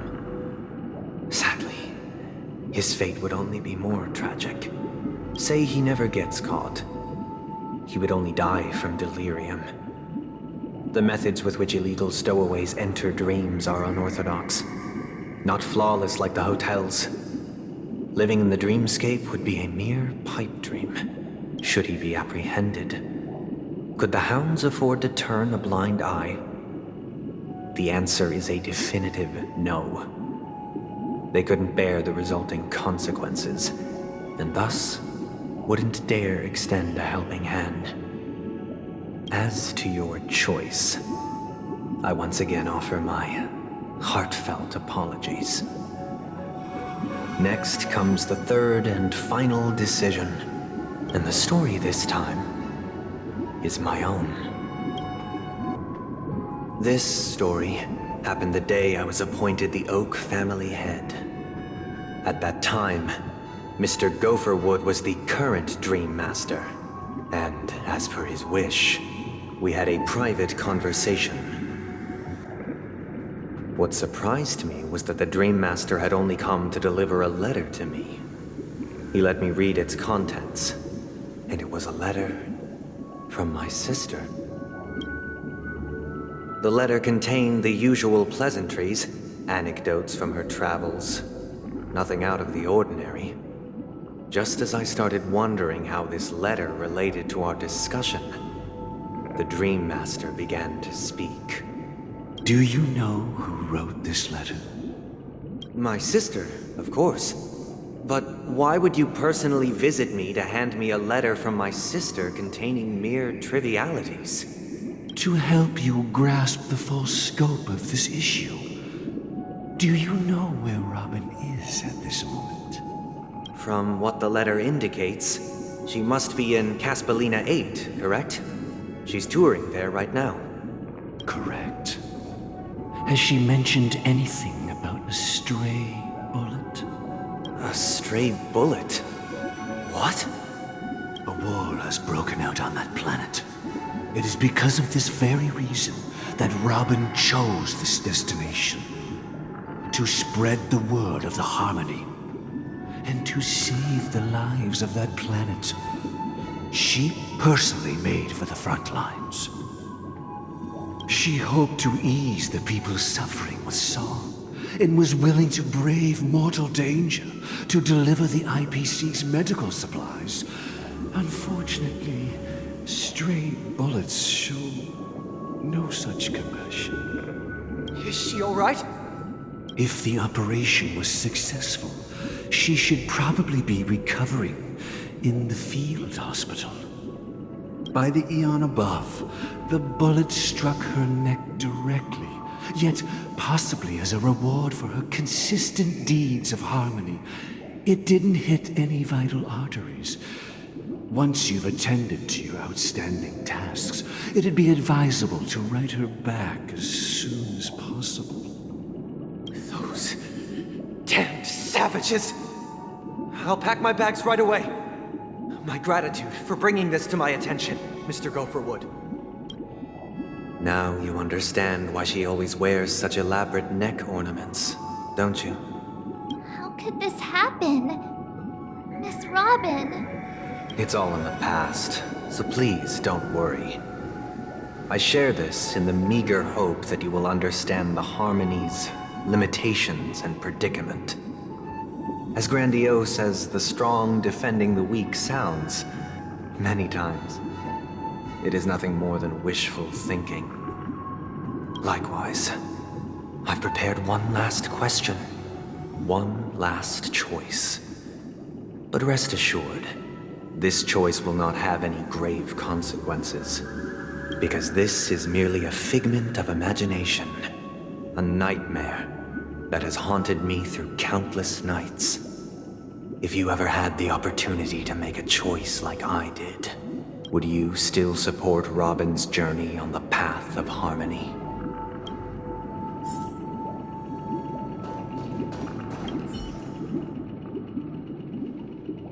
I often feel like I've dreamt of similar scenes on certain nights. In the dream, I see blurry faces. I don't know who they are, but I sympathize with all of them, fighting for survival against some unfathomable force. Their confusion and fear are lucid to me, but I also remember they chose never to give up. Just like Miss Robin. If Mr. Sunday's question leaves you puzzled, you should find the answer from your own experiences with each trailblaze. Dangers and tribulations will surely follow. But would you ever back away? Would you stop March and Don Hung from reaching their next destination? I believe you have an answer of your own in your heart. Miss Robin's courage is admirable. And here I was thinking she was just another superstar celebrity. But the fact that she's also Mr. Sunday's younger sister? No, I doubt he'd wish harm on his own flesh and blood, no matter how grand the ambition.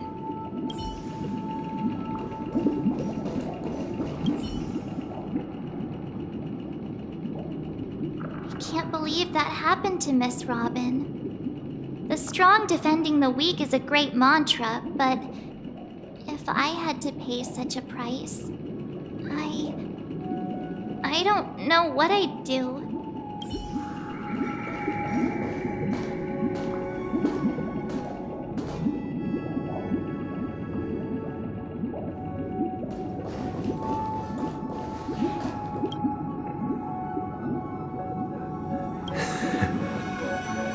I see. I am now aware of everyone's stances. Raising these questions merely serves to illustrate one point. The plight of Penacony cannot be salvaged by the Harmony. The true foundation for a sweet dream paradise can only be established through the order where the strong govern the weak. I know the suffering of being tormented, the turmoil of losing your way, how sorrow and even despair set in when matters don't work out. All of this causes me unending pain, because this is not what happiness is at all. We must teach the weak how to live a happy life. And this life isn't some noble propriety that the upper crust preaches, but in definitive terms, a way of survival that belongs to everyone. So what is your definition of living a happy life? Good question. Human consciousness is fundamentally an illusion, a cage known as self-worth. People lured in by this illusion make mistakes, yet still ask that external influences bear the burden. When one mistake after the next permeates the masses, they become impossible to trace. Thus, the amassing of these individual cages culminate to form a prison, a place dictated only by the rule of survival of the fittest. Nature is always accompanied by predation and sacrifice. Its antithesis is known as order.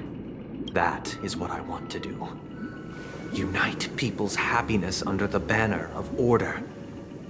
They won't need to make bitter choices any longer, nor face the weaknesses of humanity.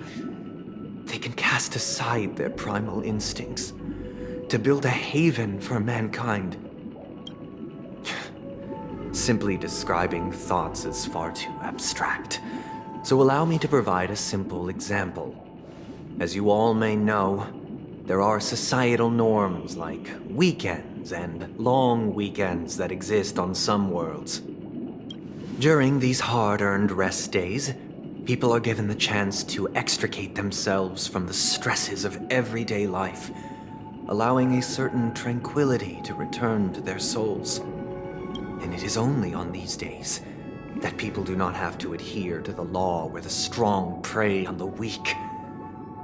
They can live out their lives happily during these brief intermissions.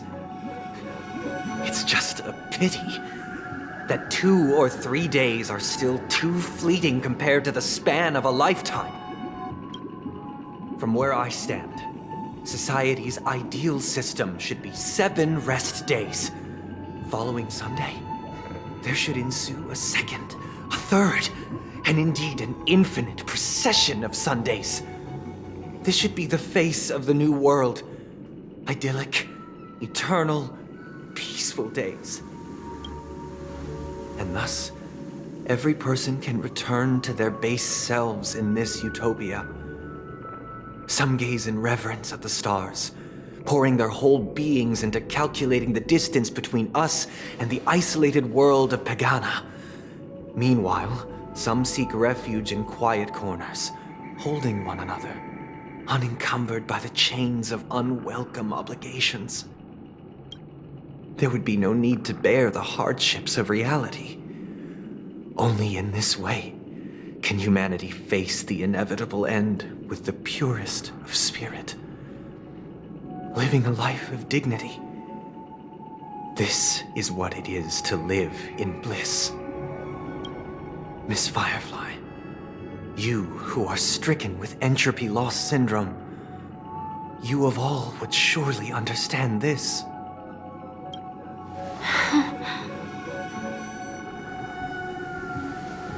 It sounds like a flawless theory.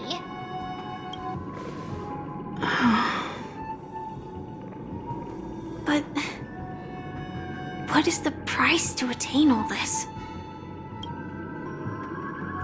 The cost is minute, merely a personal and eternal sacrifice. If this paradise is to be maintained for everyone, someone must remain trapped in solitary awakening until the end of the cosmos. Awakening. Which means that this so-called paradise is still a dream. Stepping into this paradise means forsaking reality, correct? It is not forsaking, but transcending. Flesh, blood, sorrow, weakness. If the physical is the root of spiritual suffering, it is only logical that we defeat it. But in this supposed bliss, people won't have defeated their demons. The chance to overcome their tribulations would be forever lost to them. In other words, it is an escape. That's another way of understanding it. But there is no shame in escape. On the contrary, the seeds of escape exist in everyone's hearts. Don't you agree, Miss Firefly? And as to why we sleep, it is because we are afraid to awaken from our dreams. But this is not in conflict with the grand plan. Only in acknowledging this can we truly understand the frailty of human nature, and from there, show compassion and protection.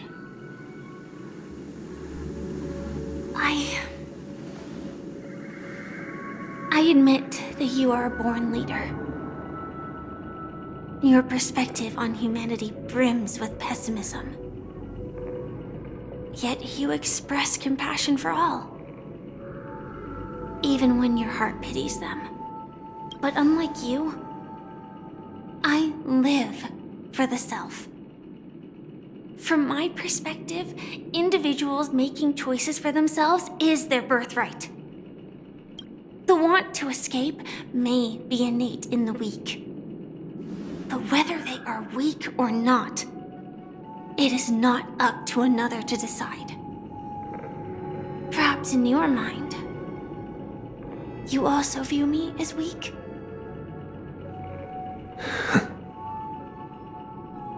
Because I don't think so. Since Miss Firefly has said her piece, the Astral Express will also naturally give you our answer. We'll leave it to you. Just as Mr. McHale instructed before. Tell him our choice.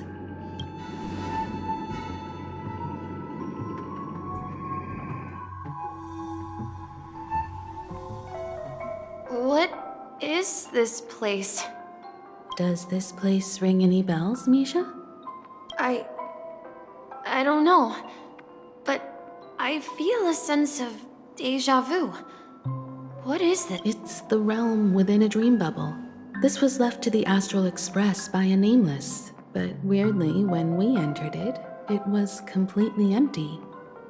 Dr. Edward from the Dreamscape sales store told me that dreams are formed from memories, and a dream bubble can't take shape if its core is empty.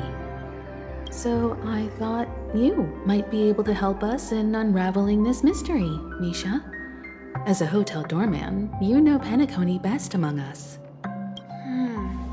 I don't know much about dream bubbles, but if you want to figure out what this mansion is, I'll do my best. I'm counting on you then. Himeko, I still don't get it.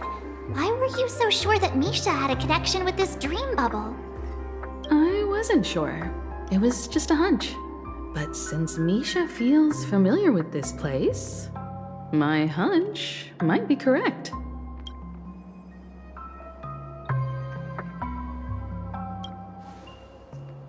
Exactly. This is where you and Firefly encountered death, which we now know as dormancy. Considering its connection to Dreamflux Reef, it's not surprising it appeared here. The question now is, who brought you here? Based on the clues we have so far, it's unlikely to be that masked fool. So identifying them is crucial to us. We're drawing closer to the truth once more. Let's give Misha some time, as I believe he'll unveil the secret of this dream bubble. All right, but there are doors all over the place. Which one should we choose? Do you have any idea, Misha? I guess... maybe this way?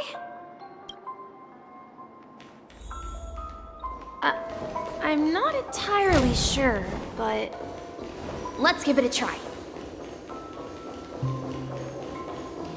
my! You managed to choose the right door on your... Weird. This place is quite different from the hotel. But I feel like I've been here before, and even lived here for a while. If I remember correctly, there should be a fireplace down that hallway. Clocky and I used to sit by the fire, listening to the crackling of firewood. And the room on the other side was the toy room. I loved spreading out all the toys from the box on the floor and making up stories for each of them. Hold on. This doesn't make sense. Didn't I grow up in Dreamflux Reef? So, what is this place? This could be a case of amnesia. Don't worry, Misha. It's common for everyone to forget certain aspects of the past. Those memories haven't vanished. They're just lying in the depths of your mind. We can surely get them back.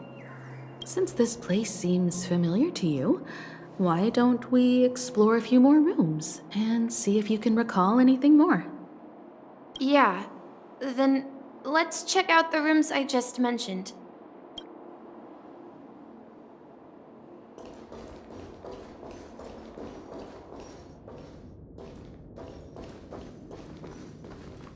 Mikhail, that's the name. Now we all know him as the Watchmaker. So, who is he talking to?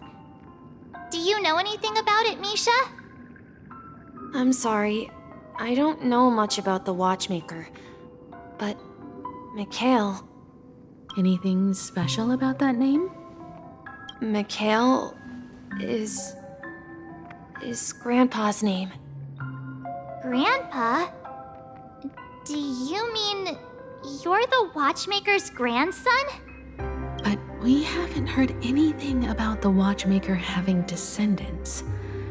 And the name Mikhail is not rare.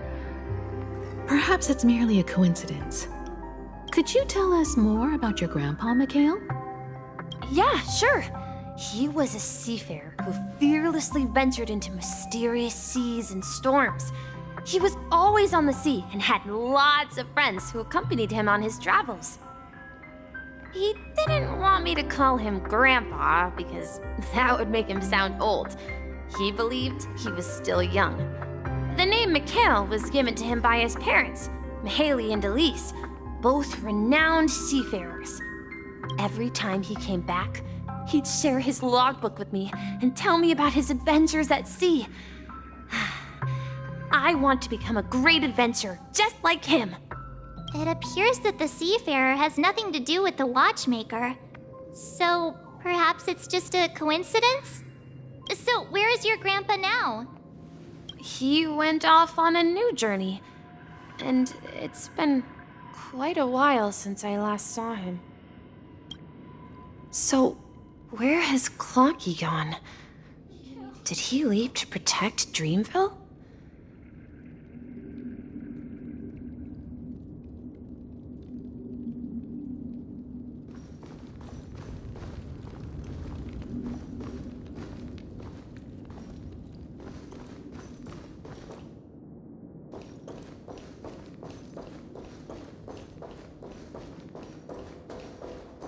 Tick-tock. Tick-tock.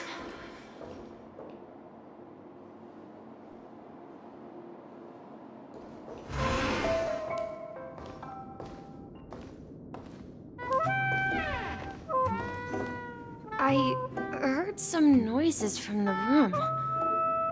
Origami Bird? That's a friend of mine. You and Origami Bird are friends? Yeah. It's a member of the Compass crew, just like Clocky and Miss Mirror. And there's more than just one Origami Bird. They are a big family with lots of brothers and sisters who look the same. They follow Miss Mirror's orders and handle all sorts of jobs on the ship. They're the best sailors. Sailors? Can Origami Birds be sailors? Could you tell us more about the compass, Misha? The compass is a ship bound for the new world.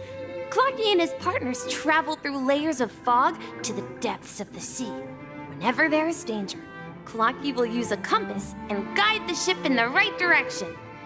That's a great story. But in the Penacony cartoon, Clocky and his partners have always lived in Dreamville and never ventured out, right? Huh? Oh, that does seem to be the case.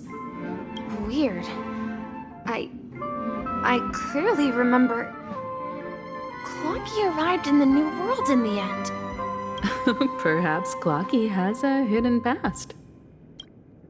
I think I hear the sound of water. You once mentioned there's a magnificent fountain up ahead.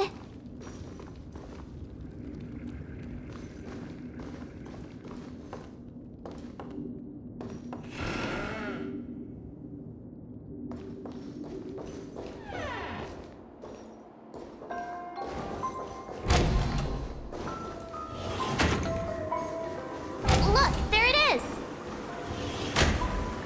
The water resembles a precious jewel embedded in the dreams of all seafarers. Every time I gaze at the shimmering lights beneath the waves, it feels as though I'm back in this place, standing by your side. Have you recalled anything, Misha? Yeah, I saw these sentences in Grandpa's logbook. He used to say that despite the perils of the sea, whenever he stood on the deck in the afternoon, overlooking the sparkling waves, he would think of this fountain in front of his house. He often said that those moments felt like returning to his family's side, and the difficulties at sea didn't seem quite as challenging. You know, I quite understand such sentiments.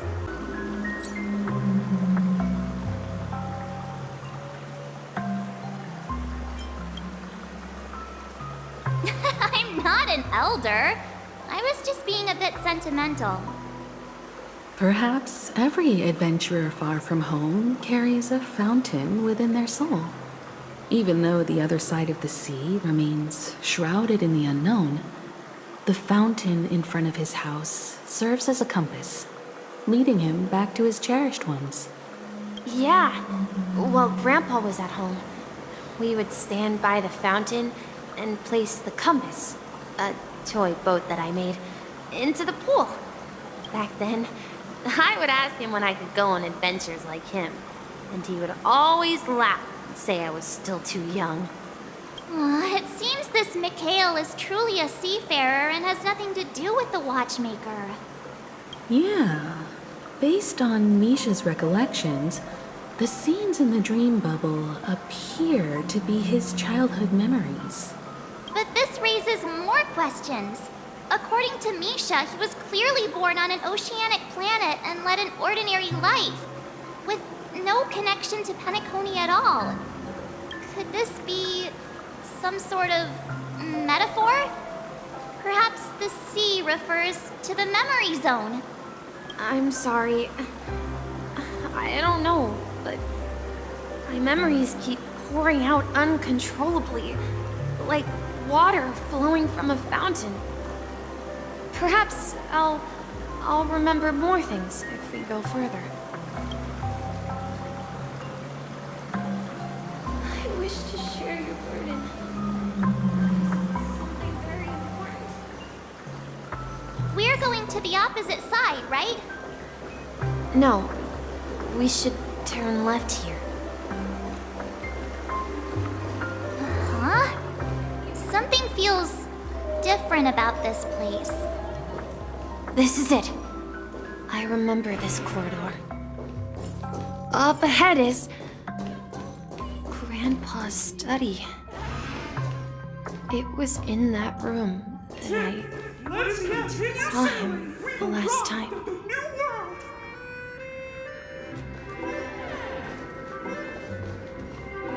The atmosphere in this room feels totally different.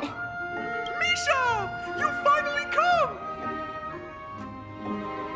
Clocky, you're here! Yeah, This is the room where we first met each other. Are those books on the bookshelf logbooks left behind by that seafarer? Yeah. Whenever he came back, he placed a logbook on the bookshelf in his room. They contain records of his expeditions to every corner of the world. He described our world as a fountain.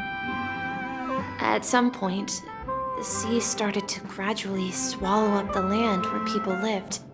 To ensure that everyone had land to settle on, he had to continue exploring the sea in search for the source of the rising seawater. On that day, he called me to his study, telling me that he was embarking on another journey. However, I could sense the gravity in his expression. It was the same look I had seen on my father's face before his final voyage. I asked him if I could go with him, but he said that my adventure lay elsewhere and told me to stay home and patiently await a certain sound at the door. What sound? He told me about a vast ocean in the sky. An ocean of stars. He spoke of a train that transports children with a desire to venture far away, traversing the sea of stars without ever stopping. He said that he knew the crew on the train, and that he had asked them to take me along. He said the journey I had always dreamed of would start there. A train? Could it be? It's the Astral Express. I remember now. Grandpa's friends are a group of nameless who came to this world to resolve a disaster caused by a star. Then, he gave his pocket watch to me. It was his cherished treasure, appearing in every one of his adventure tales. He explained that difficult times were ahead, but assured me that the watch would guide me. He said, as long as I kept moving forward, I'd eventually reach my desired destination. And then, it was as if I heard the distant sound of a train whistle, echoing throughout the room. Exactly, Misha! And then we followed that whistle, didn't we? Yeah. I think I can still find the way we took back then.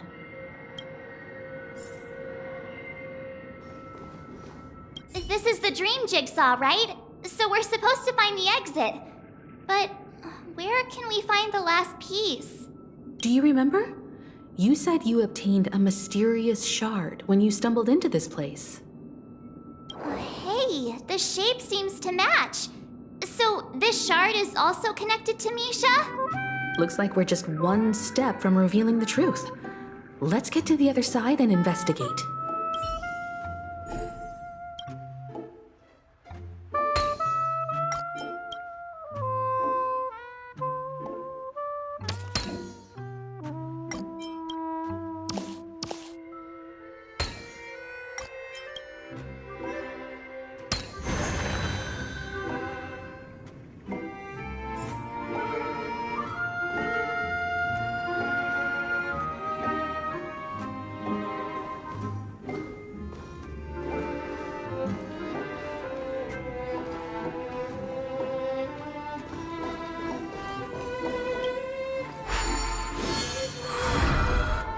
This is it.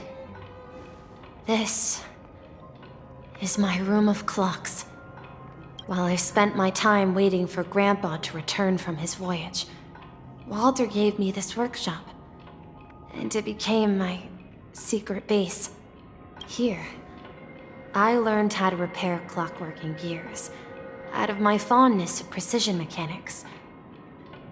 In my dreams, I was the captain of the compass, embarking on adventures with my companions, Clocky and Miss Mirror, in search of the new world I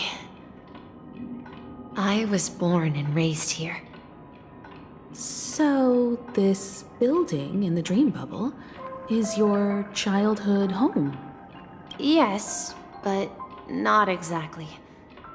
To be more precise, this dream bubble itself is my home. Looks like you've remembered everything now. Wait. Why does it feel like everyone else knows something I don't?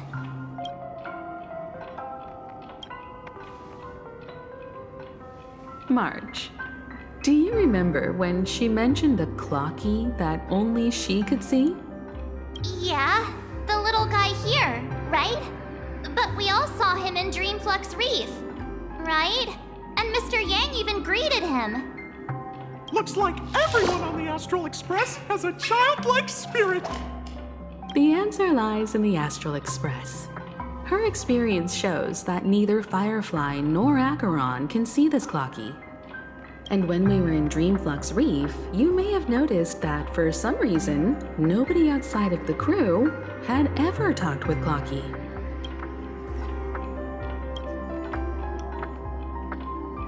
A mimetic life that can only be seen by a select few. It's just like a hidden message left by someone for the nameless. But Misha can see Clocky too, right? They even grew up together. But Misha hasn't started the way of the Trailblaze yet. That's the key to the mystery, March. Now take a moment to recall. Have you ever seen anyone outside of the crew interact with Misha? Wait. No way! That's the answer, March 7th. This dream bubble is the place where I was born. And I'm a dweller in this dream. Just like a memory zone meme. I should have stayed here and waited for you. But when reality and memories merged, I unconsciously pushed open that door and left the bubble with Clocky. So it's not that the Watchmaker's dream bubble is empty, but rather the stuff inside ran away? And the whistle you heard was the sound of the Express arriving at Penacony? That's one way to see it, but I believe there's a longer story behind all this. It's best for Misha himself to explain all the details. How about we start with your name? Now, should we call you Misha, or...? Thank you all for helping me rediscover my true self. Now, please allow me to reintroduce myself. I was born on Lushaka, in the Presmere system, adopted by seafarers Mikhail and Char. They gave me a treasure, a name that carried their hopes. Mikhail Char Legwork, or simply Misha. If you prefer, you can call me by a more familiar name, the Watchmaker. So, you're the Watchmaker himself? Unfortunately, that legendary figure is no more. I am only a reflection of his life. As for the child who has been with you, he's the innocent protagonist of Misha's childhood dream. A friend of Clocky, a young apprentice, and a future mechanic on the Express. And this also marks the beginning of his journey, devoted to the Trailblaze. At the end of the journey, I left this little flame, which I so cherished in my deepest dreams, hoping to pass it on to the nameless of future generations. However, he somehow left the dream bubble and forgot all about his task. I apologize for all the confusion this caused. Because he was born with a desire to trailblaze, wasn't he? I don't think Misha has forgotten his role as a guide. He remembered it, and that's why he mistakenly appeared as a hotel doorman in her dream from the very beginning. The one who brought our unconscious friend here must have been Misha. If that's the case, we encountered the Watchmaker's legacy from the beginning, didn't we?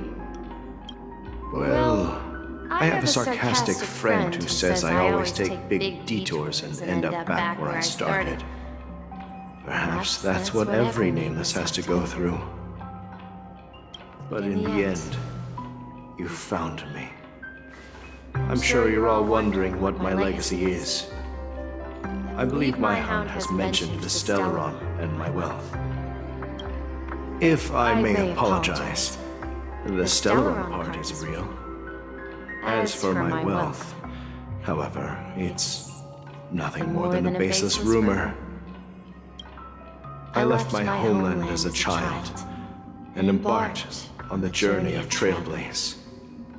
I traveled to various planets until finally reaching Asdana, where my friends and I built the original Penacony and fought for its future ever since. I've been moving forward all my life, doing what I could to overcome the obstacles in my path. But ultimately, my journey reached its end, and I left behind no possessions worth entrusting. So, if you ask what's left within this worn-out train engine that can be called a legacy, I suppose it's the things that are still burning in the engine's furnace. Now that you're well aware of the current situation of Penacony, I certainly hope that you'll help me get this world back on track. But I'll leave that decision to you, for the path of Trailblaze is never paved by others. All I have for you is a story and 2 gifts. I want to give you my pocket watch. It has accompanied me throughout my long journey, guiding that naive child forward, and has been blessed with the presence of so many great people up to this day. And my hat, too. The one who navigated for me placed it on my head and planted a fanciful thought in my mind. The trailblazing expedition will never end. Now, it's time for you to make your choice. Once you've made up your mind, open that door and enter the long dream of an old man. I'll be waiting for you at the end of this corridor of time.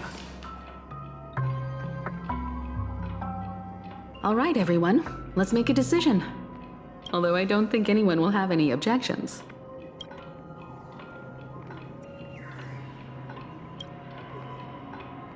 Of course. We've come this far. Surely there's no other option than moving forward. In that case, it's unanimous.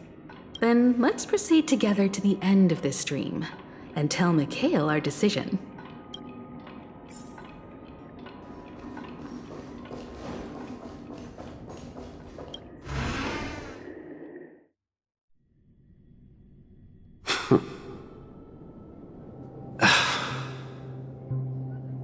Mikhail, where are you going? Someone has to step up and save Lushaka. So why can't it be me, Misha? Please don't go. And if you must, please take me with you. Don't leave me alone. Even without me, you know how to proceed forward, brave Captain Misha. The compass is waiting for you. Haven't you always wanted to be a better adventurer than me? Now go, board that train and start your journey. Where are you going, Mikhail? I'm going to clean the floor in the parlor car. I've promised the conductor. Wait, first tell me, did you fix this watch? Yeah? I know what it looked like before. Its chain was broken, the back case torn, and the marks on the dial all worn out. How did you manage to fix it? Well, it's hard to explain, but I knew it could be fixed. It's the hands, Mr. Amundsen. Its hands were intact and pointing in the right direction, so I knew there would be a way to fix the rest. I see. You'll work with me from now on. Haven't you always wanted to tinker with this train? You're its mechanic now. As for the conductor, I'll do the talking. But I only know how to fix watches. Don't worry. You've got what it takes. I'll teach you what you need to know. Where are you going, legwork? It's time to head to our next stop.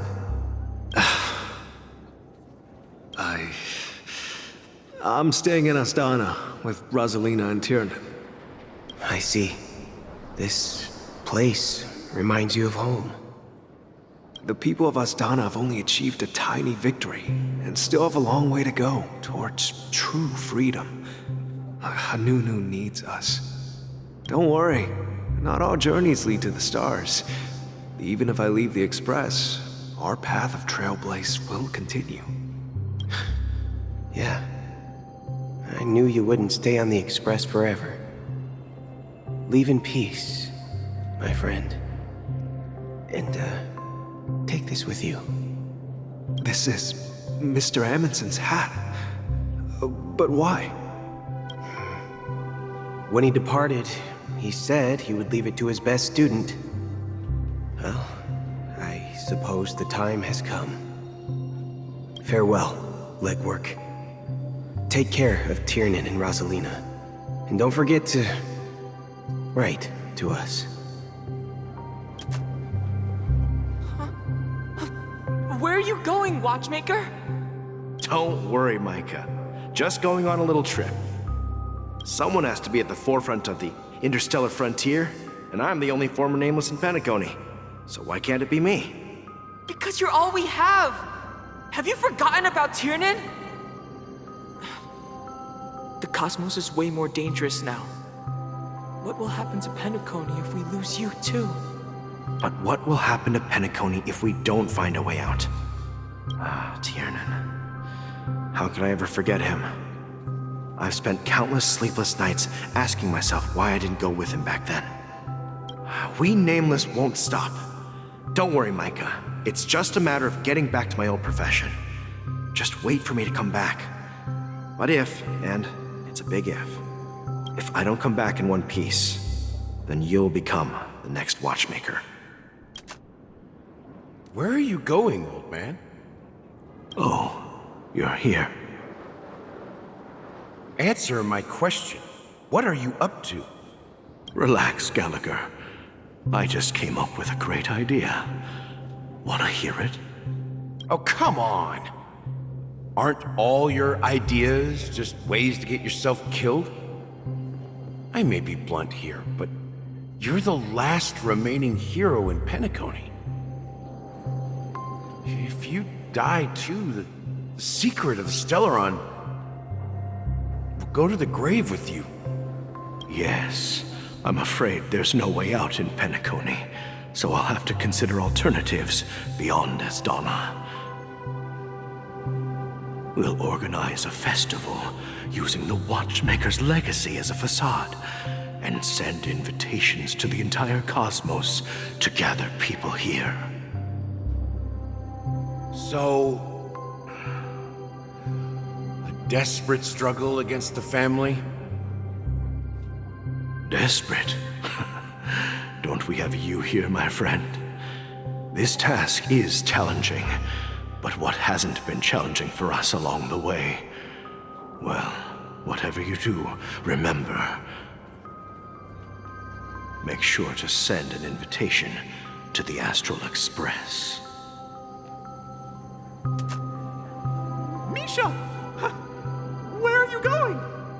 Oh, it's you, Clocky.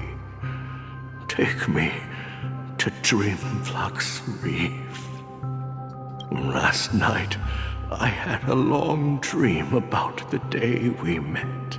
I want to write down that dream. Write it down? Why? Oh, so I won't forget it. Do you remember how you got your name, Clocky? Of course! You told me that when you were a kid, you lived in a room full of clocks. Those wall clocks and pocket watches grew up with you and were your best friends. Yes, but what I didn't mention was there's a funny misunderstanding behind it. I was a kid, and there was always a special pocket watch in my memories. It was with my grandpa, guiding him on his sea voyages and leading the way in his every adventure story. I wanted to have a pocket watch like that too. And that's when you appeared in my dreams. Yeah. Every night, we boarded the compass and set sail together. But you know what? It wasn't until the day my grandpa gave it to me that I realized it wasn't a pocket watch at all. It was a compass. So, your name should have been Compassy. And the watchmaker is just a nameless.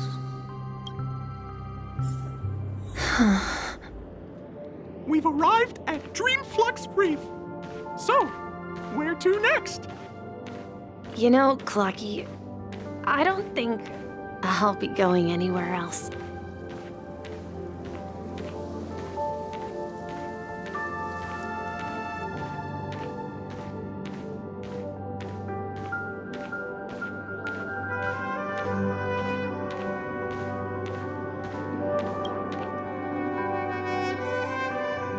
I've traveled far enough, and it's time for a little break. Oh. So, we'll set out again when you're rested? No, I'll stay here. And then, this is where it ends. This is where it ends? What do you mean, Misha? You told me that the trailblazing expedition would never end. Yeah, that's what I said. So now, it's up to you to decide your next destination. My next destination? What's that supposed to be? I've been following you. Misha? You're acting weird today. If you're feeling down, we can just do what we usually do. With the clockwork. No, I'm not feeling down. As for clockwork, yeah, it resolves all problems in this dream. So, do you know what clockwork actually is? I'm not quite sure. Well, everyone gets lost at times. They may hesitate and doubt which way to go. That happens in this dreamscape and beyond. But don't worry. Everyone goes through moments of uncertainty and hesitation. Eventually, they gather the courage to make bold decisions. Whether it's calming, joyful, angry, or sad. All they need is a little nudge to take that step toward where they truly belong. I'm leaving that little nudge with you, and I hope you'll share it with others. Such is the essence of clockwork, the will of the Trailblaze. Clocky's hands spin around non-stop, indicating confusion, frustration, and weakness. But ultimately, people still need to move forward. Just like your hands, always pointing ahead. This is where my journey ends. From now on, it is your path to walk. Trailblazing means taking paths your predecessors forswore and venturing even further. The Penacony in Mikhail's dreams does not belong to order.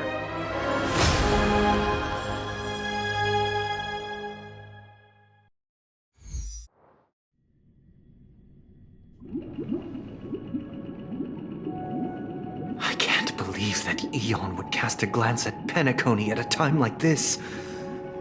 Is it because of the resonance from the legacy of the Trailblaze? Or perhaps the bond between you is so strong that it even impresses an Eon? Well, there might be another possibility. Perhaps they want to witness, on behalf of the fallen Eons, who will hold the future of Penacony. If that's the case, on behalf of the Dream Master of Penacony and the 107,336 members of the Oak family, I'm extending a formal invitation to all of you. I'm cordially inviting you all to the Penacony Grand Theater to participate in the upcoming Charmony Festival. And, of course, you won't be in the audience, but on center stage. Since the future of the Stellaron, Penacony, and even the entire cosmos is at stake, let's draw a conclusion there, in all fairness. If you truly believe in Akavili's path, then show me their courage and determination.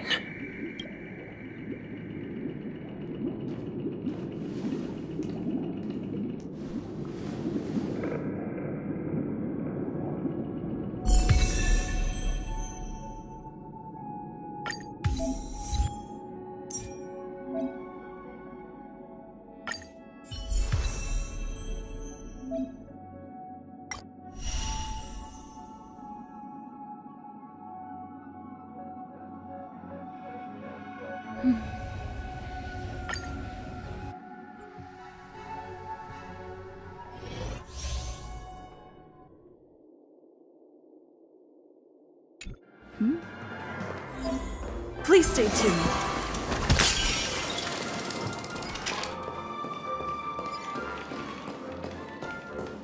We need a strategy. Please stay tuned.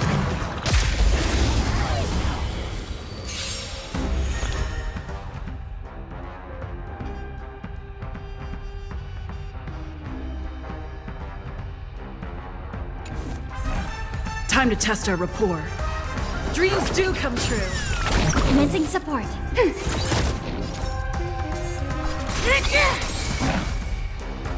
How's this taste? Great teamwork. So, what if it hurt? Still the same old. Ready for another? Do you admit this crime? Enemy data secure. Net markers activated. Time for a good old counterattack. In the mood for another beating?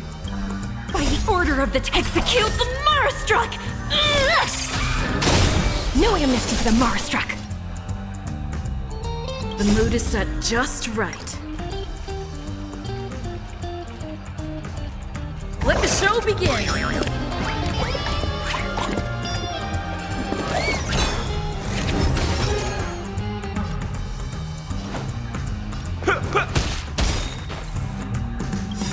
Nice like a good brew. Full, my friends. Indulge yourself.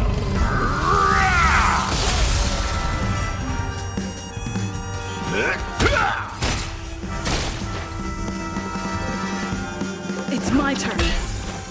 Commencing support. This happened. It's time.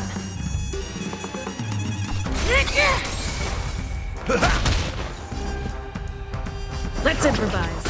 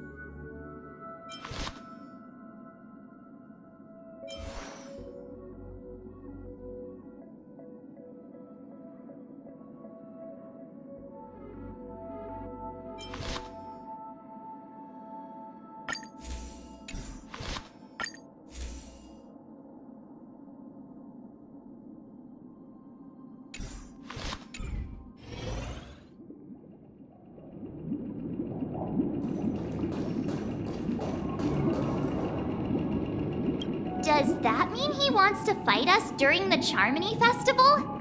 I'm afraid so. This is weird. Aren't Arc villains usually plotting some dirty conspiracy in the end? But he actually said something like, "In all fairness." Could it be that he's underestimating us? Well, in my opinion, Sunday is deeply committed to his own philosophy and genuinely wants to prove that the Order is right. I sensed a strong conviction and a desire for dominance in him. Maybe he won't accept the outcome unless he wins fair and square. That's why he'll give it his all in the upcoming battle.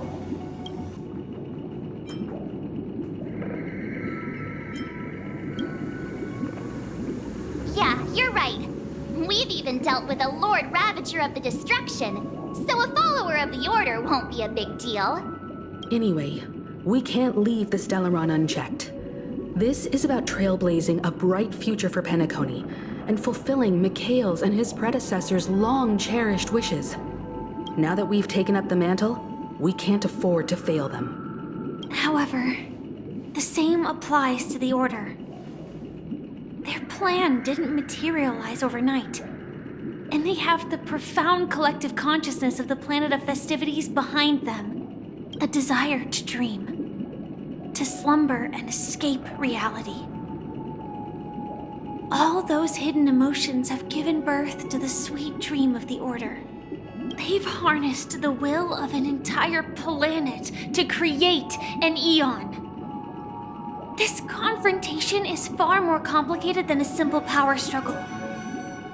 To secure Penacony's future, fighting on the stage alone is not enough. What do you mean? Are you not coming with us? I believe Firefly is trying to say that she's heading off to another battle.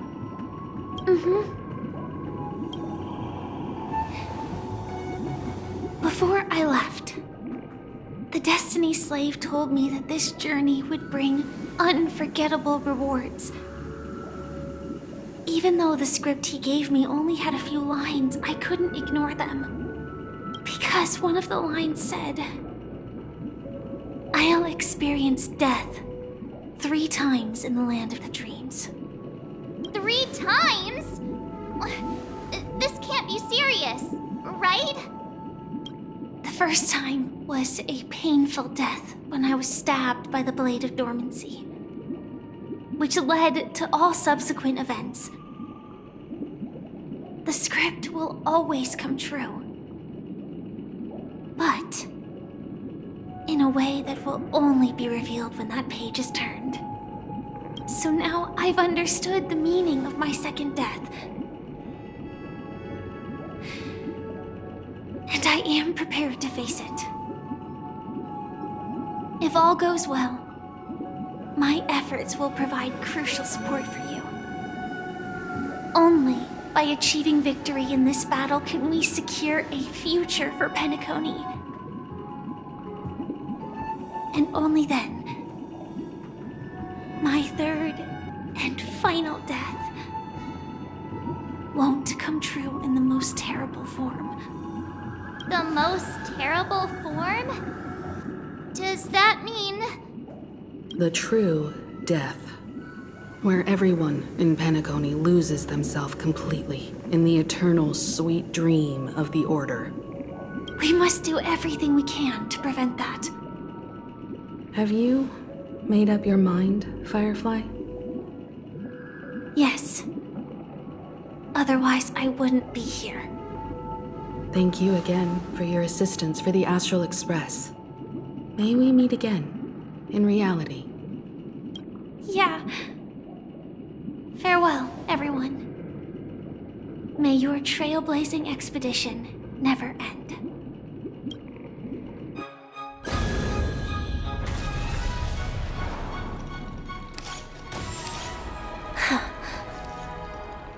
I dreamed of a scorched earth. Everyone, are you ready? A new shoot sprouted from the earth. It bloomed in the morning sun and whispered to me. Like fireflies to a flame.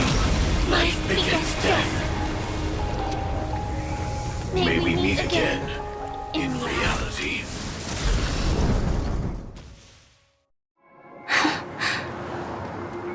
After today, Japella's name will disappear from cosmic history, and the Everflame Mansion will take its place. In the not-too-distant future, you'll receive an invitation. That's your next stop. Land of the Dreams. Penacony. I hope you find whatever you seek there. Be it answers or salvation. You mean my 3 deaths? Silverwolf told me about it. It's such a shame that it's not part of my script. Well, I want to live. I'm never afraid of death. The opposite of death is eternal life, and that's something I'll never desire. People die, and I am no exception. Death is like a script, a fate that cannot be defied. But that's it. We have to choose where we want to rest forever. Do you exist just to perish? Are you not the same, Blade? The end you desire is not one dictated by others. If I were to die now, I would only be a weapon. I believe I should die as a human. Though its definition escapes me, isn't this the answer that ordinary people look for their whole lives? A name that can be carved onto their tombstone. The tombstone that belongs to me once bore the inscription, Glamoth's Iron Cavalry. Then it changed to Stellaron Hunter. But one day, it will bear the name Firefly. And all the brilliance she showed at the end of her life.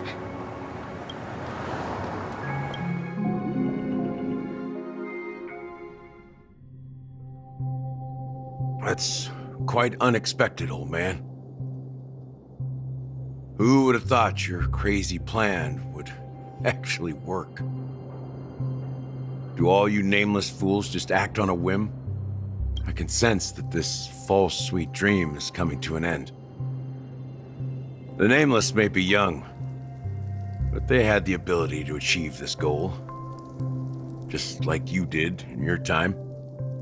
It's a shame you won't be able to see it firsthand. Maybe I won't either. Once something fictional is seen through, it ceases to exist. Yeah, not just those Nameless. Even Mr. Wings is just like you. Stubborn, won't listen or give up, no matter what. Well, fate is unpredictable, I guess. If we weren't bound by those cursed paths, maybe we could have had some good talks. But in the end, we managed to do it. And now we can find solace. Remember how those idiots cursed us? They said, "Go to hell, you worthless traitors." Well, I don't know if they really meant it, but if longing for freedom means going to hell, then I'll be joining you soon, you fool. Let's get together and have supper again in hell. Oh, I almost forgot. There's one more thing. Here's to you. A glass of hello and goodbye, Trailblazer. To the imperfect tomorrow. It's warm here, isn't it? You're lucky to have found shelter from the rain. Let alone fresh berries in this desolate place. I was just following the scent of life. It's particularly strong in a place like this. It's a shame these berries don't have much flavor. Seriously? In case you didn't know, this fruit is pretty juicy. The only downside is that when you chew it, it becomes extremely spicy.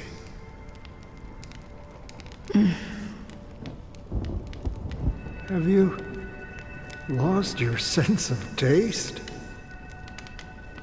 I can still taste certain things, like a faint sweetness. Before coming here, I stopped by a place called Orkron. It had barren cliffs and nights lit by bonfires. Burgundy snow would fall from the sky, and when it landed on my tongue, it tasted like raspberries. The flavor wasn't exactly sweet, but it left a lasting impression.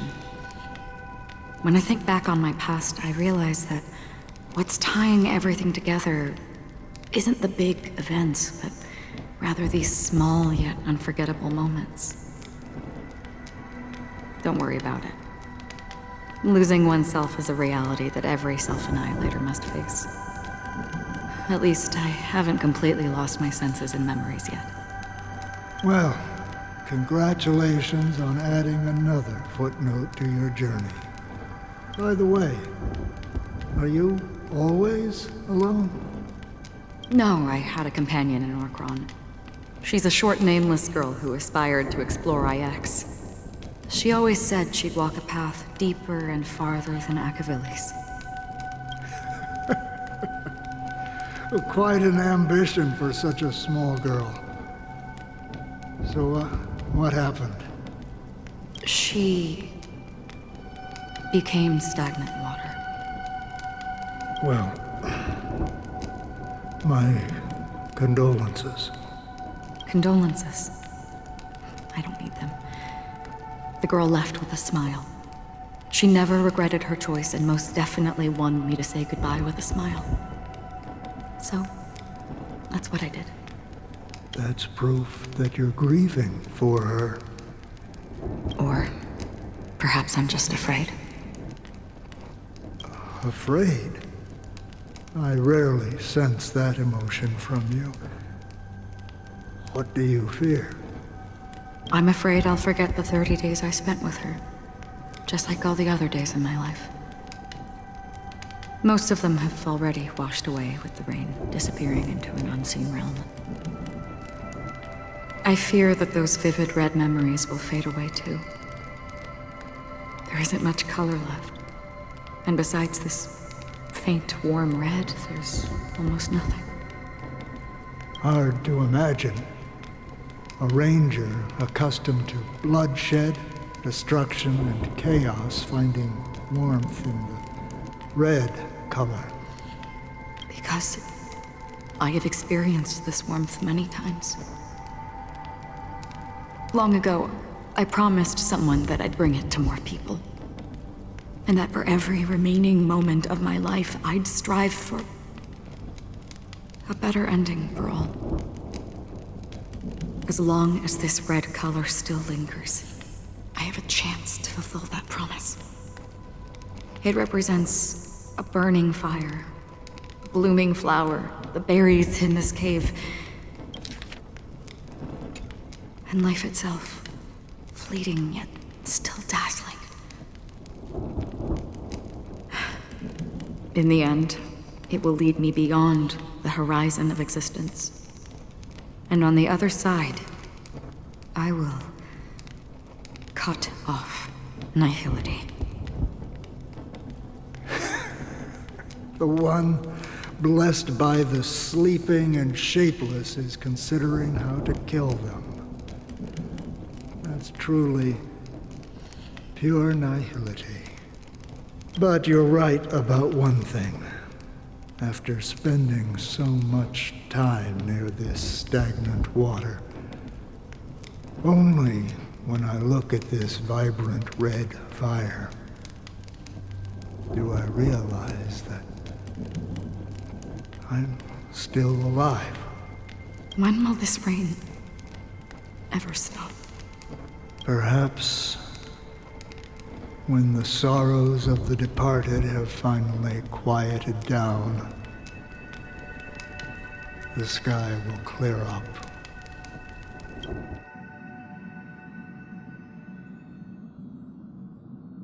Have you heard of a planet named Biari Scamandros, Don Hung? It's one of the Paradise Kingdoms under the influence of the Harmony. A sought-after wonderland for the inhabitants of the Dardanu Major and Minor systems. Half an Amber Era ago, the family held an unprecedented festival there. And after that, everyone on the planet became part of the family. Do you think the same thing will happen on Penacony? Yes. Or how else can we explain it? The family deliberately used the Watchmaker's invitation to keep all the Pathstriders here, but banished the Emanator of the Nihility. Because of the Nihility, I'm rarely affected by the power of other paths, but somehow I can unconsciously infiltrate them. Maybe that's the risk they're trying to avoid. I would disagree. Biari Scamandros is not part of the credit system or connected to the Silver Rail. It's nothing more than a remote civilization sheltered by the Harmony. But Penacony is different. If the family messes with Penacony, that would be like declaring war on almost half of the factions in the cosmos. They have no reason to do that. No, they don't. If they truly serve the Harmony, that is. What do you mean? The path in Penacony is impure. The Harmony here has impurities. Do you remember the Ancient Swarm disaster? Tazeront, the propagation, brought endless havoc to the universe, and it eventually evolved into a fierce battle among all eons. 2 paths lost their eons in that war, the propagation and the Order. Coincidentally, their downfall is related to a certain eon. Xipe, the Harmony. Legend has it that they participated in the crusade against the Imperator Insectorum and devoured Anna the Order for unknown reasons. Holy forgaroni. So you're saying that the 2 leaderless paths are working behind the scenes? But I don't see any descendants of the propagation in Penacony. Could it be that the remnants of Beyond the Sky Choir are hiding within the family, trying to resurrect a fallen eon? I can't say for sure, but they're definitely planning something for the Charmony Festival. This is getting way too complicated. Is this why you want us to leave Astana right away? Are you giving up? The Charmony Festival will start soon. There's one thing that I need to confirm no matter what. A warp jump is the best way to do so. Time is running out. I have another plan.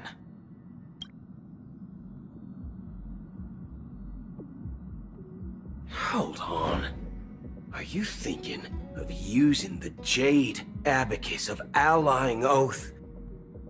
Exactly. The assistance from the Lawfu Cloud Knights would be enough. Think it over carefully.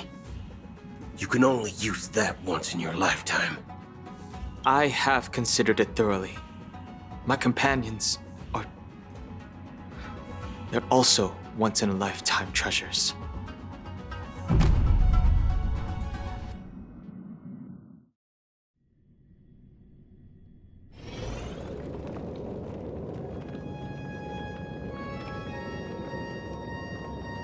Are you the only one here, my child?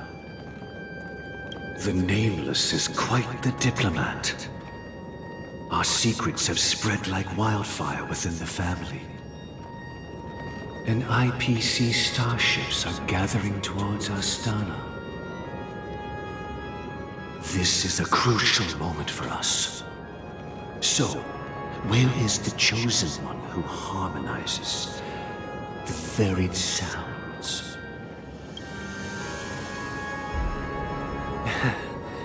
What do you mean, Master? I'm right here in front of you, aren't I? You know, she was supposed to be the star of the Charmony Festival in our plan. But the plan has changed. As her brother, I know she doesn't want to sing for the Order. So I'll take her place. You've always been wise beyond your years. I'm sure you understand the consequences of your choice. If you consider this a betrayal, well, there can't be two suns in the sky. I'll step up and take down the other sun if necessary. Do you believe in karma? If karma exists, then everyone has their own karma. You have yours, and I have mine.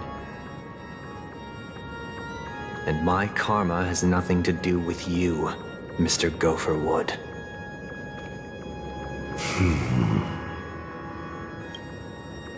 All right.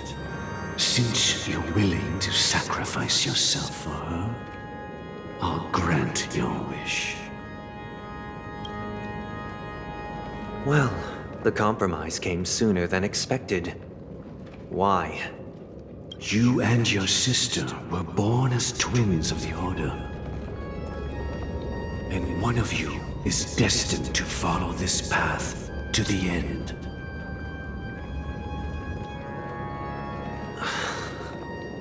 Is this part of your plan? Of course. You're still as clever as you were when you were a child. The opening is near. Go, my child. Seize the power of the harmony and reveal your karma. I have one final question, Master. Why did you choose to bring the Order to Penacony? Wouldn't it have been better to choose a desperate world instead of a city filled with hope and dreams? Why? It's for justice, my child. If we lose justice in our hearts, we'll make the same mistake as the Harmony did. So, it's not you who manipulates the dreamscape with the Stellaron, but... Well, that's where our conversation ends. Go ahead. The 107,336 souls of the Oak family have dreamed of this moment too many times.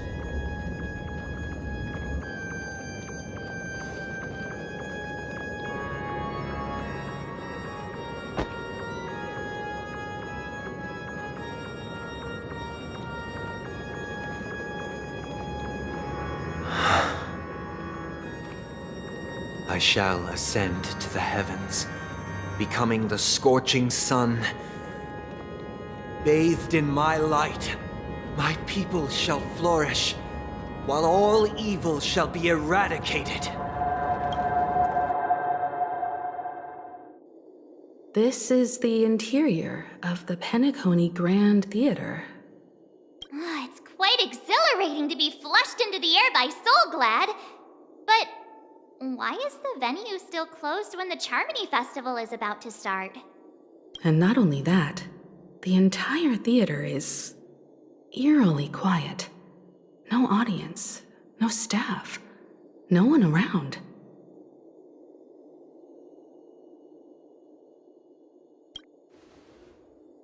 Even if we're late, a grand theater like this shouldn't be completely empty.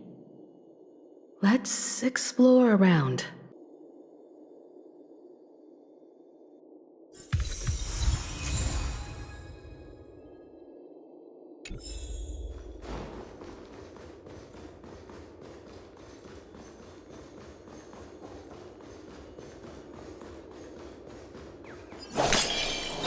Gosh, the atmosphere here is so creepy and unsettling. Even if there's no audience yet, there should be some staff around. Why is it so silent?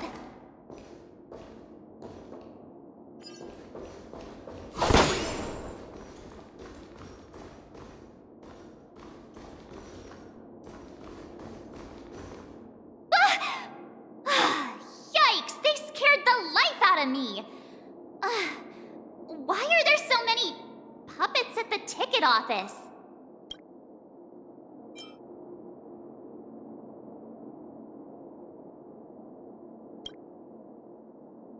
I can't believe you're in the mood to crack jokes. Are these puppets part of the stage setup? Even so, it's so eerie that the entire front hall is empty.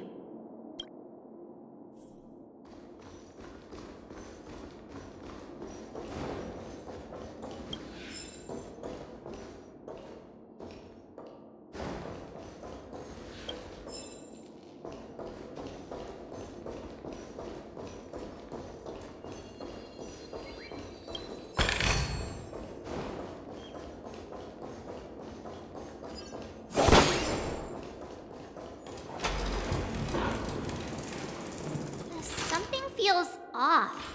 We're in the right place, right? There's no other grand theater in the dreamscape. So Sunday's messing with us? He said we'd have a final showdown on the stage, but why is there no one here? My apologies for the delay, March 7th. You scared me. Where are you now? I'm waiting for you behind the curtain.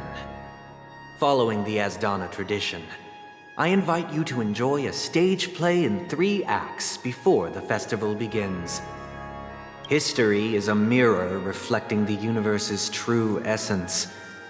Let's use this opportunity to delve into the rich history of Penacony and the eons. Within it, naturally, the future takes shape. Let us commence with the dawning of the world. After the Dusk Wars, darkness veiled the sky, and chaos consumed the earth. Enna the Order emerged, destined to restore all existence. That marked the first day.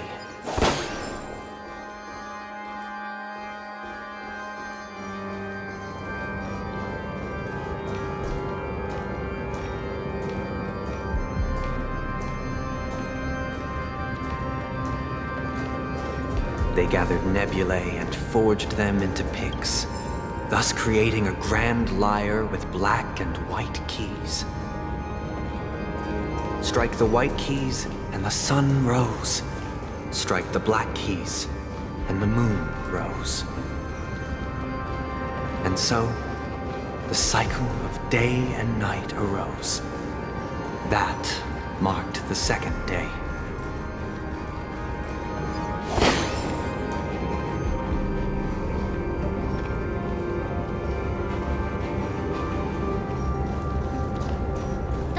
Are gathering around the frame. Are they expecting us to enter it?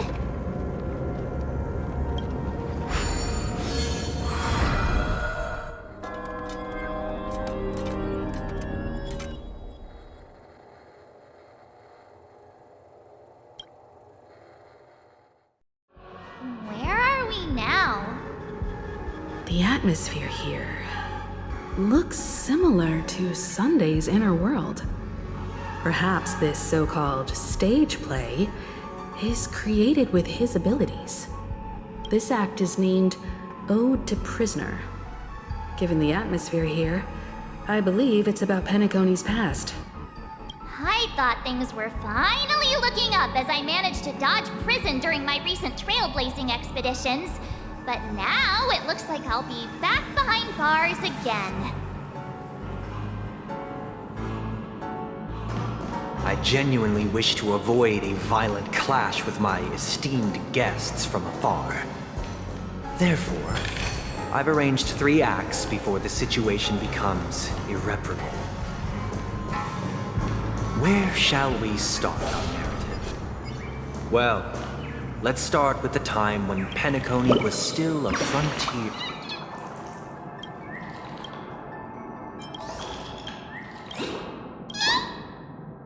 Where shall we start our narrative? Well, let's start with the time when Penacony was still a frontier prison.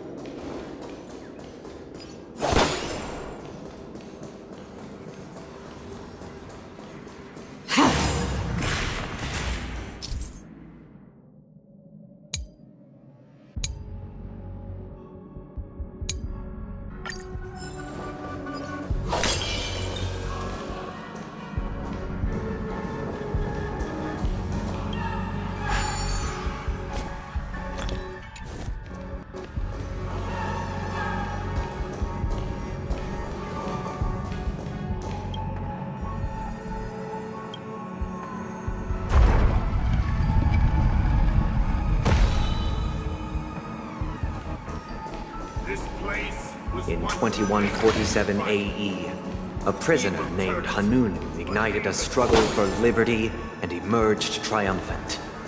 IPC referred to it as the War of the Frontier, while the Asdanians dubbed it the War of Independence.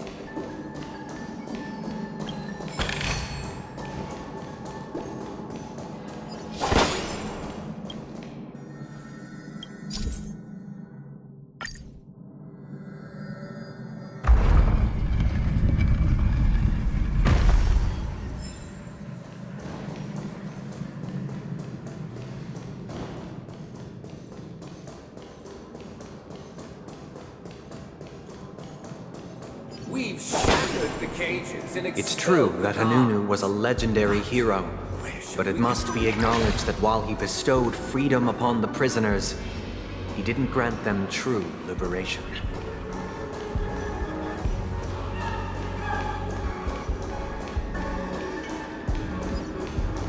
Thank you for staying here, honorable travelers. The three nameless stayed on the planet, endeavoring to spread the tenets of Trailblaze throughout the frontier prison. Alas, their efforts proved futile.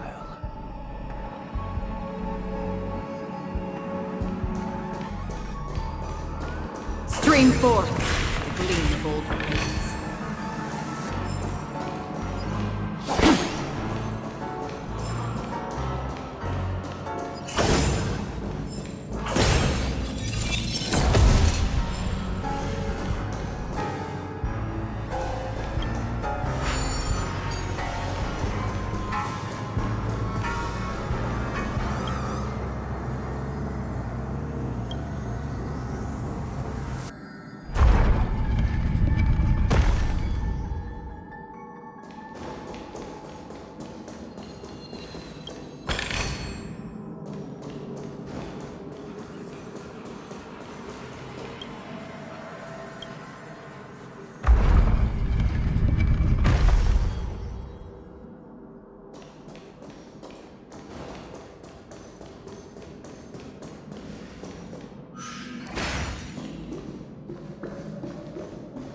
Let's build another prison. Once again, Asdana was engulfed in war. This time, the enemies originating from within. The prisoners remained prisoners for the rest of their lives, fighting for freedom rather than living for it.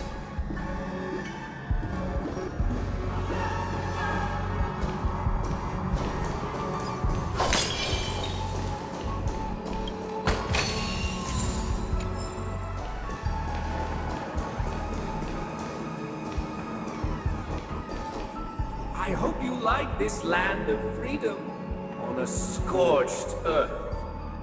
As you can see, their sentences have long ended, and the IPC guards have long been expelled. Yet, these prisoners remain enslaved, not by external forces, but by the confines of their own minds. Freedom permeates every corner, except fragile souls. It gives solace only to those who believe in its existence. Prisoners, this is my order. Learn the essence of freedom and teach your fellow prisoners to fight for their lives. Hey! Why do we have to fight while enjoying the show? For I desire not only your enjoyment, but also your assistance in its completion.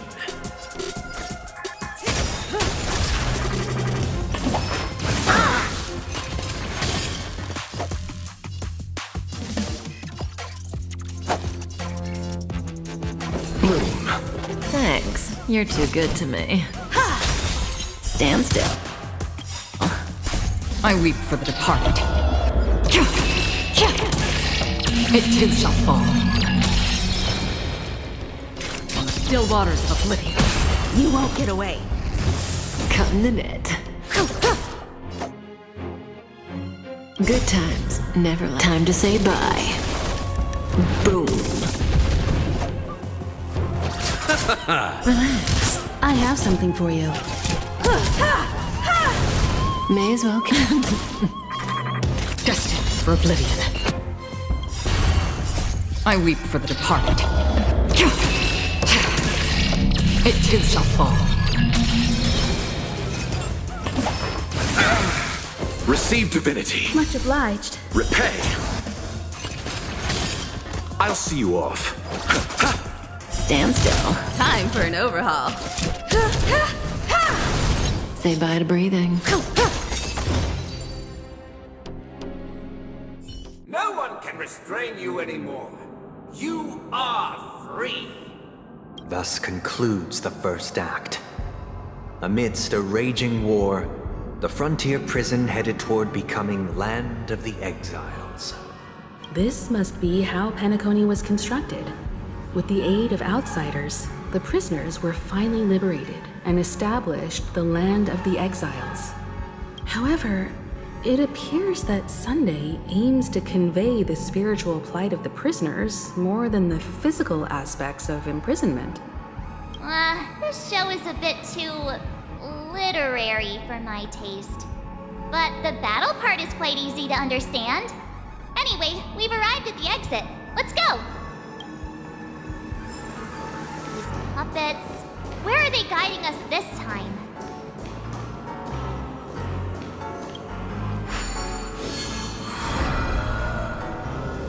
They transmuted streams of stars into inked nibs, creating symbols to be pronounced and counted. They molded stardust into flowing rivers, assigning the righteous upstream and the unjust downstream. Thus, all things were marked, and the world learned to discern between good and evil. That marked the third and fourth days.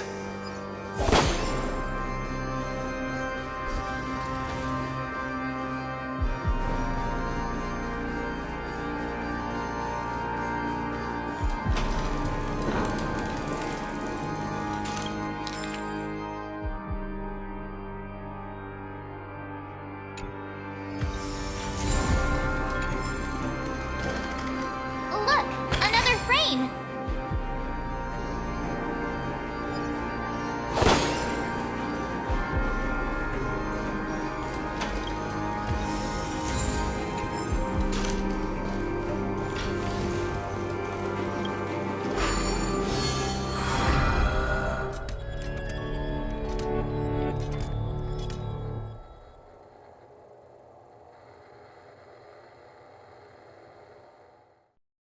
Ode to Fool. This must be the second act.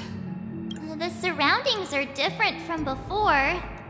The stage decorations look a bit tidier now.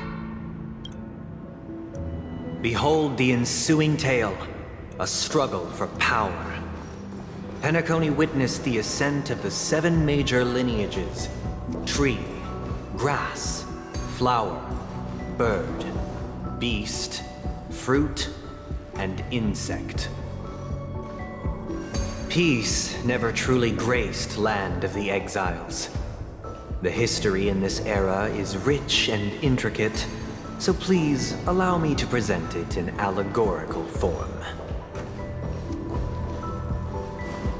Stream 4. Gleamful blades.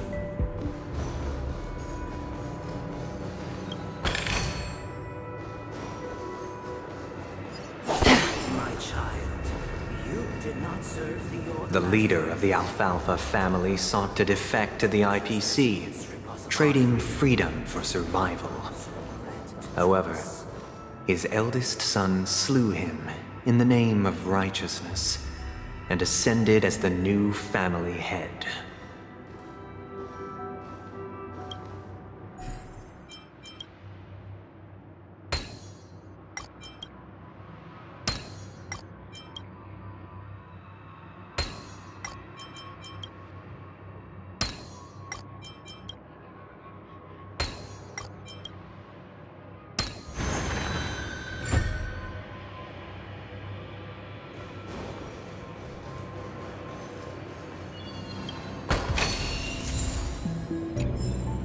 Welcome to this mansion, dear outside. Land of the Exiles was in disarray, besieged by both internal and external perils. Though the 7 major lineages appeared united on the surface, each harbored their own ambitions, leading to ceaseless conflict.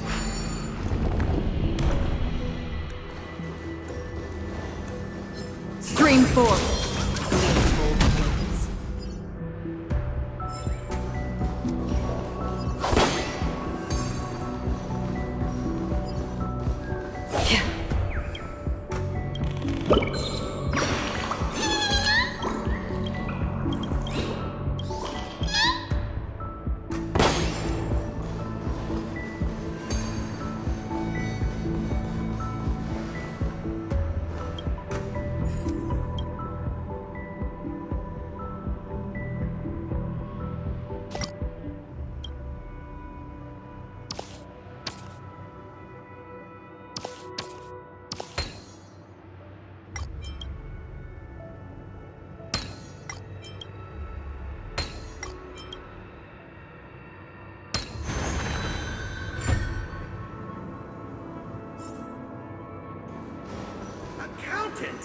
We are the pillars of this mansion. The Black Plum family was the first to fall.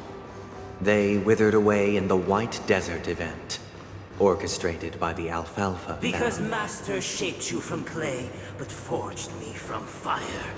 I'm superior to you.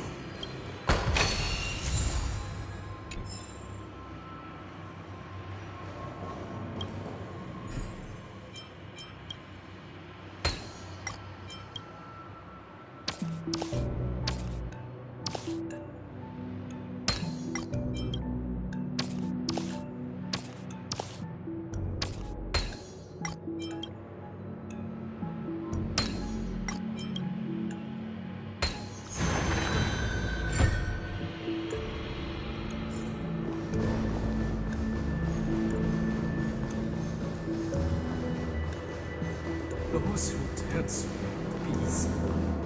The Lamp Moth family endeavored to extend the silver rail left by the Express, only to be eradicated by the remnants of the Swarm, leaving nothing in the unforgiving cosmos.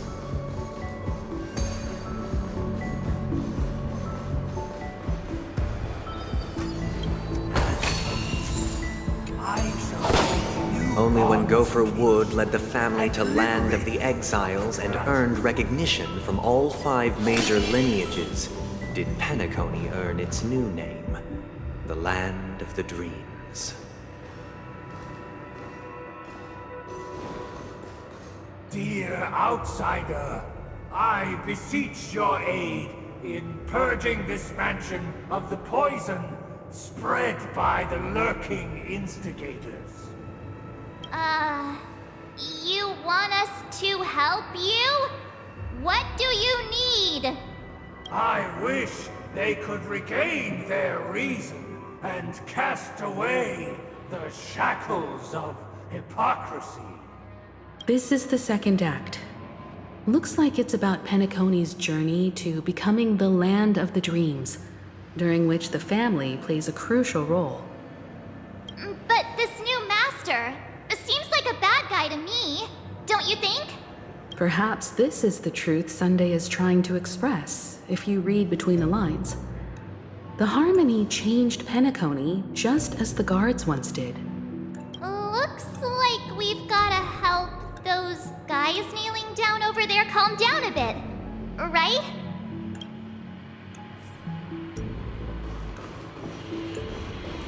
Either I shall be my own master, or I shall return to my former master. I shall not submit to a new master under any circumstances.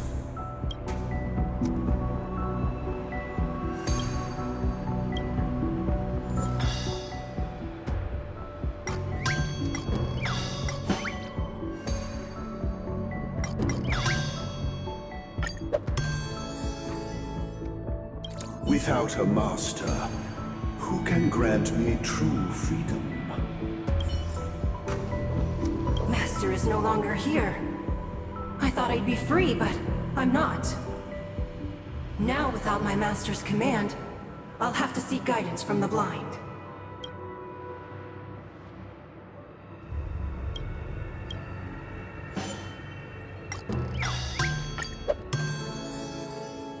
Master is no longer here. I must seek a new master and serve them faithfully. Once, I stood as the most loyal guard among all the servants. Now, with my master banished, it's my right to assume control of his dominion.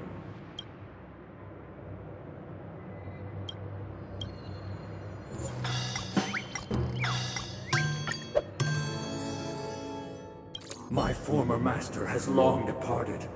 But why do I still fear the remnants of his creation? Master! Oh, you will return in due course, and I shall stand vigilant, awaiting the reward for my loyalty.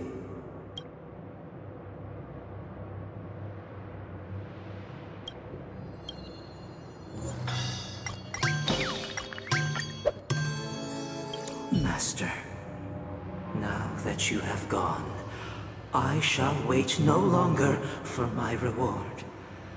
I shall seize what is rightfully mine.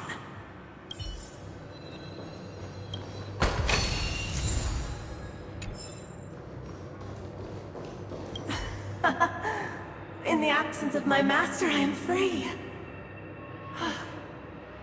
But without their guidance, for whom shall I sing?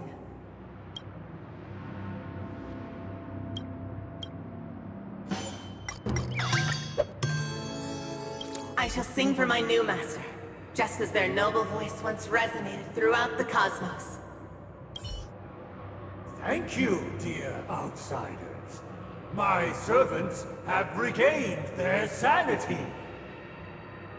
Heed me, one and all. Your former master shall not return. It is through righteousness and unwavering support for one another that we shall attain true perfection. Cast aside the veils of hypocrisy and embrace one another. Get ready. Looks like another fight is about to begin.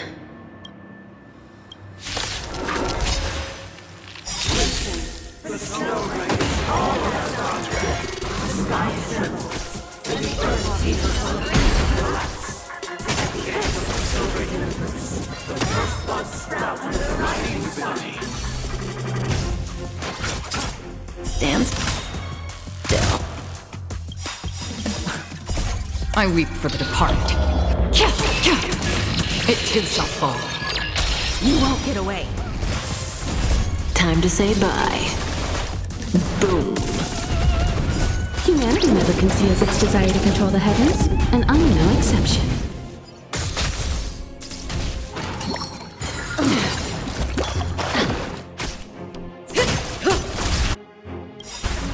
The dead return! Destined for oblivion. Bloom. You won't get away. Relax.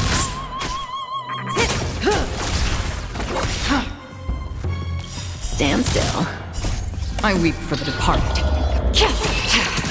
It too shall fall.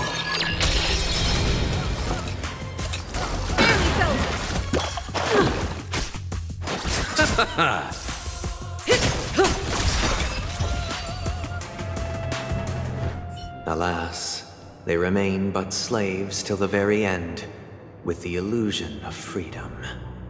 Thus concludes the second act. Amidst an illusory harmony, Land of the Exiles charted its course toward becoming the planet of festivities. This is how Penacony fell under the family's control. Since the arrival of the Harmony, the Land of the Exiles has undergone dramatic changes, not all of which have proven beneficial. This guy really loves dramatic scenes. Bet he comes from a whole lineage of stage performers.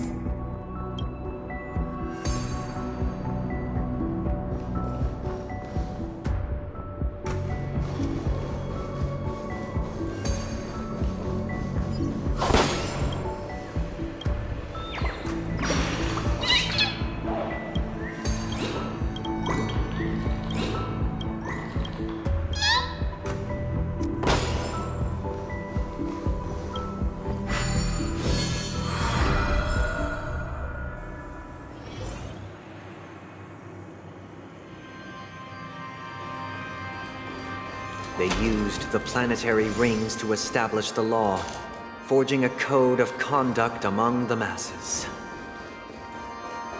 A grand lyre with black and white keys served as an instrument, while symbols of articulation and numerical notation took the form of musical notes. The downward flowing river became a melody, and the canon of law dictated the form. Thus, all mortals found their unique place within this symphony. That marked the 5th and 6th days. Stream forth, gleamful blades.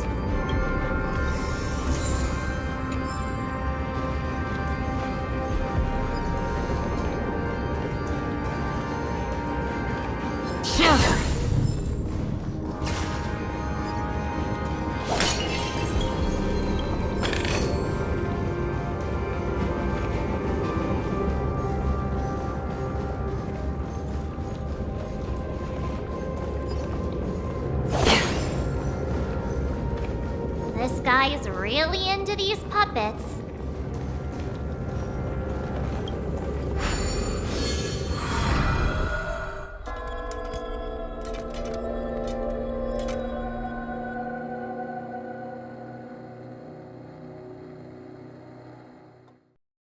Oh, I get it now.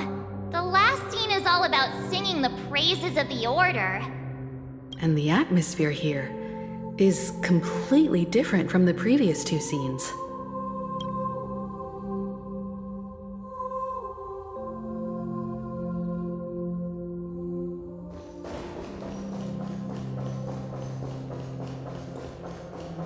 This is the concluding act of this play.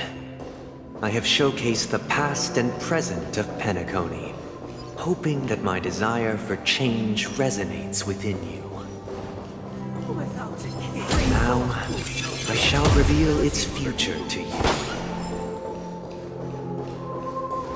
If the people lack foresight, we will make choices on their behalf and bear the responsibility.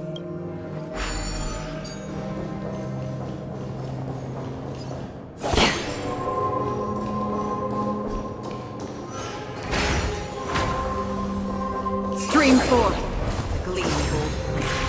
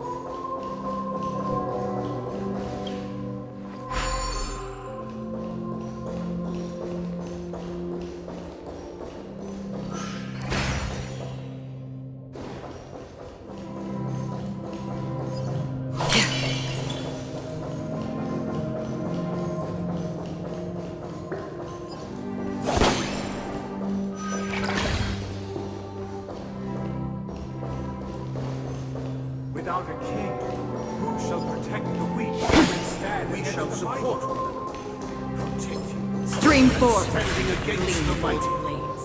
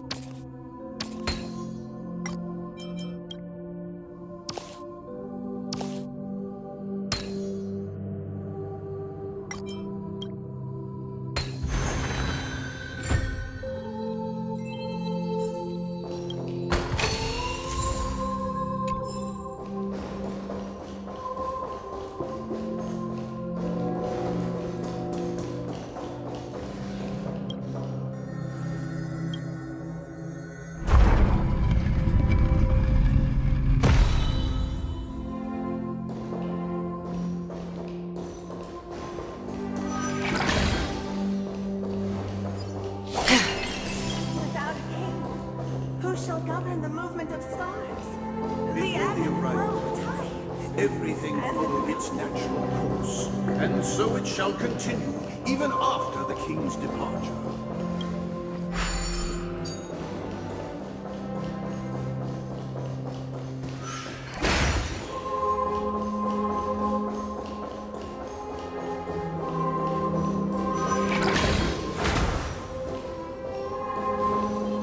Stream forth. The gleam of old blades. But after the king's departure, We no longer have need for a king, for we have become kings of all things.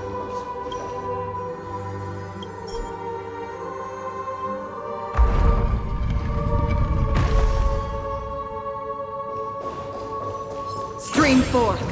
The gleam of old blades. Yeah.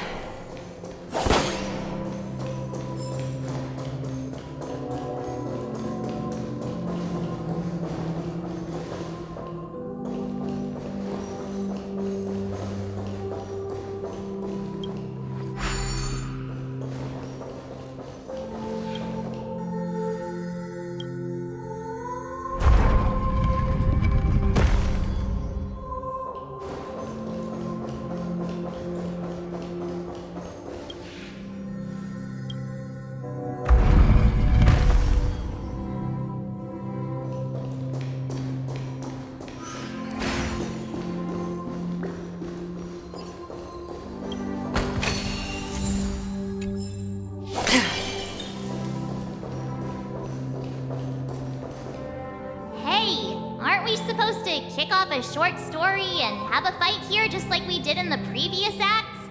Why aren't any of these puppets saying anything? Perhaps we'll need to complete the story ourselves, just like we did before.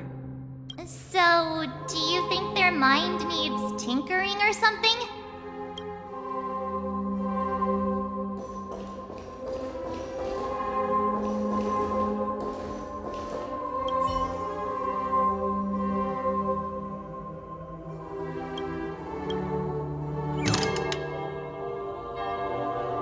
We no longer have need for a king, for we have become kings of all things. farewell, former king. How did it go? You can't change them? What does that mean? My apologies for my negligence. I forgot to inform you that the final part was scripted long ago. Let our previous king recount it to you. Now it is time for the final rite. Prepare for battle. Looks like we'll have to fight again. descending from the infinite spiral staircase. I traverse towards the peace with measured steps. No need to remember me. Seek my existence. Time to For the say contours of my mind shall intersect with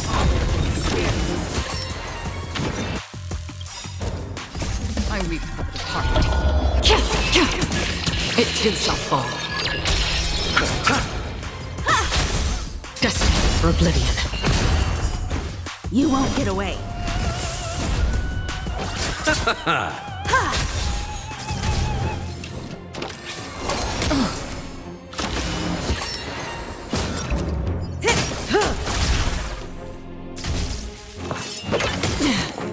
Receive divinity.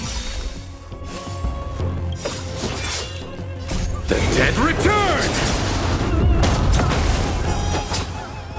Bloom.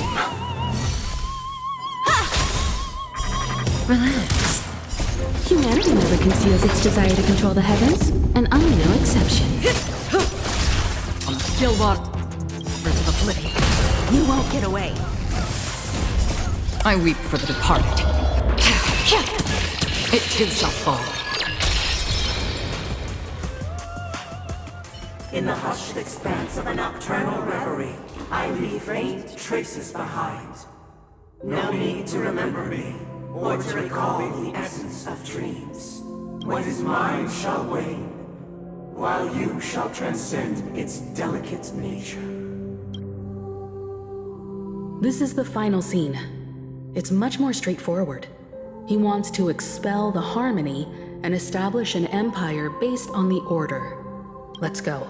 Once this stage play concludes, it'll be time for the main event, the Charmony Festival.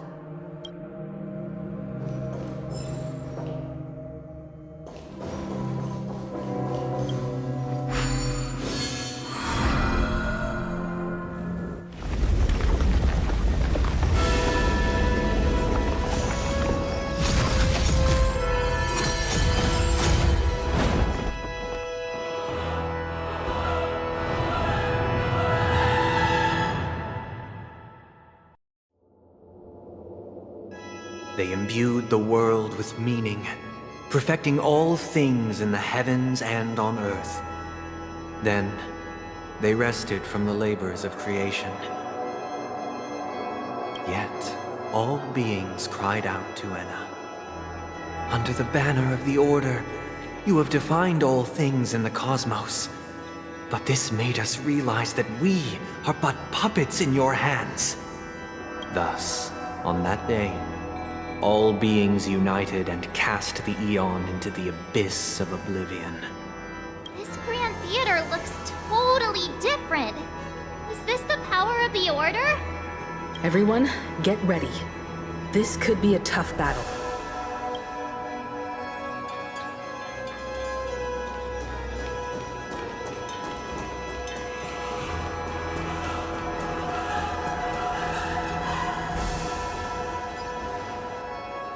That marked the seventh day.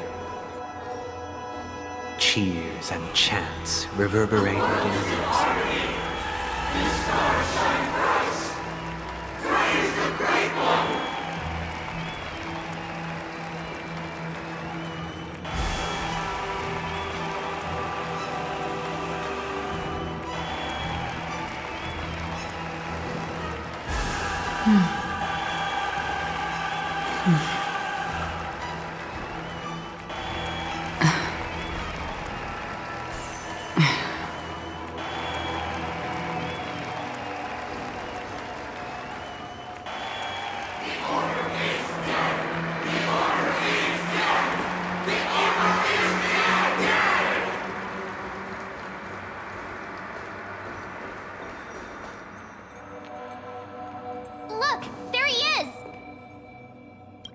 That concludes everything related to the Order.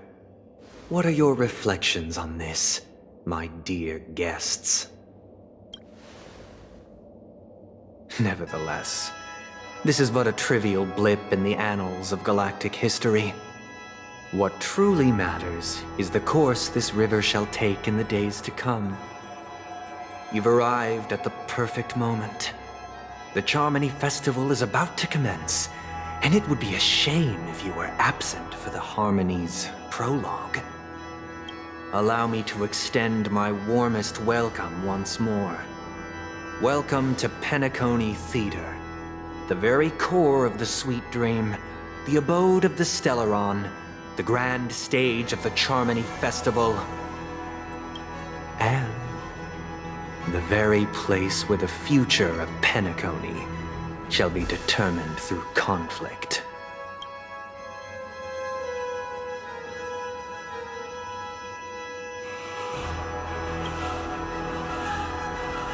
Your unwavering faith in the Trailblaze is truly impressive. True goodness can only be achieved through faith. Allow me to point out that falling into a permanent slumber is not happiness, especially when those people are driven by someone else's will in their sleep. Do you still believe that the Order only seeks to control the universe as their puppet, Himiko? No matter how perfect your vision of paradise may be, a cage remains a cage. People will never achieve true happiness in a world like that. They would just be toys for the Eon. It seems you have misunderstood my intentions. Allow me to clarify. My desire is not to resurrect a fallen Eon, or become one myself. My sole objective is to create a paradise free from Eons, where the Order ensures the dignity and happiness of all humanity. A paradise exclusive to us human beings. That's not the case. If people are to live with dignity, there must be nothing and no one above them. In your so-called paradise, you would be the one reigning supreme. Looks like we won't be able to convince each other. Now that our conflict has been destined, let's unveil our paths and reveal to the universe the true path. However, before the prelude to the future begins, please take a moment to ponder the questions I've posed. Is darkness equal to daylight? Are sinners equal to the righteous? If you are born weak, which god should you turn to for solace?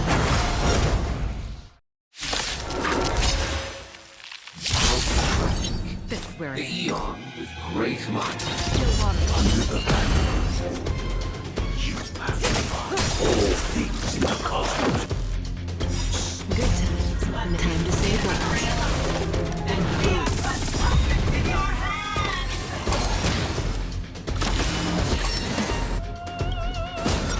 I'll see you off.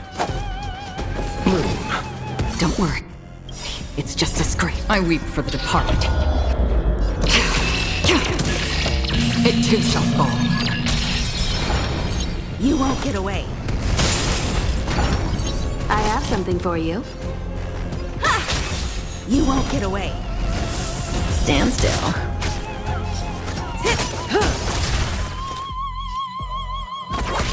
Relax.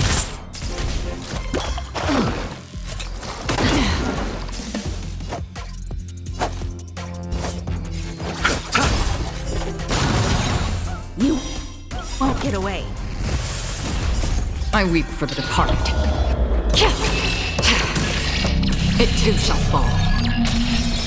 I have something for you. Receive divinity. Thanks. You're too Repay. good today. Free will, or was it fate? Destined for oblivion.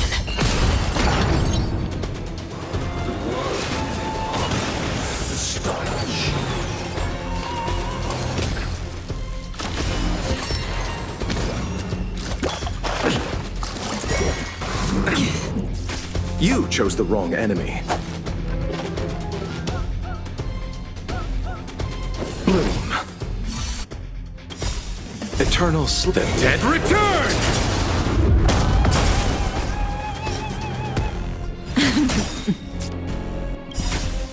Good times never last. Time to say bye. Boom. Stand still. Nothing major.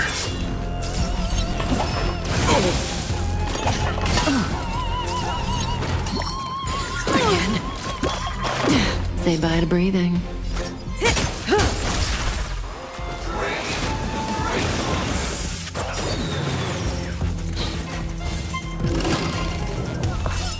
Again. From still waters of oblivion, you won't get away. I weep for the departed. It too shall fall. Let's settle this. You won't get away. Relax. Perhaps you still don't understand. Humanity never conceals its desire to control the heavens, and I'm no exception.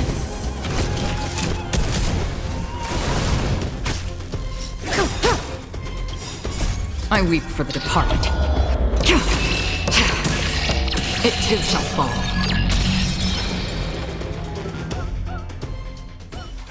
I already know your decision.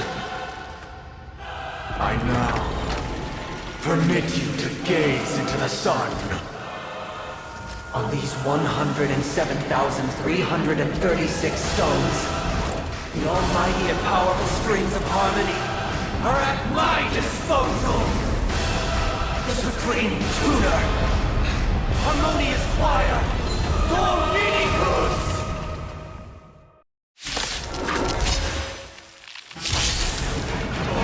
Lost souls, come and meet your master! The embodiment of the harmony? So the true purpose of the Charmony Festival is to usurp it?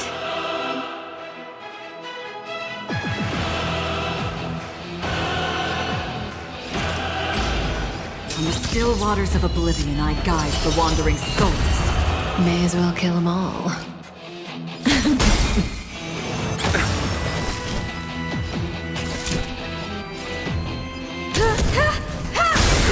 You won't get away. I'll see you off. Stand still. Why perceptive as you are?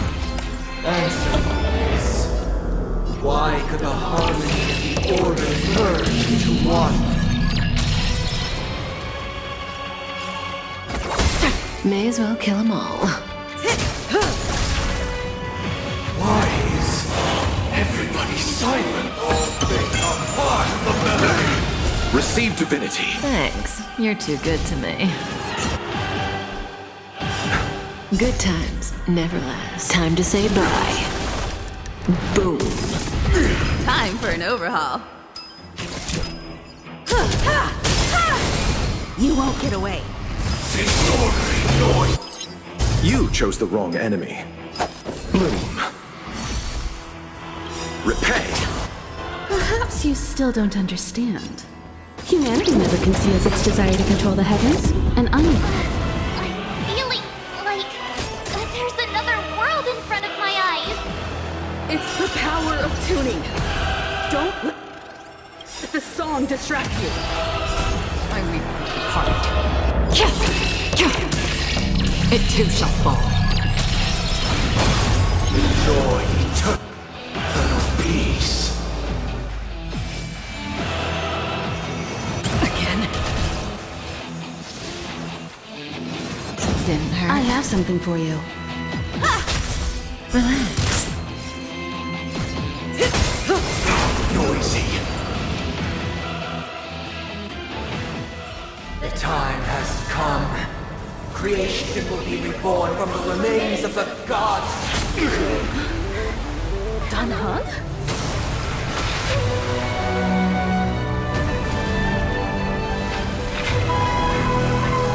Radiant spirits, heed my word. Show no mercy!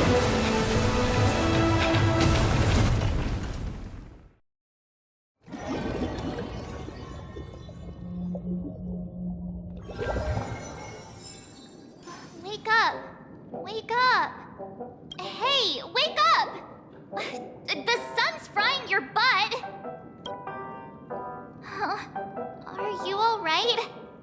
Can you hear me?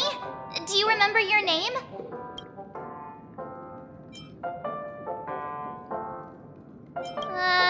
Kind of. It was General Jing Yuan who helped us shoot it down. In any case, since you remember what happened just now, well, that's put my mind at ease.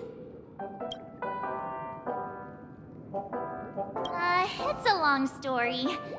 Simply put, Don Hung used the Jade Abacus of Allying Oath when we were in the middle of a fierce battle, and summoned the General to help us just in time. And then we returned to reality. Look, this is your room. Everyone else has also returned from the dreamscape. Himeko and the rest are at the lobby discussing matters with the General. And now that you're awake, we should tell the crew that you're all right. Come with me. Not going to come chat with me, sleepyhead. That voice. Is that Black Swan?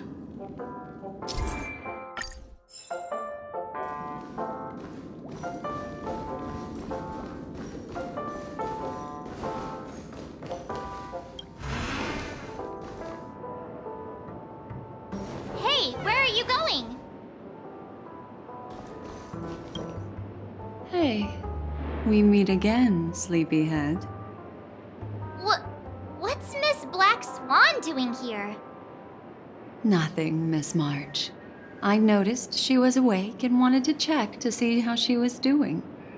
Though the strike from the General was timely, its destruction was also immense. When emanators collide, ordinary people inevitably suffer. But, luckily for them, the dreamscape is my home turf.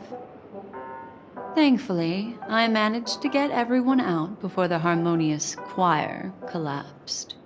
Oh, so that's what happened! Thank you, Miss Black Swan! Don't mention it. After all, I wouldn't want to see such precious memories vanish. You're heading to see your friends, aren't you? Would it bother you if I walked with you for a short while? Of course not.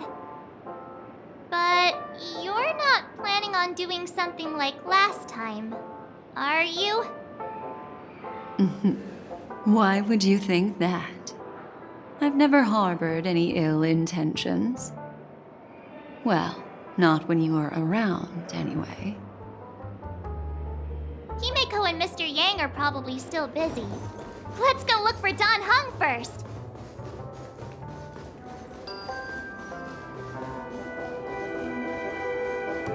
Look, he's still talking to that cowboy.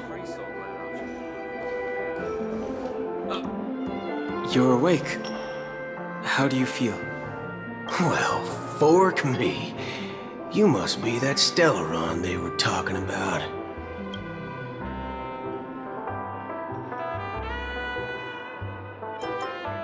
Allow me to introduce him to you. This is Boot Hill, a Galaxy Ranger. During our pursuit of a certain person, we crossed paths and just so happened to uncover a shocking plot being concocted by Mr. Sunday. Which is why we sought you out, to help the Astral Express save the world together. No need for thanks. The Galaxy Ranger's principle is correct every injustice one sees. That's how you lot in the Xianzhou put it, right, Don Hung? More or less. Wait, hold on a sec. This is the first time I'm hearing about this certain person. Who are you chasing? And why would that lead you to the Express? Good question. It's, who was it again? Don Hung. Do you remember? No, that ain't it. I just can't seem to recall.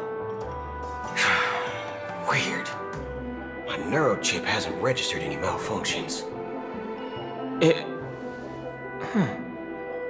I can't seem to remember either. What's going on? Heck, forget about it. If it slipped all our minds, reckon that person was just a minor scoundrel. Yes, when the dust settles, I'll just think of a way to recall it in the memory zone. Everyone, let's hurry up and look for Miss Himiko, shall we? She's now a minor star on Penacony, and the entire hotel's concerned about her well-being. You're right. Let's head to the lobby then.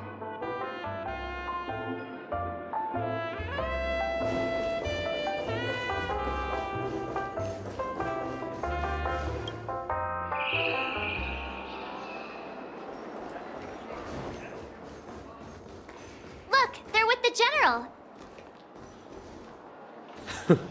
That's all right. In these times of conflict for the sake of utmost safety, it is only right that the Alliance steps forward to mediate on behalf of the Astral Express. We must not allow you to take unnecessary risks. Furthermore, despite the IPC's eagerness for success, it prioritizes peace above all. And the family, trapped though it may be, professes a desire for harmony. The Alliance has always won people over with reason. I firmly believe both parties can indeed put aside their differences and come to a peaceful agreement. The General possesses a deep understanding of the greater good. With the Cienjo Alliance mediating, peace for Penacony is within reach. You flatter me. But ultimately, it's been all down to the Express. Without your efforts, this sweet dream paradise would have been claimed by the last remnants of order before there was even a shot at peace. Well, would you look at that? Here comes the big hero.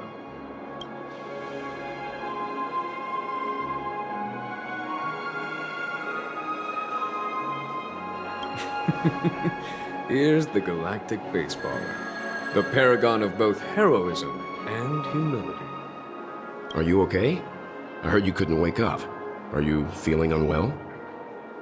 Don't worry, Mr. Yang. There's nothing wrong with her. She practically burned through a lifetime's worth of jokes on the way here. What about you, Mr. Yang? I heard that even Miss Robin wasn't spared. And that guy locked you both up. It's a long story.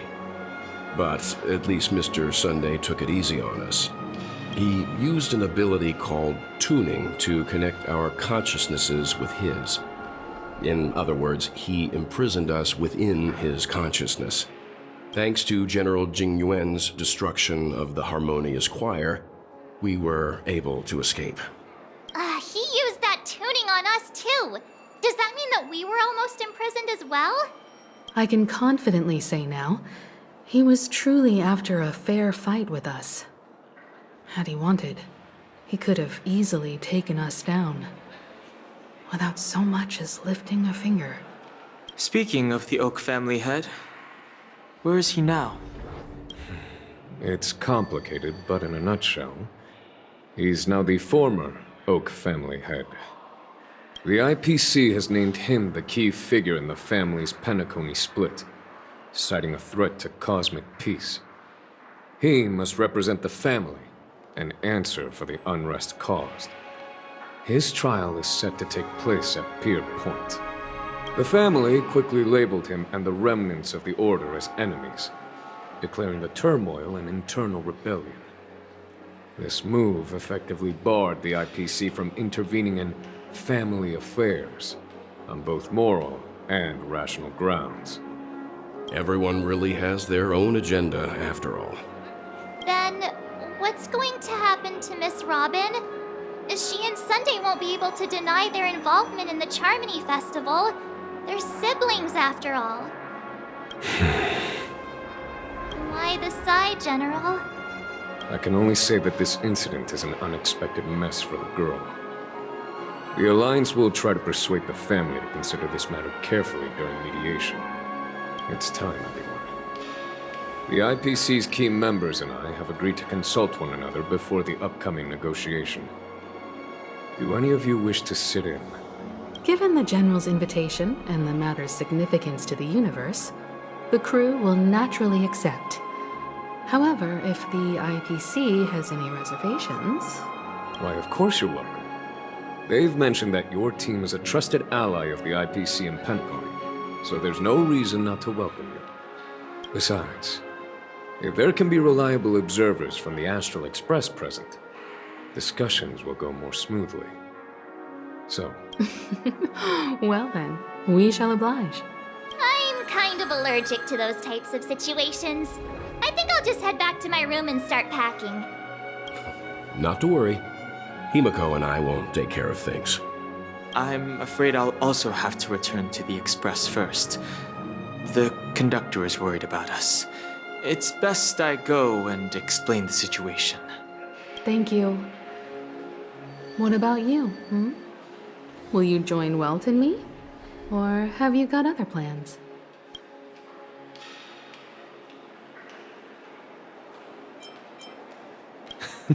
Great. Although I'm not too sure of the reason, the representatives from the IPC have insisted on her presence. Allow me to lead the way. Follow me, please.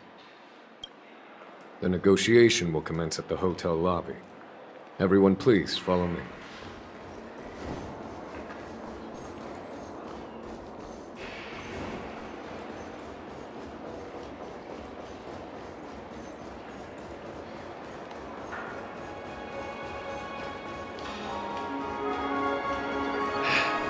Best not to take dreams too literally.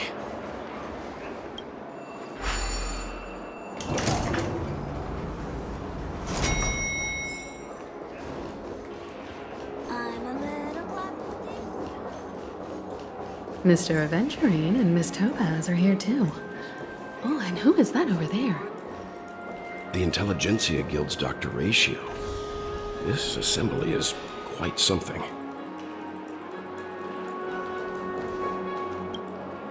It's been a while, my Astral Express friends.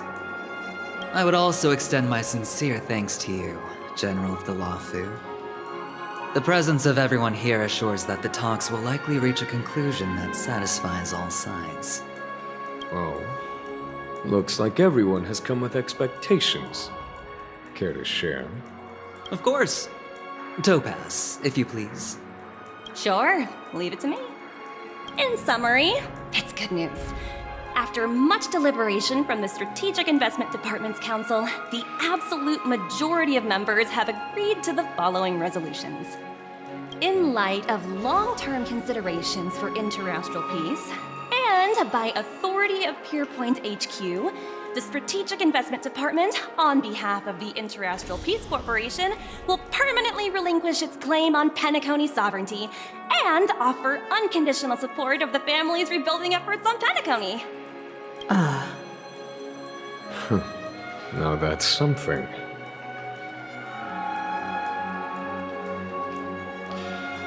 All in the name of peace. That's our motto. Has the IPC finished sharing all its thoughts? Then it's our turn. The Guild, much like the Genius Society, has taken a keen interest in the recent calamity in Penacony. Ultimately, both parties have agreed to a comprehensive collaboration, offering technical support for the reconstruction of Penacony. The floor is yours for the finer points, Mr. Screwlam. Enlighten us, please. Organic life's unrelenting search to understand the realm of inner spirituality is something I both admire and envy. Inorganic life has no mechanism to evoke dreams.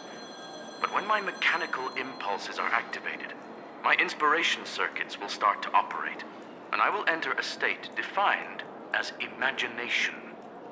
Every time, within the realm of imagination, there emerges a fire from the shadows. It is warm, bright. I frequently ponder this flame might represent the essence of intelligence. A cluster of inspiration ignited by high temperatures. The future direction of the universe may well lie within it. Alas, they are nothing but projections of my thought system to me. Desired, but unattainable. But after learning of Penacony's accomplishments, I have come to realize that the flame is not beyond my grasp. After deliberations with my partners, we have decided to defer the progress of the Simulated Universe project, and instead assist the Intelligentsia Guild as technological consultants in the research of the Dreamscape and Memory Zone, so that these assets may be better used to serve humanity. Not only that, we've also established contact with the Garden of Recollection through the IPC, and they've pledged their support for our research endeavors. I'm truly happy for the Dream Chasers on Penacony. The cosmos' brightest and, let's admit, dimmer intellects are now at their service. Agreed. It's hard to imagine members of the Genius Society taking an interest in such mundane research. Never mind. At the end of the day, this is a positive outcome. No wonder everyone insisted that she be there. It heartens me to learn that everyone is willing to put aside their differences for Penacony's plight. I trust that everyone will surely reach consensus in the upcoming negotiations. Looks like Penacony's future is decided.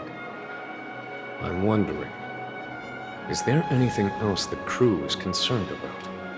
Peace is our greatest wish. Beyond that, we desire nothing else. Well, that's good. Now that everyone's minds are at ease, I shall take my leave. You may now depart with peace of mind. The Alliance will deal with all subsequent procedures. If that's the case, it appears that we have nothing else to worry about on Penacony.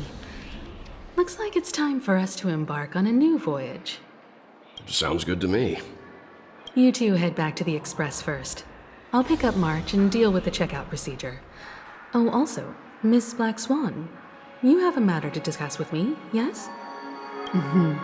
Nothing escapes your attention, Miss Navigator. You've been with us this whole time, huh? In any case, she and I will be waiting for you and March on the Express. Let's go. Our time on Penacony has come to a fruitful end. Penacony's journey ends here. I guess it was pretty fruitful. Well, seems the dust is finally settled now. Well done, friend. This is all due to your heroic deeds in Penacony. Everyone's been moved by your integrity and selflessness. I am truly happy for the Dream Chasers on Penacony. The cosmos' brightest and, let's admit, dimmer intellects are now at their service.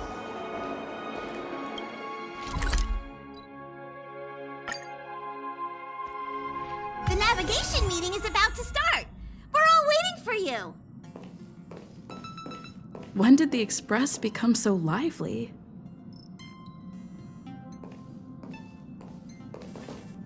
Ahem! Looks like everyone's present. Let the navigation meeting commence then. This a meeting to decide our next stop? How we doing this? A show of hands. Hold your horses, cowboy. It's for those to decide.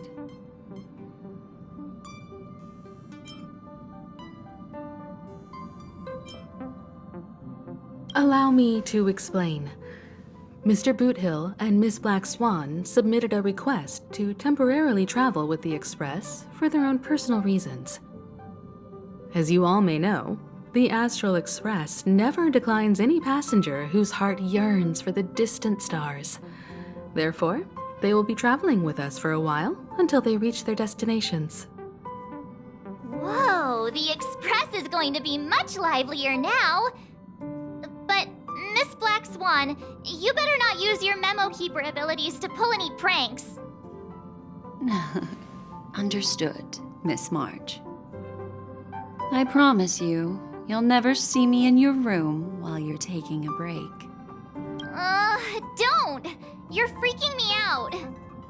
All right.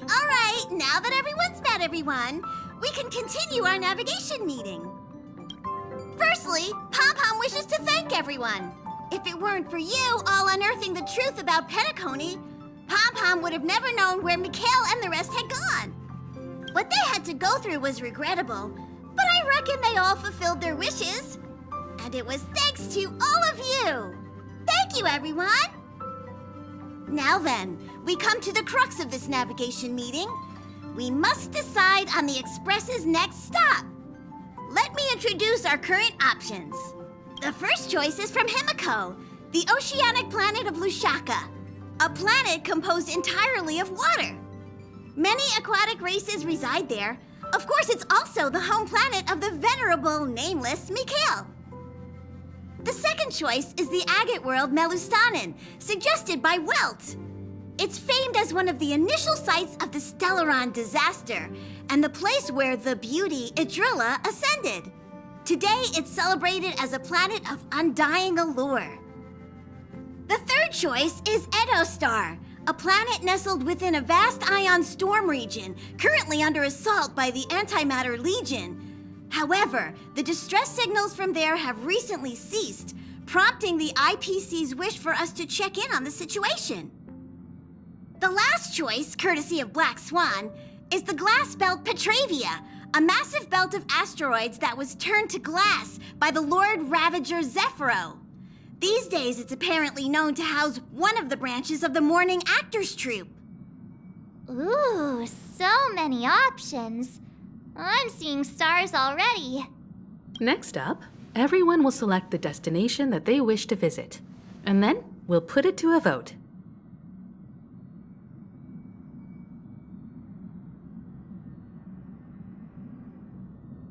Little Misha and old Mikhail's homeland. Having been through so much in Penacony, as an aspiring nameless, I believe a visit to his homeworld is a must. Count me in. Still, I imagine that planet must have changed entirely after the Stellaron disaster. I've heard that its land masses no longer exist and the native population has completely changed. I'm not against Miss Himiko's choice, but Edo Star sounds like it's in danger. As nameless, should we not extend a helping hand? March is right. Though the fact that the distress signals have ceased means we're probably too late. But I still think we should investigate the situation there. 3 votes for Lushaka, 2 for Edo. Looks like we have a winner! Next stop, Lushaka, the ocean planet. Then this navigation meeting is adjourned. I'll go check the warp jump coordinates. Everyone can catch up on some rest in the meantime. When it's time to make the jump, Pom-Pom will make an announcement. There's still some time before the jump. What should I do? How about a chat? Over here.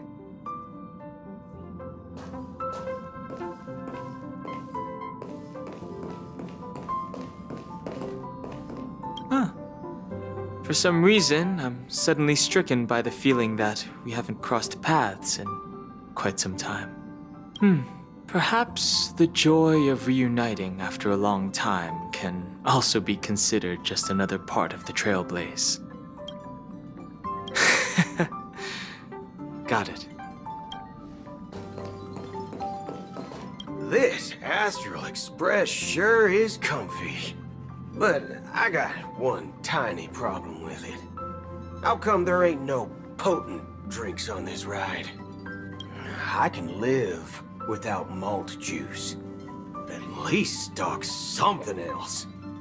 Like that white gem. Common as dirt and not too pricey.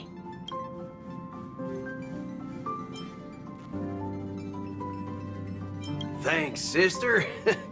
Any low-cost swill will do. I ain't fussy. All these years out in the wild, and now I'm bunking in luxury. Gotta say, it's quite the treat.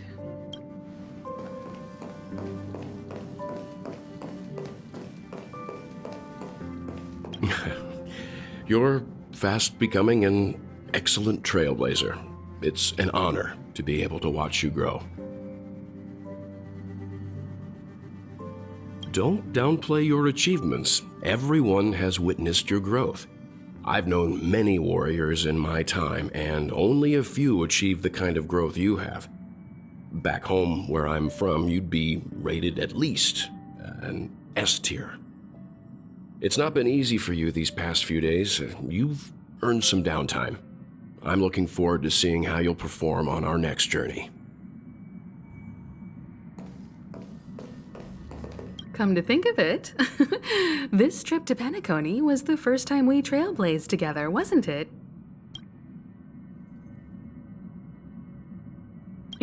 Don't worry. We'll have plenty of time to spend together on the Express, so there'll definitely be more chances for adventures like this. Turn in early today. You've really been pushing yourself hard recently. If you don't take this chance to recharge, it could lead to long-term problems. It seems fine when you're young, but it's a different story as you age.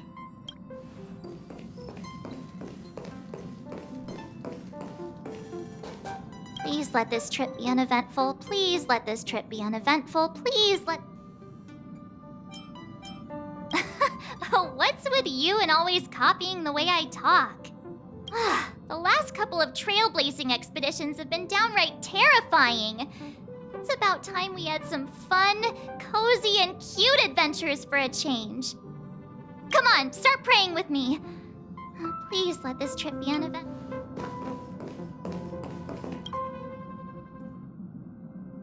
Oh, you're here. Seeing your reflection among the stars in the porthole really does seem somewhat surreal. How about it? This journey of beautiful dreams. Was it to your liking?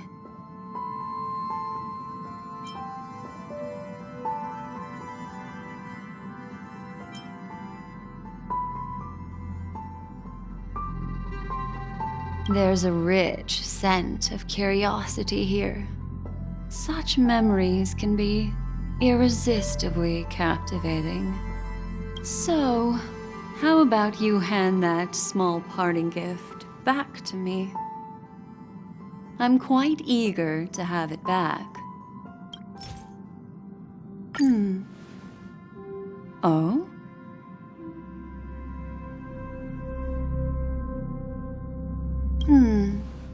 Never mind. I just stumbled upon a particularly fascinating spot in your memory. Before I explain, I would like to apologize to you. This farewell gift I gave you isn't really a compass from the memory zone, but merely an empty light cone. Remember when we entered the hotel in the dreamscape for the first time, and I procured a few trinkets from your companions? Their functions are similar. This way, I can always be attuned to your location, ready to assist immediately if you encounter any threats.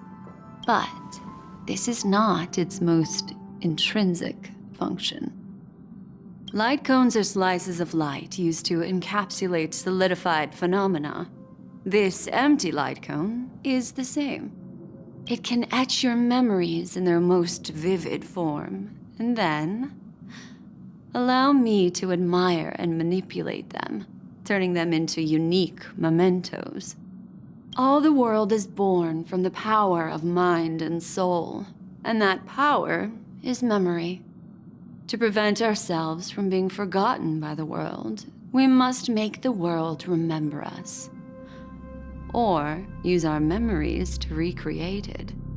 Life, seemingly vast, offers but a scant collection of impactful memories. Some joyful, some sorrowful, some light, some heavy. But you are different. Memory is a reflection of the future. Within that reflection, I see your unparalleled worth. You have the power to craft memories that can captivate the world. Your memory can illuminate the universe's future path. And that memory will be as scintillating as the star clusters you see in this porthole.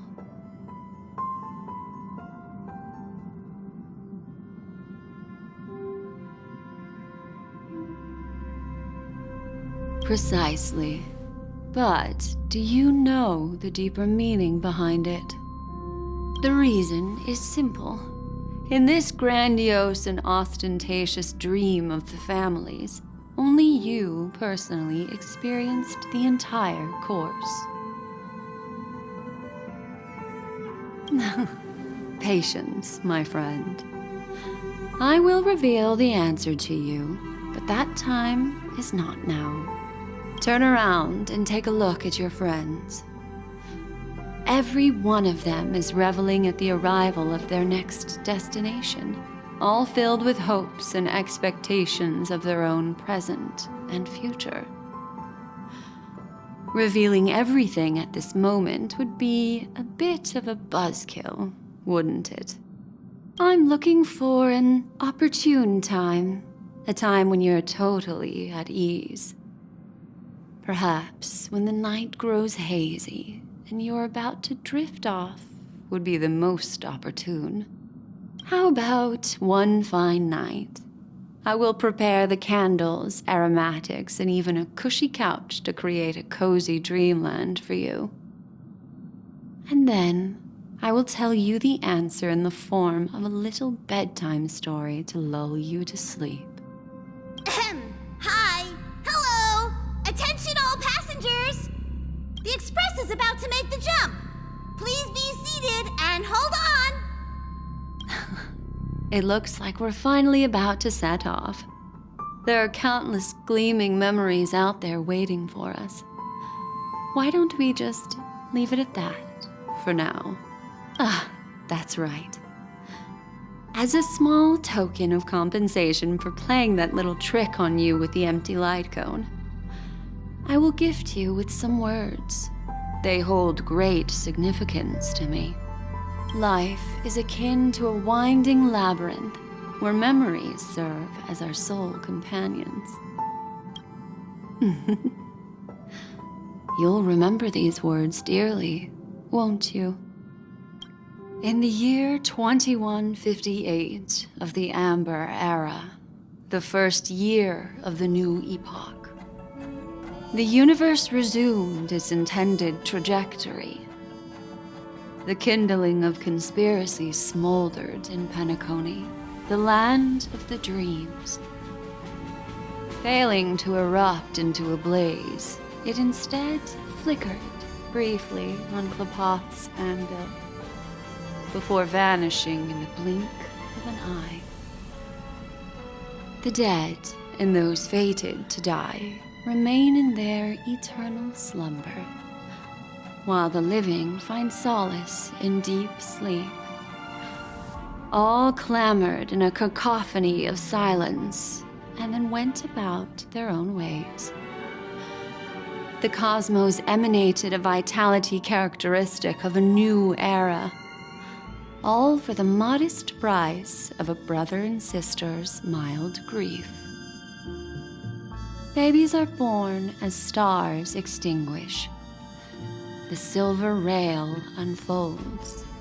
The story of the Astral Express comes to a close, yet it also embarks anew. Time marches forward, heralding the arrival of a new chapter in the history of trailblazing expeditions.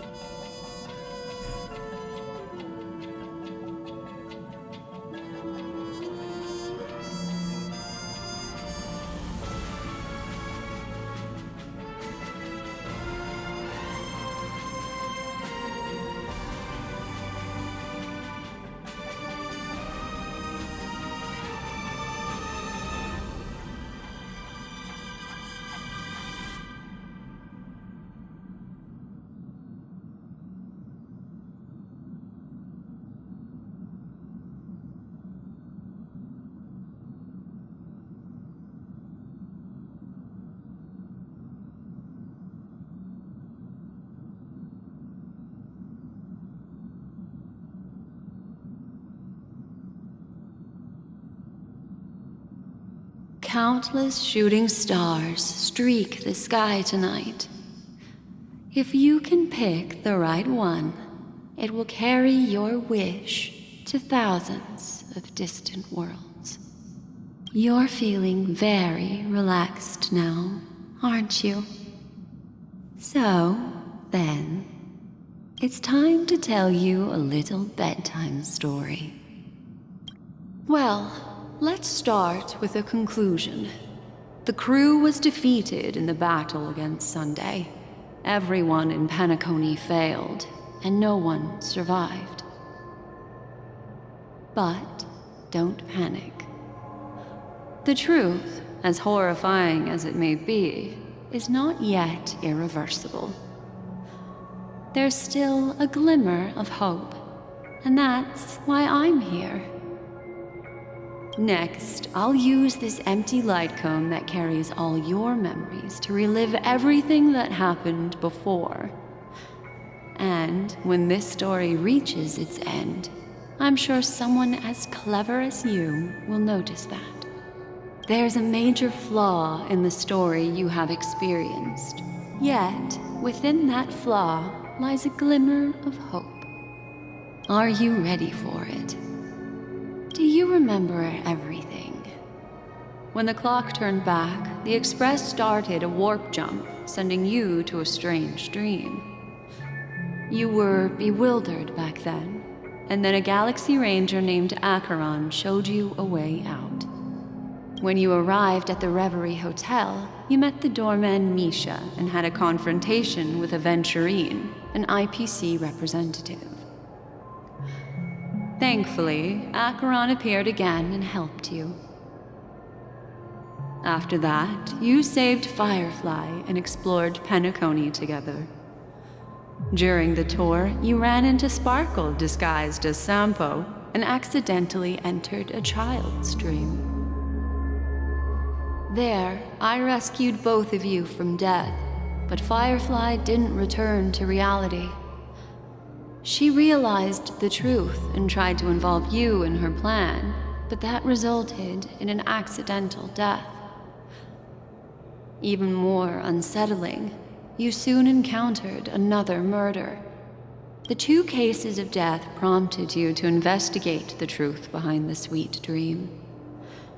Despite your efforts to gather information about the 2 victims, you didn't make much progress. But you did learn about the watchmaker from Gallagher. Meanwhile, Aventurine was secretly carrying out his scheme, in which you were one of the pawns. In the midst of a fierce battle, Acheron revealed her true identity as an emanator of the Nihility and unsheathed her sword. That strike foiled Aventurine's plan and opened a passage between the sweet dream and the original memory zone.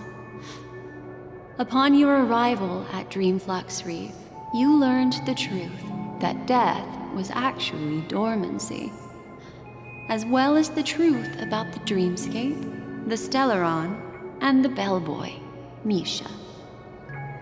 You split up with Sunday and Robin, looking for a way to seal the Stellaron. However, it turned out that Sunday and the Dream Master had their own hidden agenda. And you had to engage in an ultimate duel on the stage of the Charmony Festival. Finally, the story reached its conclusion. You emerged victorious, with the Trailblaze triumphing over the Order, and Penacony embracing a bright and peaceful future. This marks the end of the thrilling journey in Penacony. I'm sure you've already noticed something unusual, haven't you? The major flaw, which contradicts all the known information, hides in this story.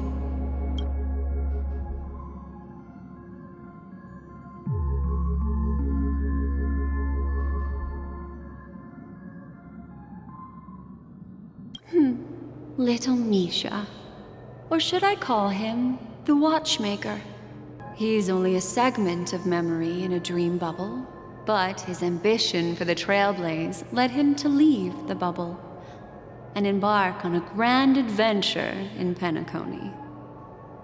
While Misha is a rather special memory zone meme, and he was granted power by the Trailblaze, there's still one thing that he shouldn't be able to do. A life born in the memory zone could never manifest in reality. So, why did he appear in the Reverie Hotel in reality? The answer is simple. He is the one fatal variable that contradicts all our known information. This means that you, who wholeheartedly believe in this memory, are still trapped in the dreamscape at this very moment. Wake up, sleepyhead. Break free from this eternal dream and return to the real world. We'll find our answers there. The train is about to make the jump. 5, 4, 3, 2.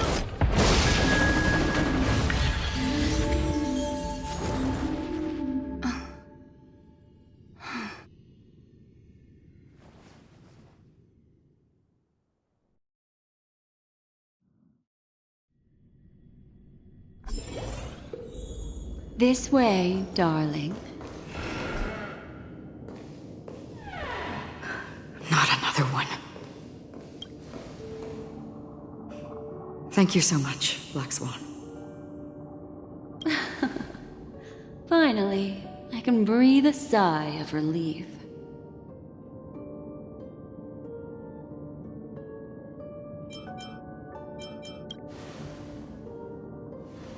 I understand you must be confused, and will do our best to shed light on the situation. However, before that, it's essential to know that this place is the rift between dream and reality. A place reserved only for those who have awakened from Enna's dream. Do you remember Sunday's ambitious plan? He intended to harness the power of the Stellaron, the collective will of over 100,000 Oak family members, and the desires of everyone in Penacony to usurp the harmony and restore the order. Unfortunately, it didn't stop there. From the early days of our journey into Asdana, we were already affected by the Stellaron. That strange dreamscape where we met. Maybe it was a sign that your thoughts were beginning to drift away.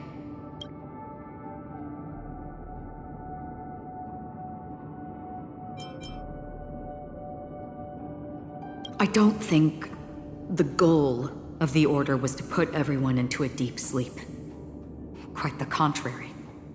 They used the Stellaron to catalyze the leakage of Asdana's memoria into the material world, allowing the dreamscape to blend with reality. And that included a lot of memoria from the Beyond the Sky Choir.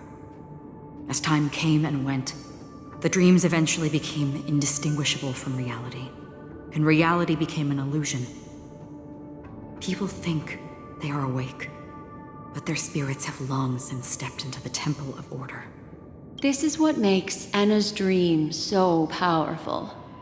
In this paradise governed by the Order, everyone indulges in their delightful dreams and lives happily ever after.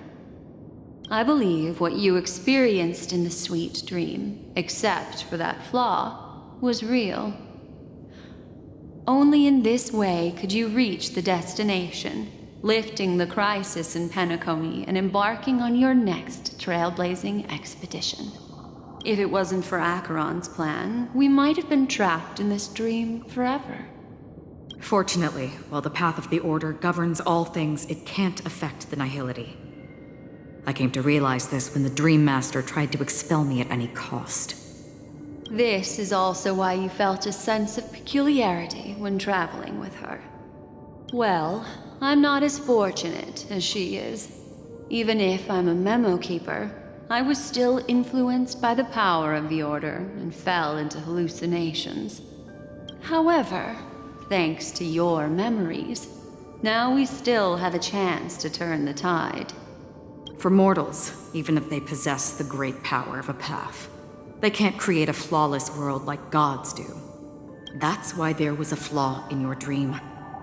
In other words, once you have realized the world is not real, you'll have a chance to break free from the dream.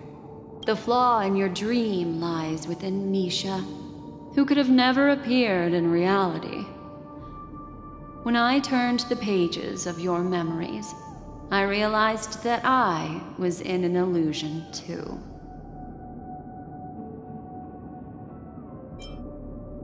Now Sunday has usurped the power of the harmonious choir through the Charmony Festival. Asdana has thus fallen into Enna's dream, transforming everyone equally into the notes of the Aeon. Failure doesn't mean weakness.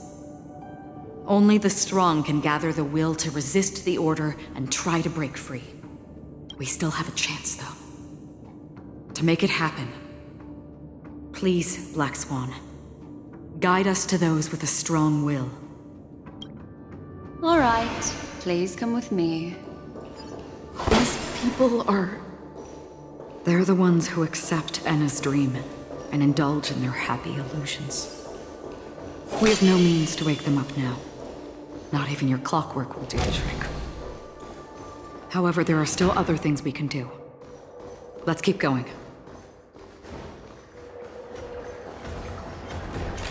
Stream forth, the gleam of old blades.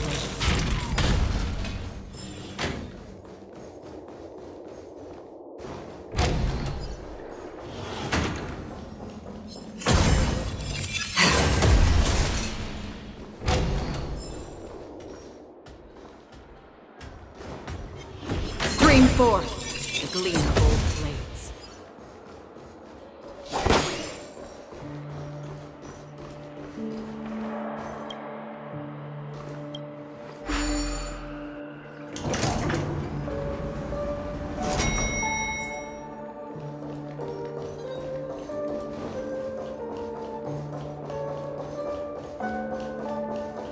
Here we are. It's... Robin?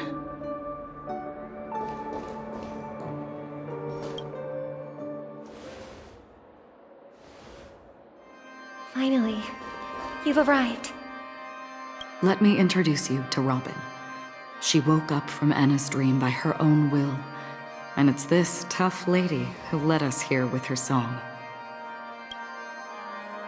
I woke up for the same reason as all of you. In the dream, I experienced something that could never occur in reality. Are we going to lock it up in a cage? I want to see it fly freely in the sky. Without us, this bird would be too fragile to survive on its own. Do you want it to die? No, but... Then let's take care of it together until it can return to the sky. Huh? Birds have wings because they're meant to fly.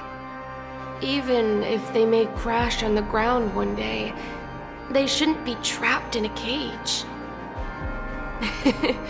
Birds belong to the sky, so we should help them return there, right? The illusion was so impossibly blissful that I realized it was just a dream. And this is our final hope. Enna's dream is founded upon the harmonious choir, namely everyone's shared wishes. It will only materialize once the aspirations of all beings in Penacony merge as one. At present, it has become impervious due to people's desire to remain slumbering within the dream. And in order to destroy it, we must make everyone in Penacony want to wake up. Now comes the tricky part. How do we do it?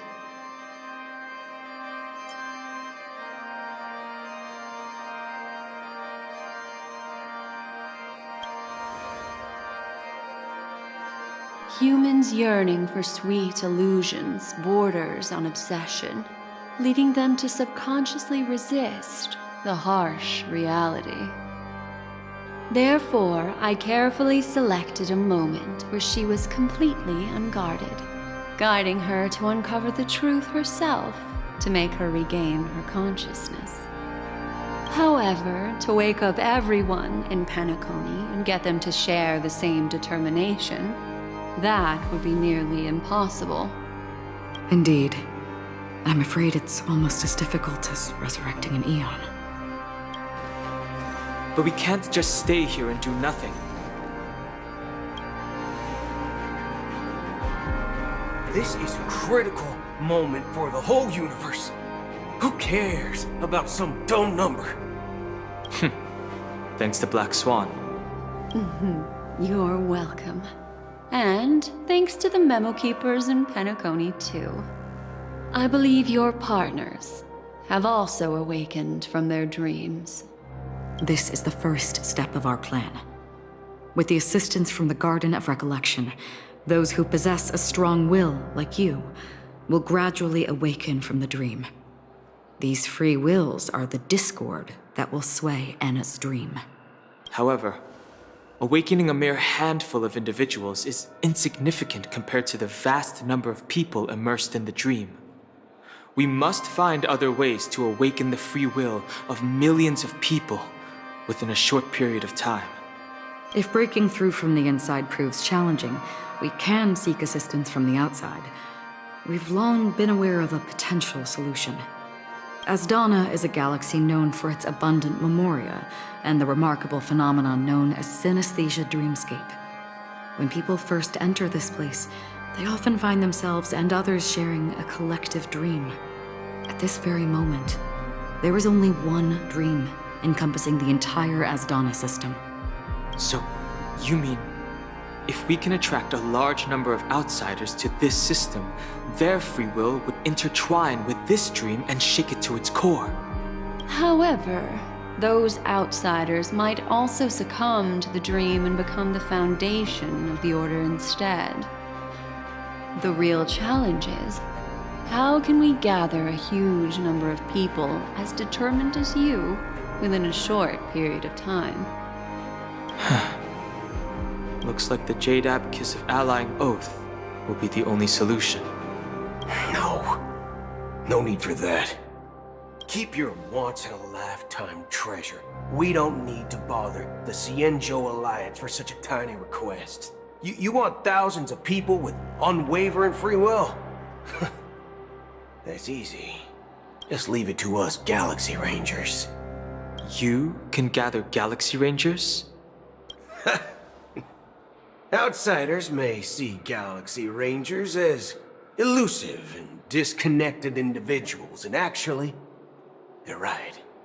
And that's why we have a tacit understanding among us. Do you know what it is, Acheron? It's the relic I returned to you. Exactly. Its owner must have told you that it's meaningless to anyone other than a Galaxy Ranger, and that it can only fulfill its purpose when returned to its rightful owner. Because it's a burial artifact, worthy only of a hero who has served the Galaxy Rangers with honor. When its light illuminates the universe, it means the fall of a hero, and in the direction it falls, countless meteors will streak across the sky. Those meteors are Galaxy Rangers, coming from all corners of the cosmos, driven by a shared purpose, without questioning the cause or counting the cost, because we abide by a common principle. The shooting stars of the hunt only descend on the longest night, and with them comes the dawn. We've stayed silent for far too long. Now, it's time to remind all the cowards, oppressors, and villains of the universe of our presence. I'll be the one to ignite the first spark. Once the dreamscape is swayed, I'll complete the second step.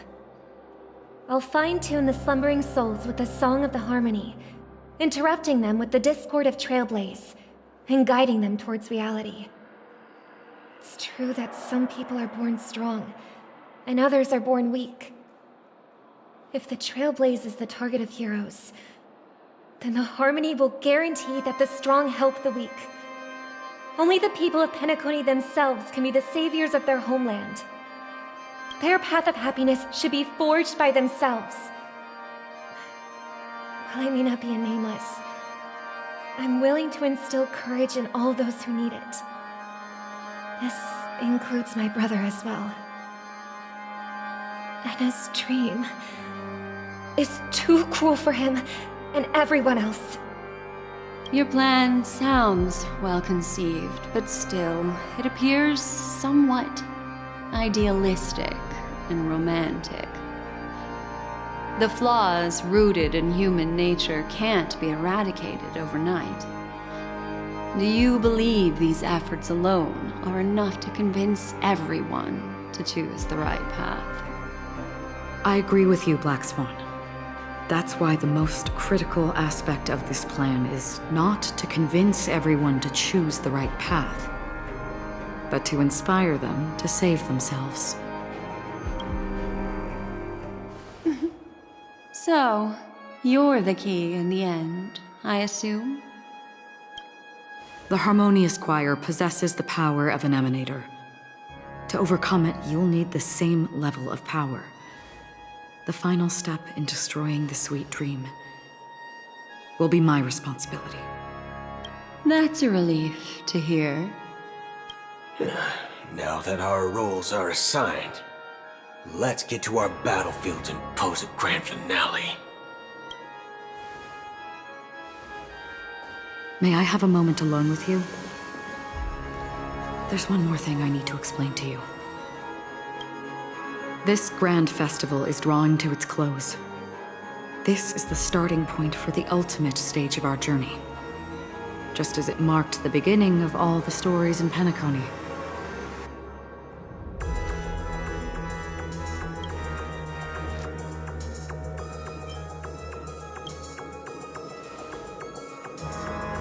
Indeed, she was the first to discover the world beyond the shores of death, and shared this truth with all of us. There's something you should know. We were able to locate you within this boundless dream, and find the key to breaking free from the dream. All because of one person's unwavering dedication. Firefly. She awakened from the dream ahead of others, discovered the Express amidst the stars, and brought us valuable information about the remnants of the Order. She may have been aided by the script, and it came at a cost. As you know, Firefly is a stowaway who entered the dreamscape in a different way from ours. Without the dream pool in the hotel or assistance from the family, she can only awaken from this dream in one way. A real death. We mustn't fail her determination. I'm not implying that we must win this fight no matter what, but our resolve should match that of that courageous lady. Are you ready?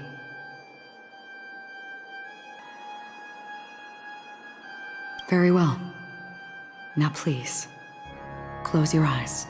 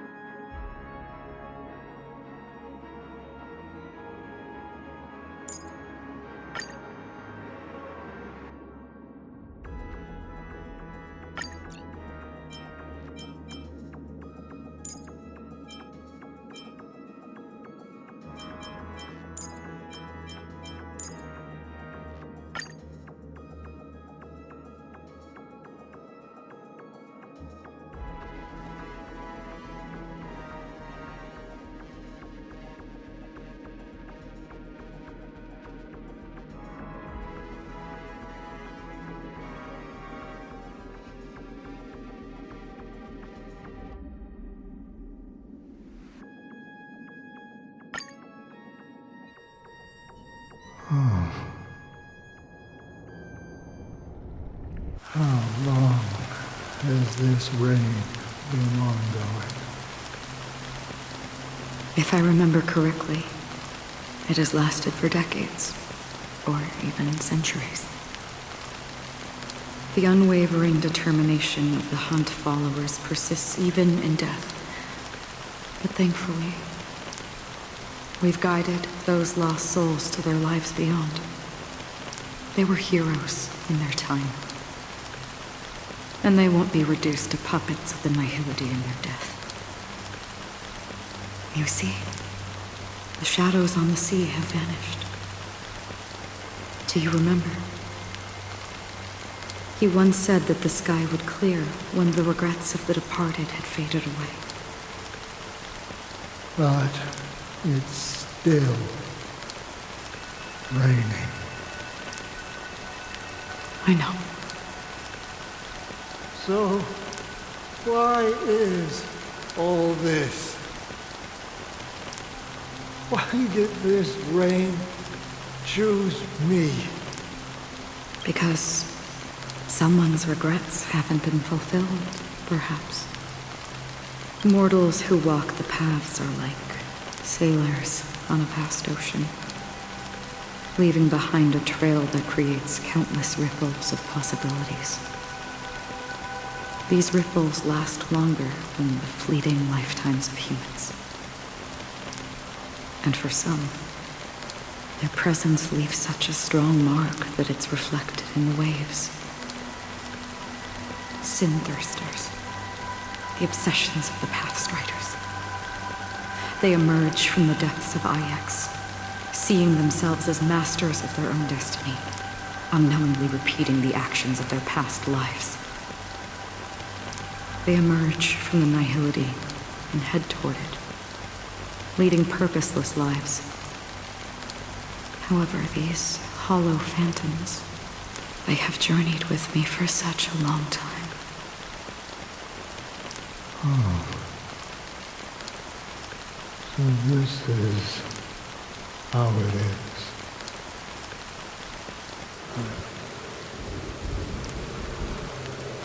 I'm already dead. Yes. Are you watching over me? This is my duty as Acheron the Watcher.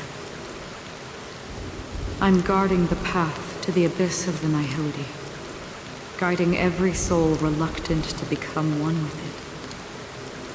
Back to this side.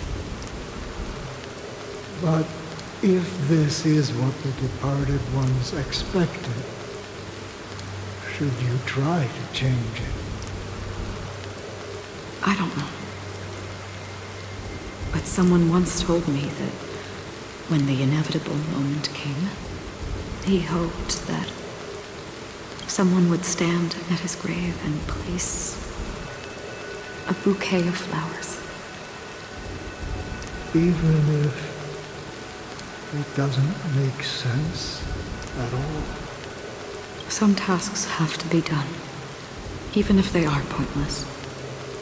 I have experienced that much already. Please extend your hand and then close your eyes. I'll carry your wish with me and fulfill it. Only then will I be able to put an end to the final regret by the Dead Sea. Will I ever see them again? Yes, that is certain. Because it was you who told me about the Express, your two former companions. The expedition cut short by the Swarm, your narrow escape from death, and your encounter with the Galaxy Rangers. And Penacony, the hometown to which you could never return. Yeah. For countless times, I got rejected by the family and had to pass it by. But I knew that my companion was still there. Mikhail, are you still there? Take my hand and come with me. We will leave this place. You'll embark on a long, long journey, shrouded in darkness. But fear not, as a touch of red will be awaiting you at the end of the path. That's the color of existence. Follow it, and it'll guide you and illuminate the way out. By doing so, you'll eventually reunite in the warmth of the sunlight. Thank you. May death be the end of your boundless dream, guiding you back to the waking world. Welcome to the horizon of existence. This place is one of the thousands of manifestations belonging to the sleeping and shapeless. And it's also an exit out of the nihility for the awake ones. Let's bid our final farewells here.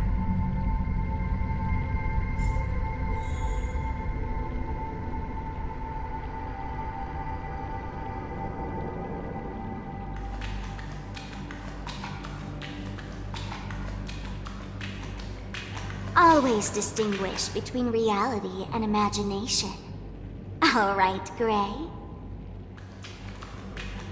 Life is akin to a winding labyrinth, where memories serve as our sole companions. May your schemes be forever concealed. Enna's dream is too cruel for him and everyone else. To the imperfect tomorrow. I still remember the question on the invitation letter. Why does life slumber?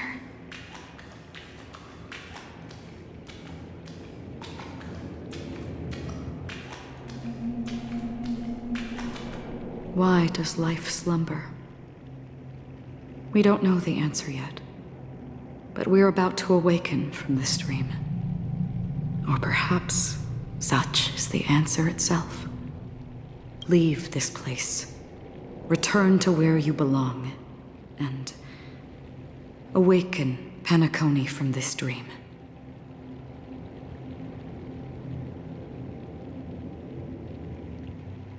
As I said, our plan is not about convincing everyone to choose the right path, but about inspiring them to save themselves. So, when will people actively save themselves?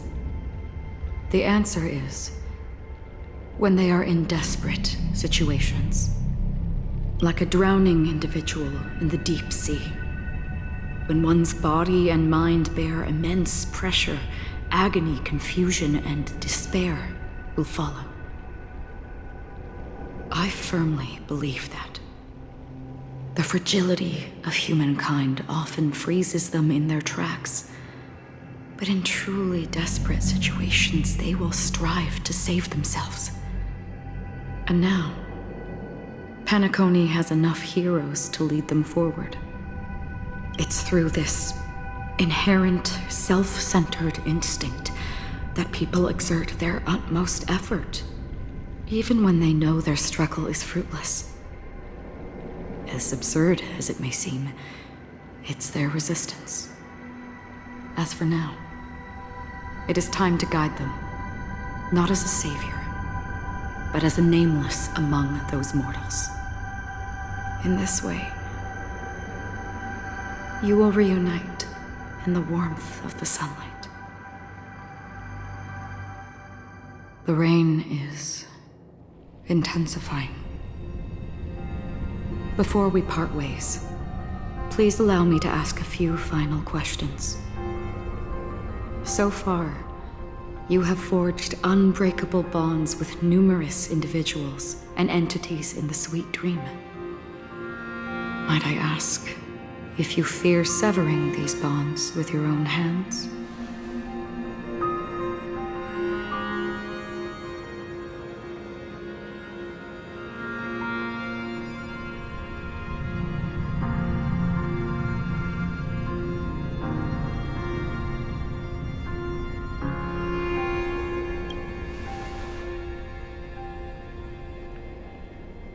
If there is a vast, lifelike dreamland that is virtually indistinguishable from reality, a realm without death, where everyone can attain the happiness and fulfillment they deserve, living blissfully ever after,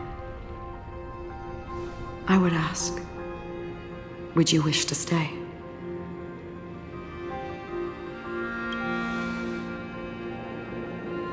Imagine if this splendid dream were fated to fall apart. Friends, family, strangers, followed by the gentle breeze, soaring birds, the stars, and ultimately yourself.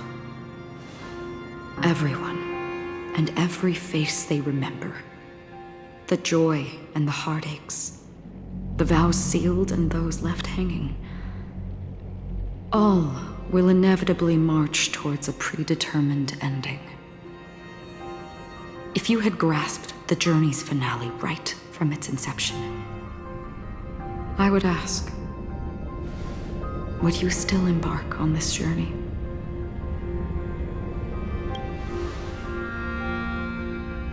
I'm glad. The answer itself doesn't matter. What matters is that you've made a decision. Listen, touch, and ponder. And therein lies the sensation. Cherish it, because that's what makes us exist. Such is the only answer humans can offer when facing the nihility.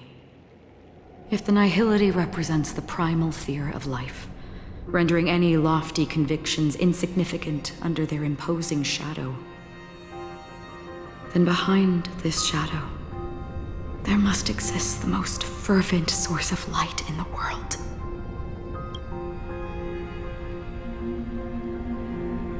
Just as every life that edges closer to death fervently approaches the end of the nihility, we must pursue that primordial light.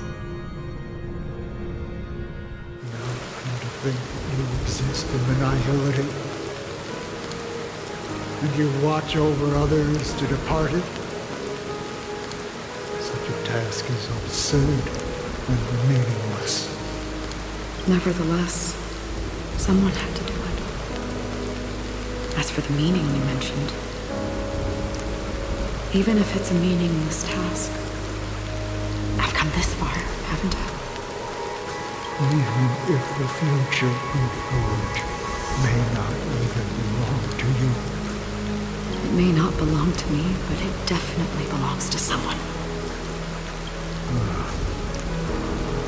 What hardships you must have experienced. In that case, allow me to do something meaningless too. Please, do me the maid. Perhaps my existence will vanish in the next moment. Nobody will remember this conversation or your answer. But I believe that your name should be remembered. And this universe will remember it as well.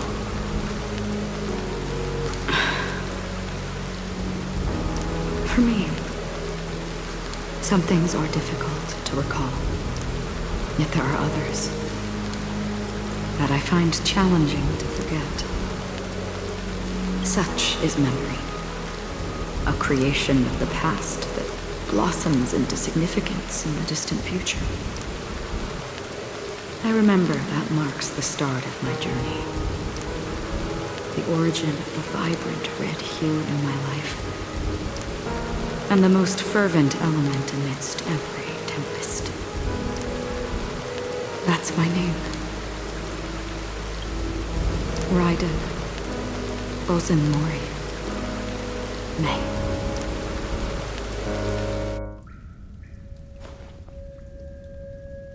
The Golden Dream is getting restless. In the coming long nights, I'm afraid you will face many setbacks and witness many tragedies. And in the end, you will only see in black and white.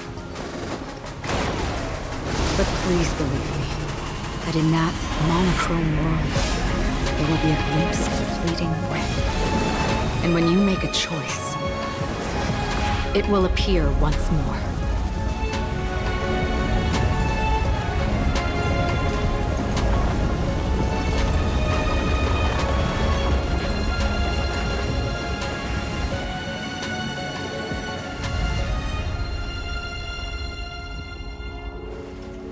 What you must do is ponder its significance, then return to the waking world.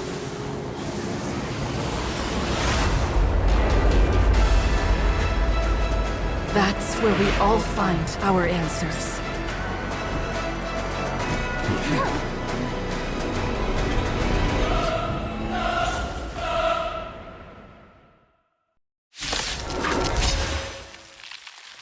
Have you broken free from the dream of order?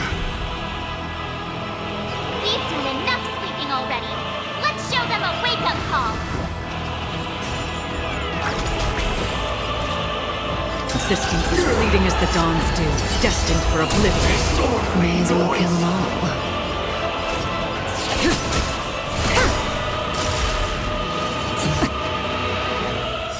Again? Good times never last. Time to say bye. Boom.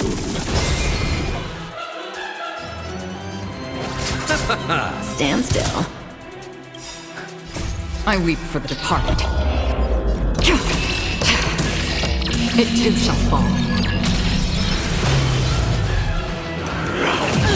Without order, how can the weak be righteous?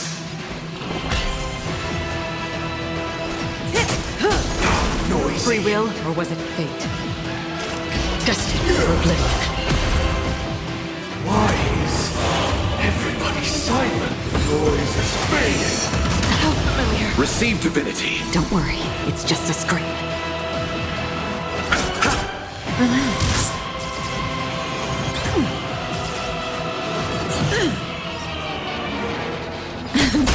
Keep up with me. Stand still. Let's play our own melody. Let the show begin!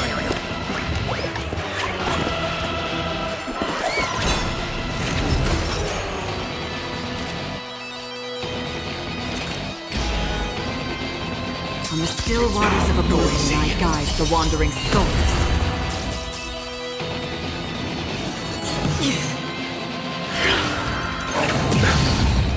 Enjoy eternal peace.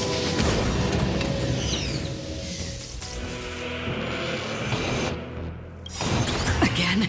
Eternal sleep. The dead return!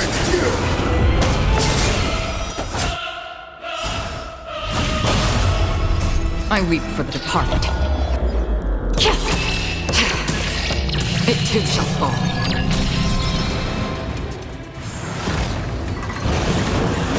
7,336 notes. I solemnly invite you to join the glorious chorus and ascend to the heavens! Good times never last. Time to say bye. Boom. I'll take the lead.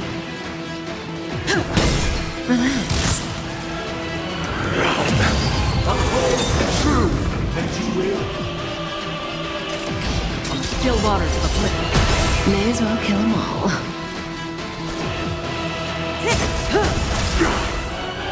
The noise is fading. The dreamscape is indistinguishable from reality. Can it still be called an illusion? Noisy. Destined for oblivion. I weep for the departed. It too shall fall. With this perfect melody I command, recreate paradise anew!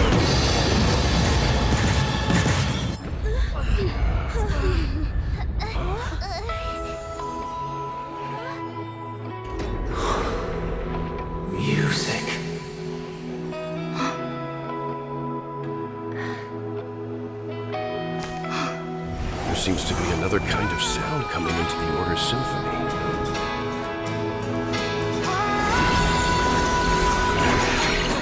Penacony's first and last disharmony.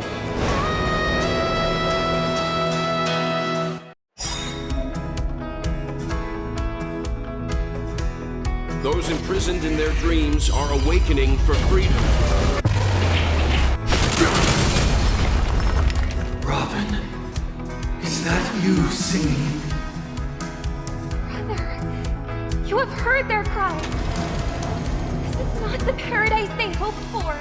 Even so, they don't know where they should be heading.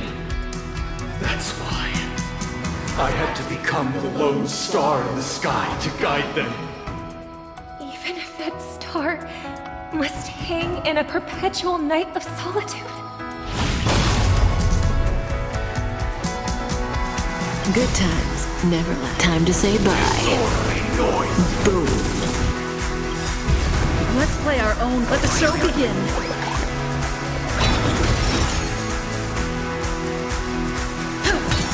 May as well kill them all. Still waters of living. Relax. Sound noisy. Still the same words.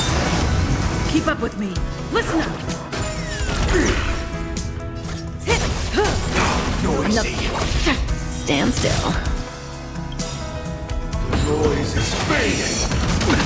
Nothing major. I weep for the departed.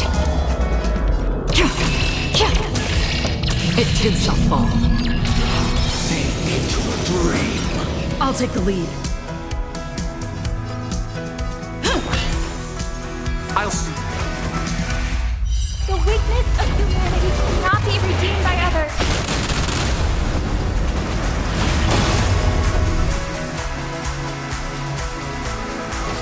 That's half the work. Destined for oblivion.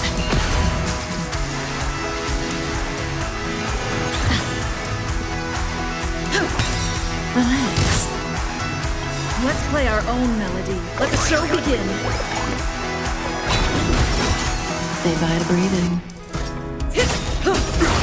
If we had never experienced solitude, how could we have embarked on different paths? Now, our final talk has concluded.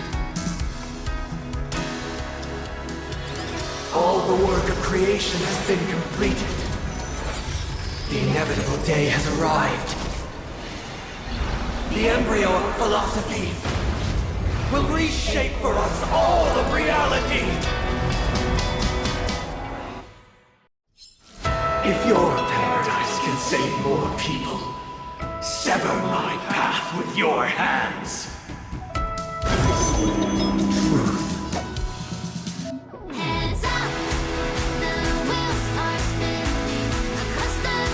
Receive divinity. Great teamwork.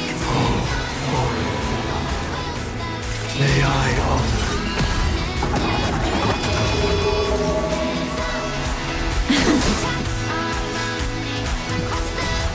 Time to say bye. Boom. Seven-day vow. I command you to heed my son. Have a noble soul! Don't be shackled by the past!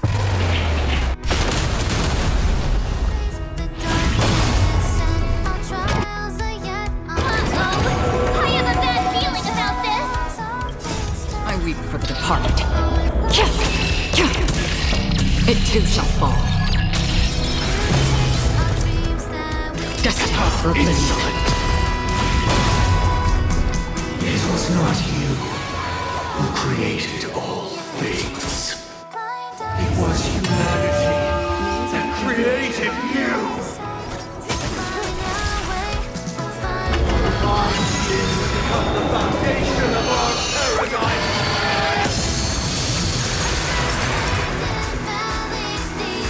Wake up! Thanks. You're too good to me.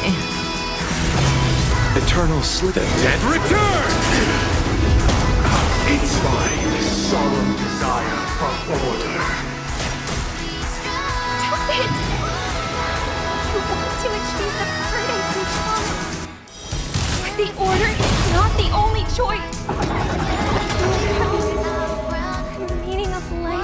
lie in defying the nihility.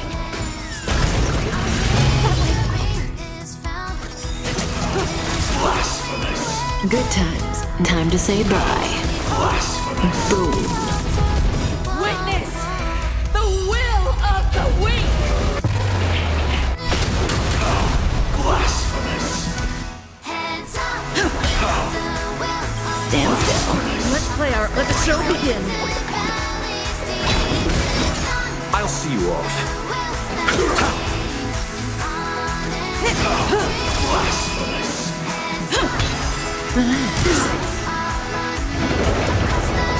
I swear on truth, you chose the wrong enemy.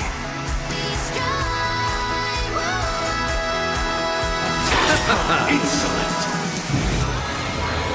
Say bye to breathing. I swear on words. I'll take the lead. Stand still. I swear on mountains. May as well kill them all. I swear on rules. Even if the future is full of pain, we won't escape from it. Good times. Time to say bye. Boom.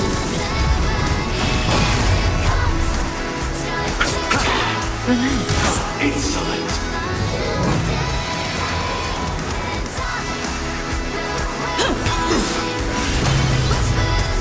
I swear on human dignity.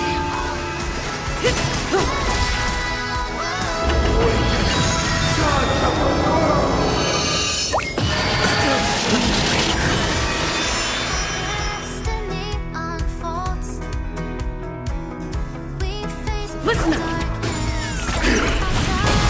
I'll see you off. Stand still. I swear on truth. Say bye to breathing.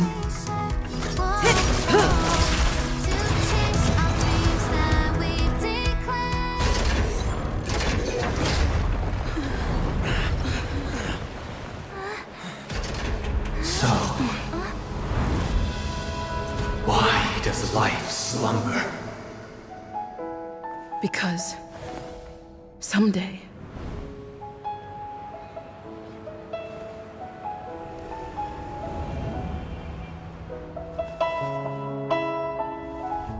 we will wake up from our dreams.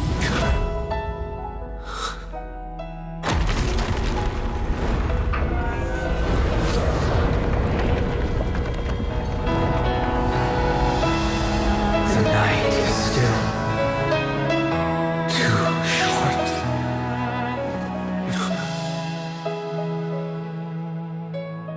Brother, the dream is over.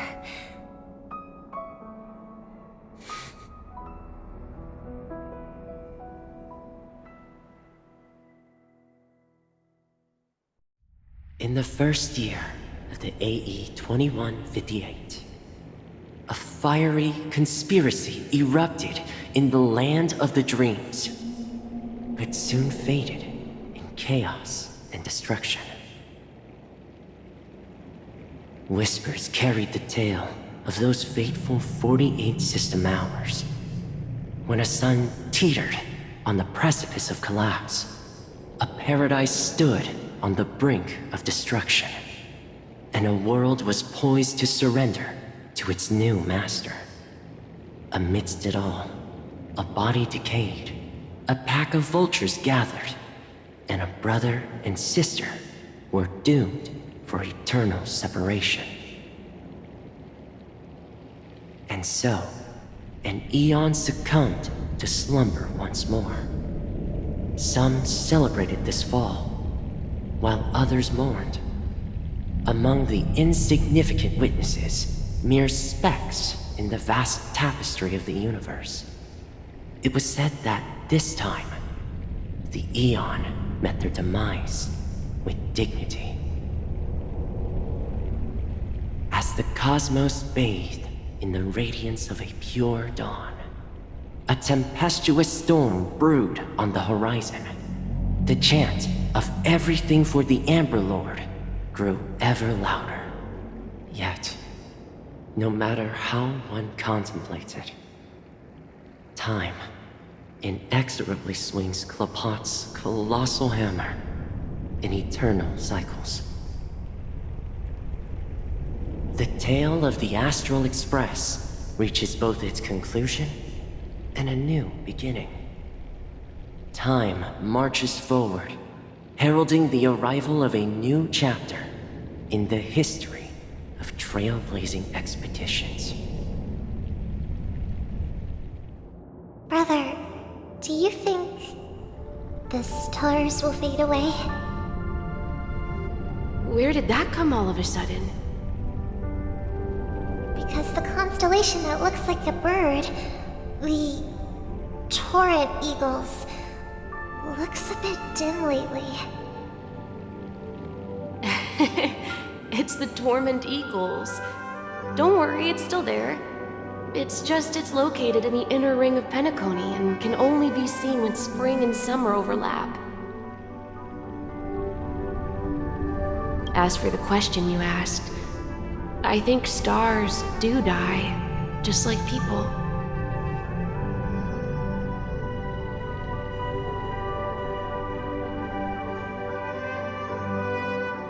But do you know, sister?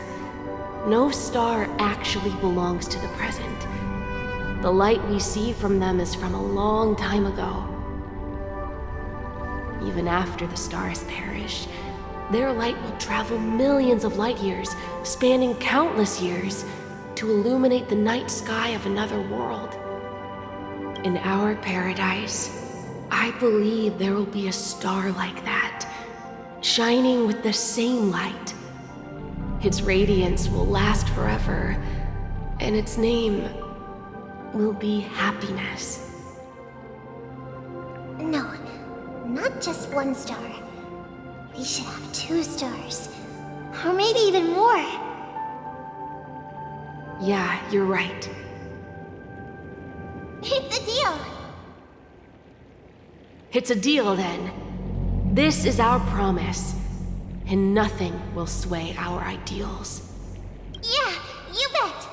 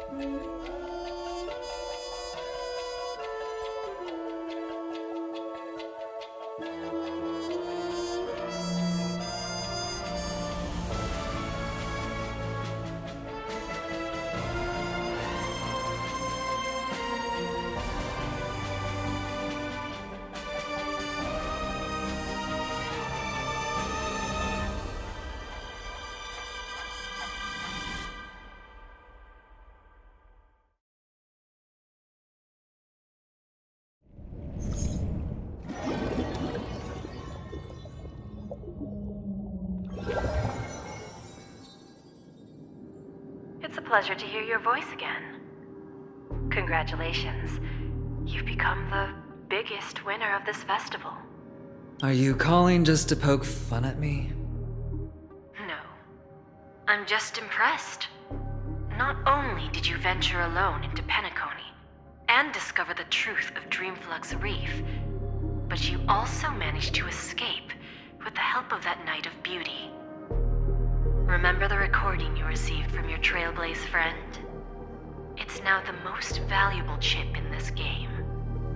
However, this came at a high cost. Losing a cornerstone is a hefty price to pay. Diamond just called a meeting to discuss what to do with you. Just as I expected. So is Diamond planning to demote me, or kick me out of the 10 Stonehearts? Why don't you take a wild guess? Well, alright. Then I'll guess. He's going to promote me to P46? Alright. What will you wager? Are we talking about a real bet here? I don't want to wager anything just to escape your clutches. But if it's just a friendly bet, I'll put on the line what I did when we first met. I'll bet my life, ma'am. Interesting. But since it's Diamond's call, no one can predict the outcome. I'm on my way to Penacony. Once everyone is settled, we'll return to Pier Point for the final showdown. Sounds like I'll be out of the action for a while. Finally, a chance to kick back and relax. Yeah. Leave everything to me and Topaz, child. Thanks to you, as soon as the Jade Stone was delivered to the family's compound, we finished up our preparations. The seeds we planted have taken root. Soon, it'll be time to reap the rewards. Huh?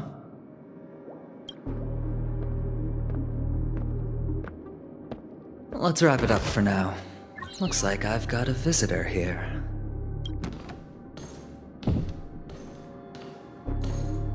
Oh, so many surprises today. Didn't expect a Galaxy Ranger and wanted criminal to show up here. One who managed to take out 2 IPC members under the noses of our fleet. Do you understand what that means? Screw wubba boo, I just put him to sleep. Don't try to intimidate me with that nonsense. Besides, I've taken down more IPC lackeys than the residual value you squeezed. And I don't mind adding a few more zeros to my wanted poster. I have a question for you. Be honest, or I don't mind putting a bullet into your head. Tell me, where is Oswaldo Snyder?